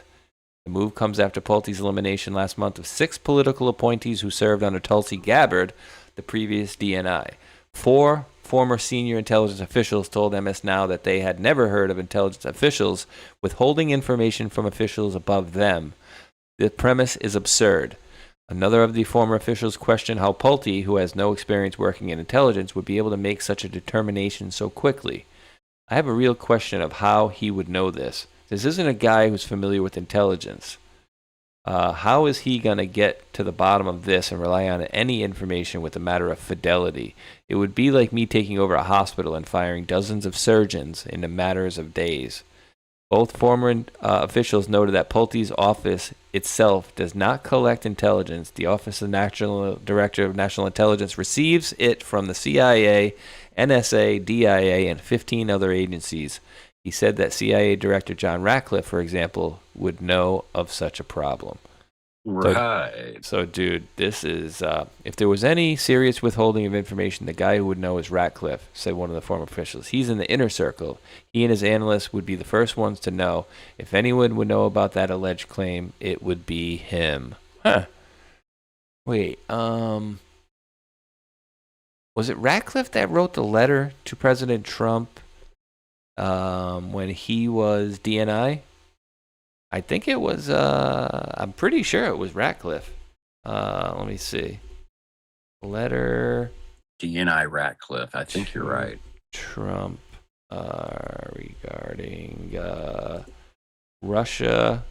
It was Russia and China intel reporting. And what were they saying? Let me see. Let me pop this back. DNI Ratcliffe. DNI. Let me see if this happens to pop up. And if not, okay. So yes, a AI version of this is coming up here, and it's giving us a quick outie. So remember, hey, what did the guy say? If anybody knew of any of this withholding of information, it would be Ratcliffe, right? He would tell Trump right away. Oh, In January of 2021, Director of National Intelligence John Ratcliffe sent a letter to President Trump accusing career intelligence analysts of politicization and downplaying Chinese election influence. Ratcliffe claimed analysts favored the assessment of Russian meddling while deliberately minimizing Beijing's interference efforts to align with alternate political or policy views. Cocaine Mitch's wife, man. Yeah. Remember, he had the ombudsman who was the only other person essentially co-signed the letter. Ombudsman report. The letter was released alongside a report from the Intelligence Community Ombudsman detailing clashes between political appointees in the Trump administration and career analysts. The core dispute, Ratcliffe argued that similar attempts to sway U.S. democratic institutions by Russia and China were being communicated to policymakers differently, resulting in a false impression that only Russia sought to influence the 2020 election. And so basically the long and short of it, I'll just summarize, is that all of these intelligence folks out here, intelligence analysts, were essentially willing to throw Russia under any passing bus. Yeah, Russia. Yeah, they bad. China, oh wait, we see here that they stole this. I didn't see anything. Russia. Oh wait, we have evidence China did this here. Oh, let me put that in a top drawer and lock it. Did you hear about that one with Tulsi Gabbard and her underling locking a door on her? Yeah. That's freaking crazy, bro. I mean, you locked intelligence away from the Director of National Intelligence? Well, why do you do that? You're clearly trying to hide something, but I always going to go back to something. You're hiding something from somebody else, right? Don't forget, we already have it all. So we're really just watching the narrative play out about how they tried hiding stuff. Again, that's how my brain works when I hear all this is so Tulsi Gabbard comes in, they don't like her, so they're going to hide stuff from her. Well, we already have it all. So it doesn't matter what you try to hide from us. It doesn't matter at all. So again, it's narrative playing out. That's how I feel about all of this. Yes, sir. Yes, dude. Dude, how? You want to explain to me how exactly we just did 4 hours, and it felt like 45 minutes to me? Anybody explain that one to me? Every week's that way, I'll tell you the truth. Dude, that is just crazy to me. Purge. So we're talking about the same thing, the Pulte Purge, better described as a direly needed house cleaning within the executive branch of insiders protecting their own. Remember the 2025 discovery by FBI Director Kash Patel of a hidden skiff room at headquarters with, quote, burn bags? Again, full of Trump-Russia probe documents, including Durham Annex materials. That is direct hard evidence that supports claims of long-term concealment or improper archiving within the FBI dating to the Comey-Obama era crossfire hurricane investigation. Fast forward, current 2026 accusations against some career intel officials of failing to fully inform leadership or withholding sensitive records, contributing to narratives of a deep state that justified acting DNI Pulte's reporting firings of dozens for alleged noncompliance or bias.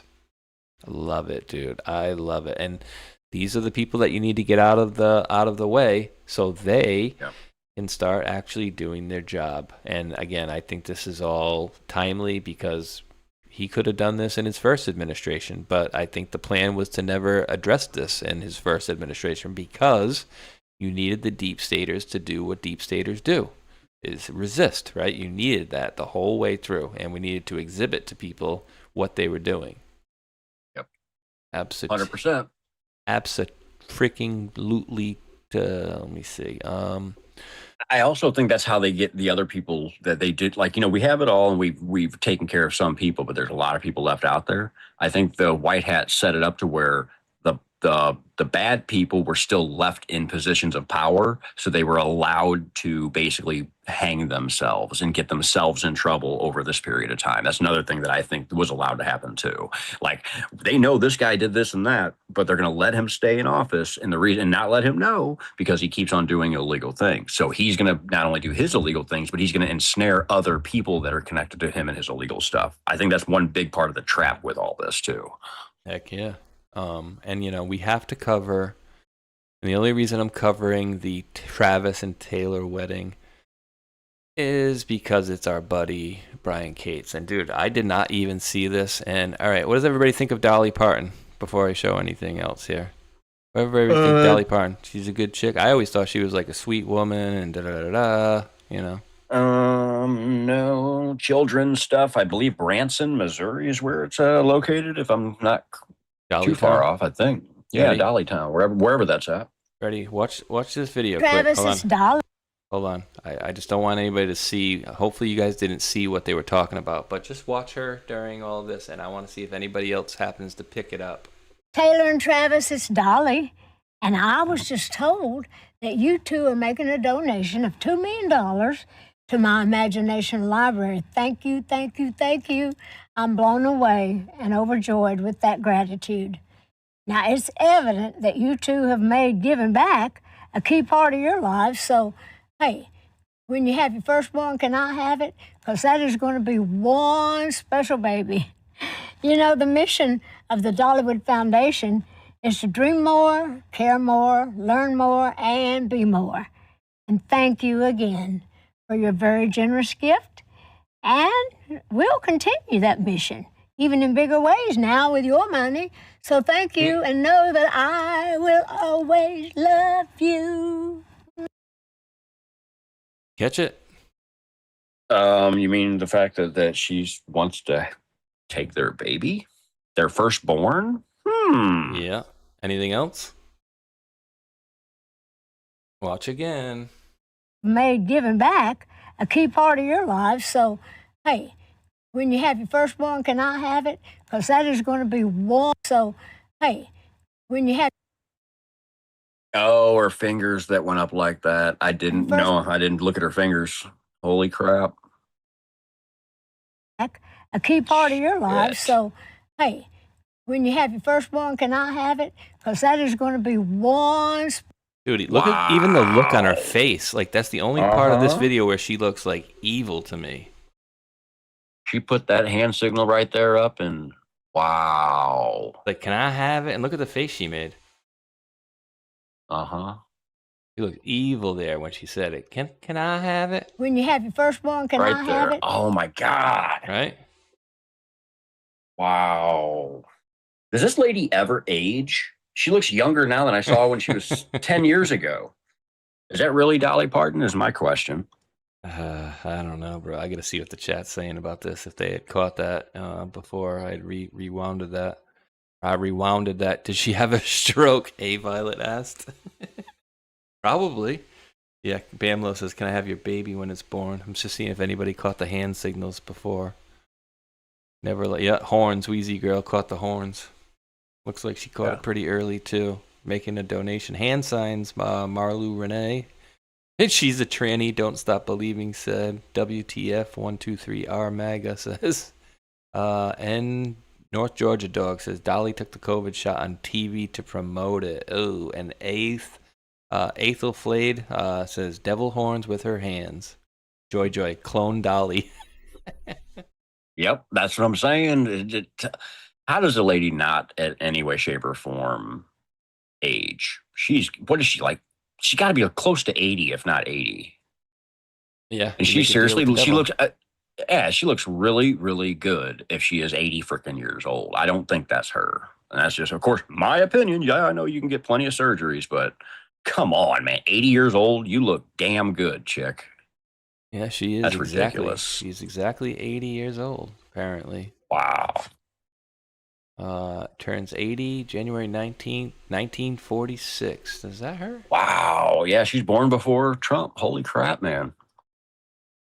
Well, Trump's narrative birth, but couldn't have been her. Let me go. Wait, scroll back up. Let me see her.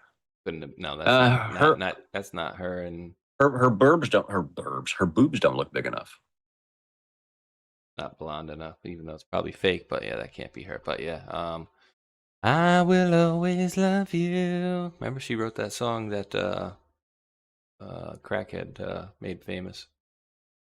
What's her name? Crackhead. Whitney Houston. She wrote that? I didn't know that. Dolly Parton did, yeah. Go I had no on, clue about Peace that. Train. There was actually a pretty cool techno song back in like the early 2000s. They made a techno song out of Peace Train. Peace train going round and rolling on the peace train. Let's see. Techno remix. Let's see. Cat Stevens. Dolly Parton's Peace Train Junior's Arena Anthem. Let's see what this guy's got.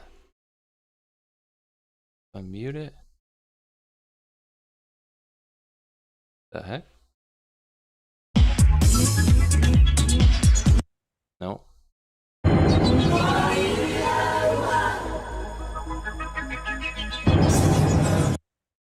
Peace train, get your bags together. Go bring all your good friends too. Did have some good songs, and she definitely wrote some good songs out there as well. But let me see, Matrix. I do have a couple more stories, but I didn't even get to President Trump's. I didn't even get to his thing, dude, and it's getting super late here. You doing a show later, by the way, or is that a no-go today? Most likely a no-go. Okay. I never know until we're done with our show, honestly. So, gotcha. From Xiao Chu, God bless you, CEO of TikTok. Attached are the latest numbers of the president on TikTok. All-time views of hashtag Trump TikToks are now at 425 billion. Billion, dude, with a B. Also, 1 billion new views across UFC 250, Trump's Iran peace deal, and Happy Birthday, Mr. President TikToks in just 48 hours. Wishing the president a belated happy birthday. Dude, I got to start posting on TikTok, apparently. We need to pull in some younger viewers and we need to start training them up to the truth. You know what I mean? I absolutely love our viewers, but our viewers are our age and older, and we need to bring it into the younger folks where they can start spreading that around colleges and schools as well. So definitely need to maybe start acting like a little kid and get some stuff out on TikTok. I mean, I've been on TikTok for, even though I said I wasn't going to use it a couple of years ago, but I've only uploaded maybe 2 or 3 videos to it, so I don't even know what I got for followers over there. Like, I might have 100. I don't know. I have no idea, to be honest with you. Your account was logged out. Try logging back in. well, I mean, if you're going to do TikTok, are you going to put yourself on camera and do it the way they do it, or are you going to do informational stuff like you do now? Yeah, just informational stuff. I got 44 followers on TikTok. Ooh, you're killing it. Crushing it, right? Profile views. Yeah, it's just pretty interesting. I don't know how to use it. You know, I don't know how to use the app. I really don't even know how to use Instagram. And the funniest part of all this stuff, when I got booted off all the platforms, Matrix, is YouTube, you know, it was 150,000 followers at the time. Twitter, like 47,000 followers at the time. Instagram, 200 followers, hadn't posted anything in 6 months and got kicked off anyway.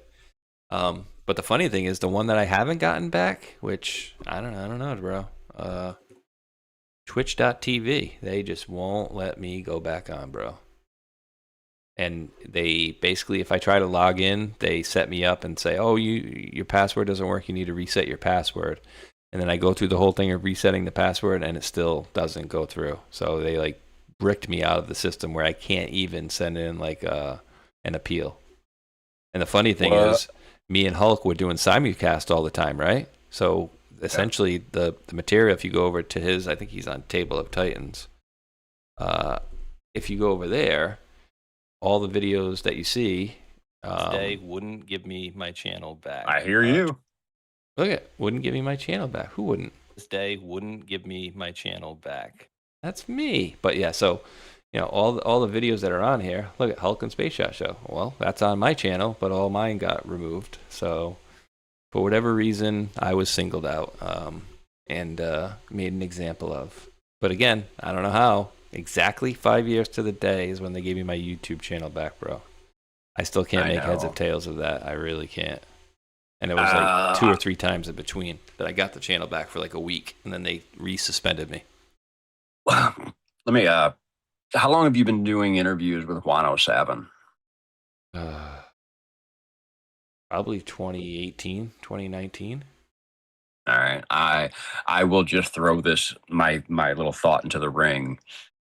Years a chance you got messed with hard because you're one of us and you bring 107 on your show quite often. Might be. I think. Nino. I don't know why. Nino. How long's Nino been doing it though? True. Yeah. Not as long. Exactly. You were around the beginning of this movement. You got hit during the movement, and again, you were before and after using 107. I don't know why. I feel like that might have something to do with it. So very possible.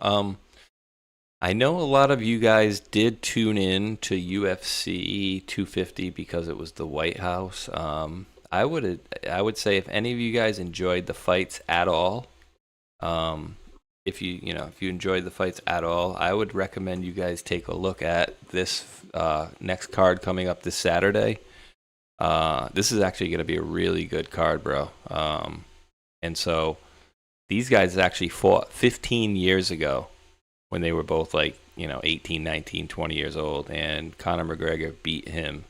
Max is now the favorite to beat Conor, and I don't think there's a chance in hell Conor wins this fight. He hasn't fought in 5 years. Max has been fighting every 6 months minimum. And then the undercards on these ones are actually even awesome.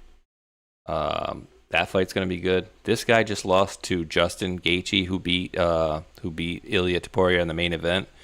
He went 5-round decision, got his ass beat the whole fight. But then this dude's a French dude. This guy is actually former special forces. With the Templar tattoo too. How about that? He's his nickname is the God of War, Benoit Saint-Denis, and he is a former French special force paramilitary or whatever special forces guy, 17-3, and he's fighting Patty, which I think has a similar record, 23-4. Dude, but anyways, main card's gonna be a great fight. This is gonna be a great fight. This is gonna be a great fight. Put it this way, none of these guys like to go to the ground. Both of these guys are experts on the ground and can strike as well. And usually what happens when you get two experts on the ground is they stand up and kickbox the whole fight, which is, it doesn't make sense, right? But generally that's what happens. Both of these guys, neither of these guys like to go to the ground. It's usually going to be a kickboxing fight. Same thing. Like every one of these fights, kickboxing. This guy is a gold medalist wrestler with a record of 0-0.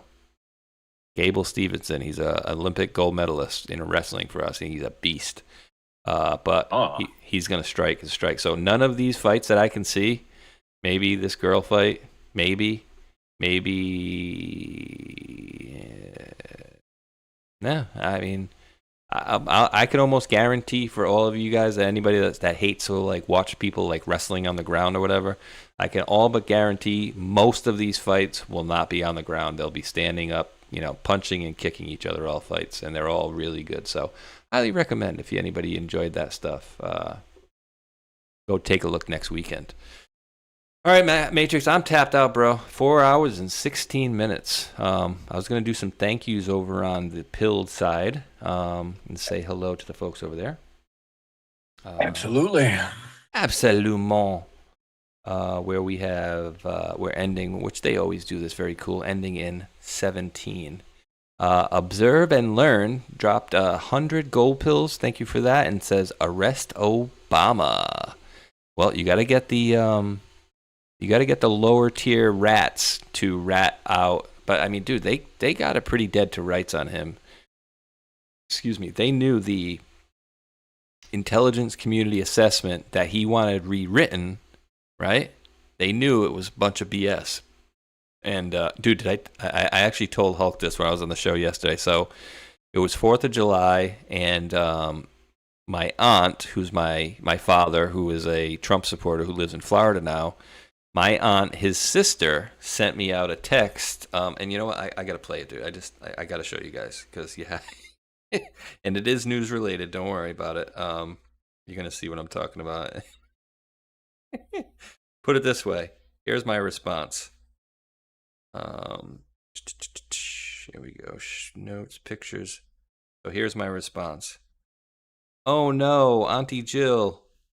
He's actually trying to save our country from the actual criminals. You know I love you to pieces, but I've been covering this stuff since 2017 where I do 5 shows a week. And so I basically went on the whole thing about, about what Trump's really trying to do without going into complete, tinfoil hat stuff, and so here's what I got sent. Let me see, hold on. Might actually ask me to log in. Space shot, I think. Oh, come on, just play this thing. Anyways, it's some jerk off of saying like, there's a guy wearing looks like a Trump hat, but he's saying don't be a dick. And it's all this negative Trump stuff. So I end up sending her back this long thing, right? And I was like, love you, Mike, and da-da-da-da. And she texted me back how long later? Like 10 minutes later. She goes, she goes, Mike, I'm sorry you got that text. It was your Uncle Norm who accidentally sent that to a bunch of people. He sends his apologies. Happy 4th. So I sent back to her. I was like, oh, please pass along to Uncle Norm what I wrote above. I said, I love you guys, love you both to pieces, but believe me, I've been covering this stuff too close and do it as a job, essentially full time. I said, if he was ever open to chat and hear me out, I'd love to do it. He goes, he's not really interested. Because you don't want to hear the freaking truth. Yeah, I said, no, I get it. When somebody's convinced of something, it's tough to admit you may have been wrong, but you'll see soon. I said, also remind him for me how Clapper, Comey, and Brennan are all saying now, boo-hoo, Trump's going after his political rivals. I said, he sure is. Why? Because they tried to pull a coup on a president-elect and a sitting president and had a BS investigation into Russian collusion that they, in all capitals, they all knew was a lie. That's why he's going after them now. And to prove that, here's John Brennan's handwritten notes saying that they knew the whole Hillary Clinton thing was a setup. So I got no response to that one. But I was say, what was the response to that shit? Yeah. But again, that's my father's sister, Auntie Jill, one of the sweetest women I'll ever meet in my life. And her husband, I guess, sent out the mass text to everybody. Uncle Norm. Wow. Yeah. Dude, put it this way. I'll give you a little example of Uncle Norm. His brother, we were at a Christmas party or something like that. And his brother is throwing around the N-word left and right. And my father's third ex-wife now, at the time, says to him, excuse me, my brother-in-law's African-American. He turns to her, he goes, hey, never said you were perfect. I'm like, oh my God. I didn't like her much anyway, so of course I was laughing. But anyway, that was my little side of the family there. But yeah, all right, so let me finish over there. Sorry, I got distracted there. But thank you, Observe and Learn. And then Saint Cosmic Dildo with the cucumber deer image. Love that one. Drop the cookie, no message on there, but thank you. And then Sean Joe, Space Squad founding member, gifted a can. Sean Joe gifted another can. Sean Joe gifted another can. Sean Joe gifted another can. Let me take another breath. No, sorry. I did that wrong. Sean Joe gifted a can, then gifted another can, then gifted a cookie, then gifted a cookie, then Sean Joe gifted another can. So thank you for that, brother. Appreciate you, Sean Joe. And then Sean Joe, Punk Q Rocker 4Q dropped in 417 gold pills. Appreciate you, Punk Rocker. And then Sean Joe dropped in another cookie. Appreciate you, my man. And then followed by One Thunder with the can. No message on there, but thank you. And Tracy S. with the cookie says, here is a cookie because I have a pair of spotted little fawns in my backyard. Oh, cool. I get a couple little bit of deers here and there, and then we get wolves. Not wolves, whatever you call them at nighttime. Be running around like nut jobs. Coyotes? Coyotes, yes. Coyotes and deers and turkeys, of all things. And the last but not least, and it wasn't last, but I always like these messages. No thanks, Joe. Drop the cookie. Says, hey there, brother Space Shot from space. Nice to be listening to the chilled Sunday afternoon, tapping off a great holiday weekend. Hope you had a good one, and I look forward to more to come this week from you guys. God bless. Be safe. So thank you for that. No thanks, Joe. Tracy S. One Thunder, Sean Joe, Punk Rocker, Saint Cosmic Dildo, and Observe and Learn. And I am releasing the 19 17 gold pills right now. Bing. Over to you, sir. Oh, all right, so I'm done yawning. Wow. Wow, that hit me hard. All right, let's see. A couple more over on the Rumble side leftovers. Jeanette758. It says, I'm 64 and work 12 hours a day. That TheraWorks has been a lifesaver. It's cheap and goes a long way. And I actually took a screenshot again of that product. I'm literally going to be going to check that out as soon as the show is over. So thank you very much for that. I'm willing to try anything, because I've been trying all the other supplements so far, including pickle juice and bananas and all that stuff, and it ain't working. So thank you very much for that. And then Free Castle, also thank you for that raid over on the Rumble side a little bit ago as well. Thank you very much. It's, I think, the second time you raided me. Don't know who you are, but thank you very much for that. I'll have to check you out. Over to the pilled side. Let's see. Getting us started off is P-Quest. Thank you very much for that cookie. Misinformation. Thank you for that can. Punk Q Rocker for Q. Thank you for that 417 gold pills. There's Sean Joe. Thank you very much for that can. Filter Dog 1. I never did get back to this link that you put in here. Let me real quick grab this and see what it is that you put in here. What was this? Oh, wow.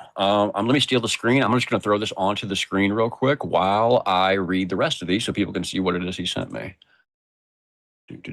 Share. I don't need sound. Go. Let me bring it over. So this is an eagle and a crane danced over Tokyo tonight. Their light trails braided into a giant heart, and fireworks burst through the middle. The whole bay went wild. 250 years America. The crane says congrats. So this that's actually not the actual video to it, but you guys, cool, I didn't share sound anyway. Yeah, here, let's do that, and I'll leave that sit and see. No, and it says Tokyo celebrates America 250. That's the video you have on the screen playing right now. Filter Dog. Let me bring my people over real quick so they can see it. Boom, there we go. There's the video. So now everybody can see that. That's from you, Filter Dog 1. And yes, Tokyo definitely had some special thing for our 250, which is really cool. There we go. Oh, is that their bird? Is that their national bird like ours? I guess there's a swan of some kind, I'm guessing. All right, it's not playing. Oh, that's why it's freaking X. X never likes to play correctly. National bird of crane. No, it's a common misconception. The national bird of Japan is generally recognized as a great pheasant. Oh, a pheasant. Oh, okay. Wouldn't have known that. But actually, no, that could be it, because the pictures I'm seeing are white with black on the feathers. Yeah, just like that. Does it got a red head too? Let me see. Yep. Yeah, got a red head. Thing. Got a red head. So that is a red national bird crane. So they're calling it a red crowned crane or a green pheasant. Phasianus versicolor, known in Japan as the kishi, native to Japan, has been long associated with Japanese folklore and culture. Very cool. Very cool.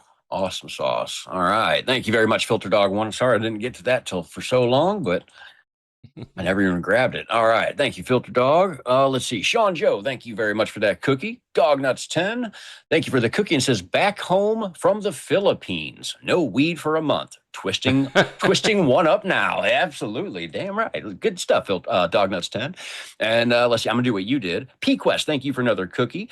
LKW Cross, thank you for that 300 gold pills. And then last but not least, Mr. No Thanks Joe, thank you for that cookie, good sir, and says, what up, my man Matrix? Not lost in space with Dr. Smith and Robot, but rather kicking it out with the space shot on this here chillin' Sunday, prepping out for another big week of D-Class. I hope everyone's stocked up on popcorn. God bless. Be safe all.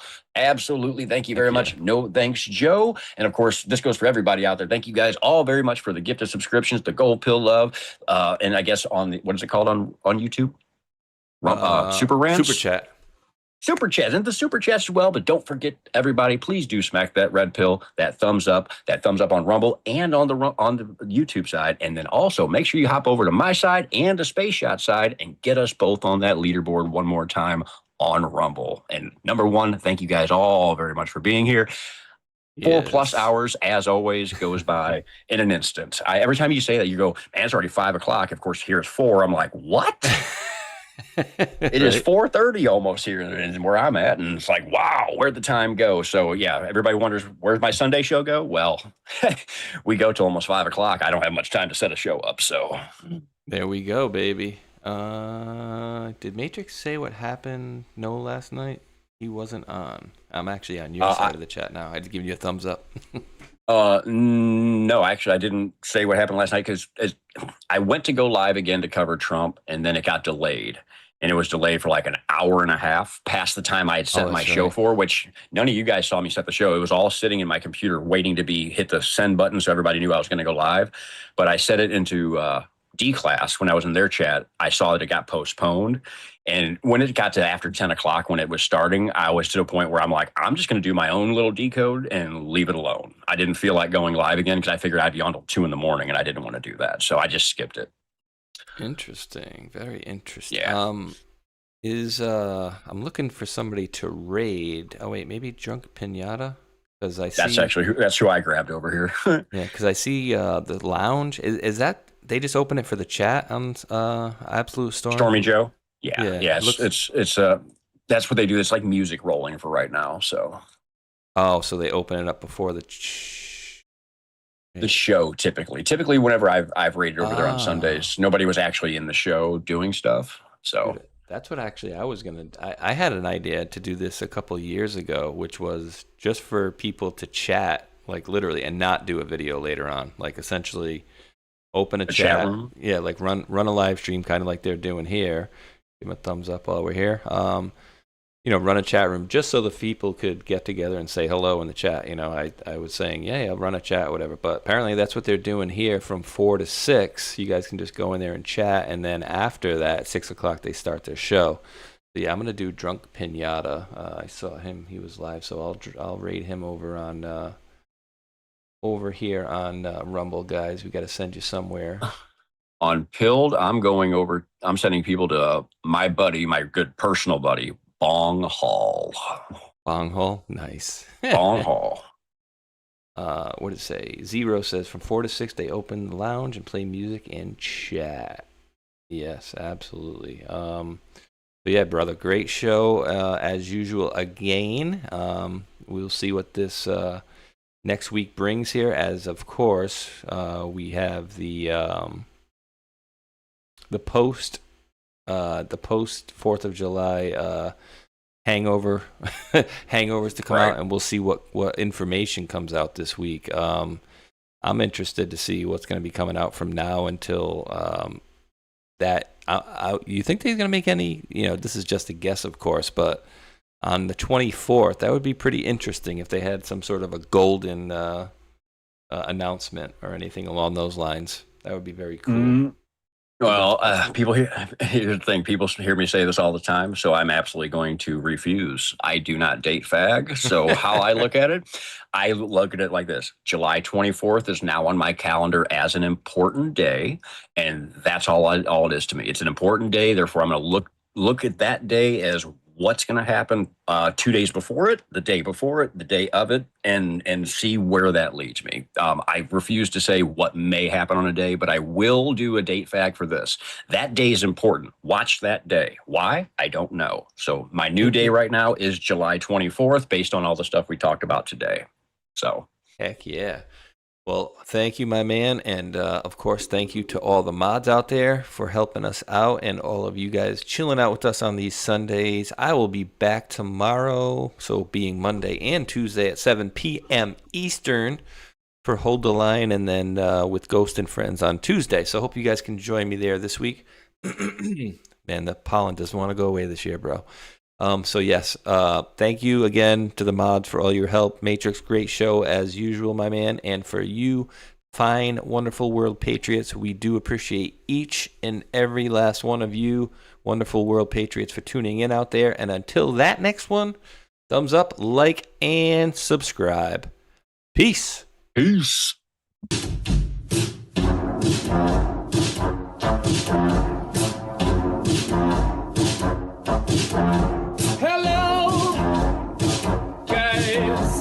special is happening in here. That's right, it's brackets and jackets, bringing it back for brackets and jackets. Special Epstein Island edition. That's right, folks, Epstein, Jeffrey Epstein, the man with the island, which is suspiciously close to Haiti. That's right. You see, this man, Jeffrey Epstein, is funding lots of people. He's funding lots of people on the street to make sure his shit doesn't get out. That's right. They want the record sealed. And they're paying a lot of people. Epstein's paying a lot of people. Oh, boy. For one, he's got a whole Mossad media matrix in America. And I would bet you anything that Alex Jones is one of them. Prove me wrong. That's right, Cappy's in the portal. Cappy's in the portal. Cappy's in the building with songs about Epstein. It's Breakfast Jackets Epstein edition. Guys, I had some epiphanies today. I had some real big epiphanies about some guys. A big network of guys and spies and lies and liars. All right, think about this for a minute, okay? The guy in Portland, the scientist that just got busted for producing CP, that guy is 1 degree of separation away from Epstein. Epstein, the investor that lives in West Palm Beach, Florida. I know a guy who lives in West Palm Beach, Florida as well. Investor as well. Also involved as well. And all is not well with these guys. The Florida boys, the Glow boys, the Scott Israels of the world. You see, Epstein is Hillary Clinton. And Epstein is Haiti. And Epstein is a big network of media assets.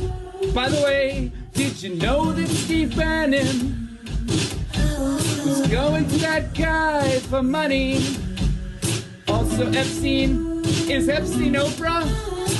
Epstein is Chris Tucker. You remember him. Epstein is also Kevin Spacey. Epstein is also Prince Andrew.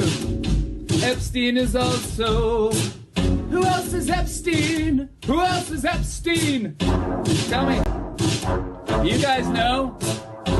Who else is Epstein? Is Epstein Big Pharma? Is Epstein Bryan Singer?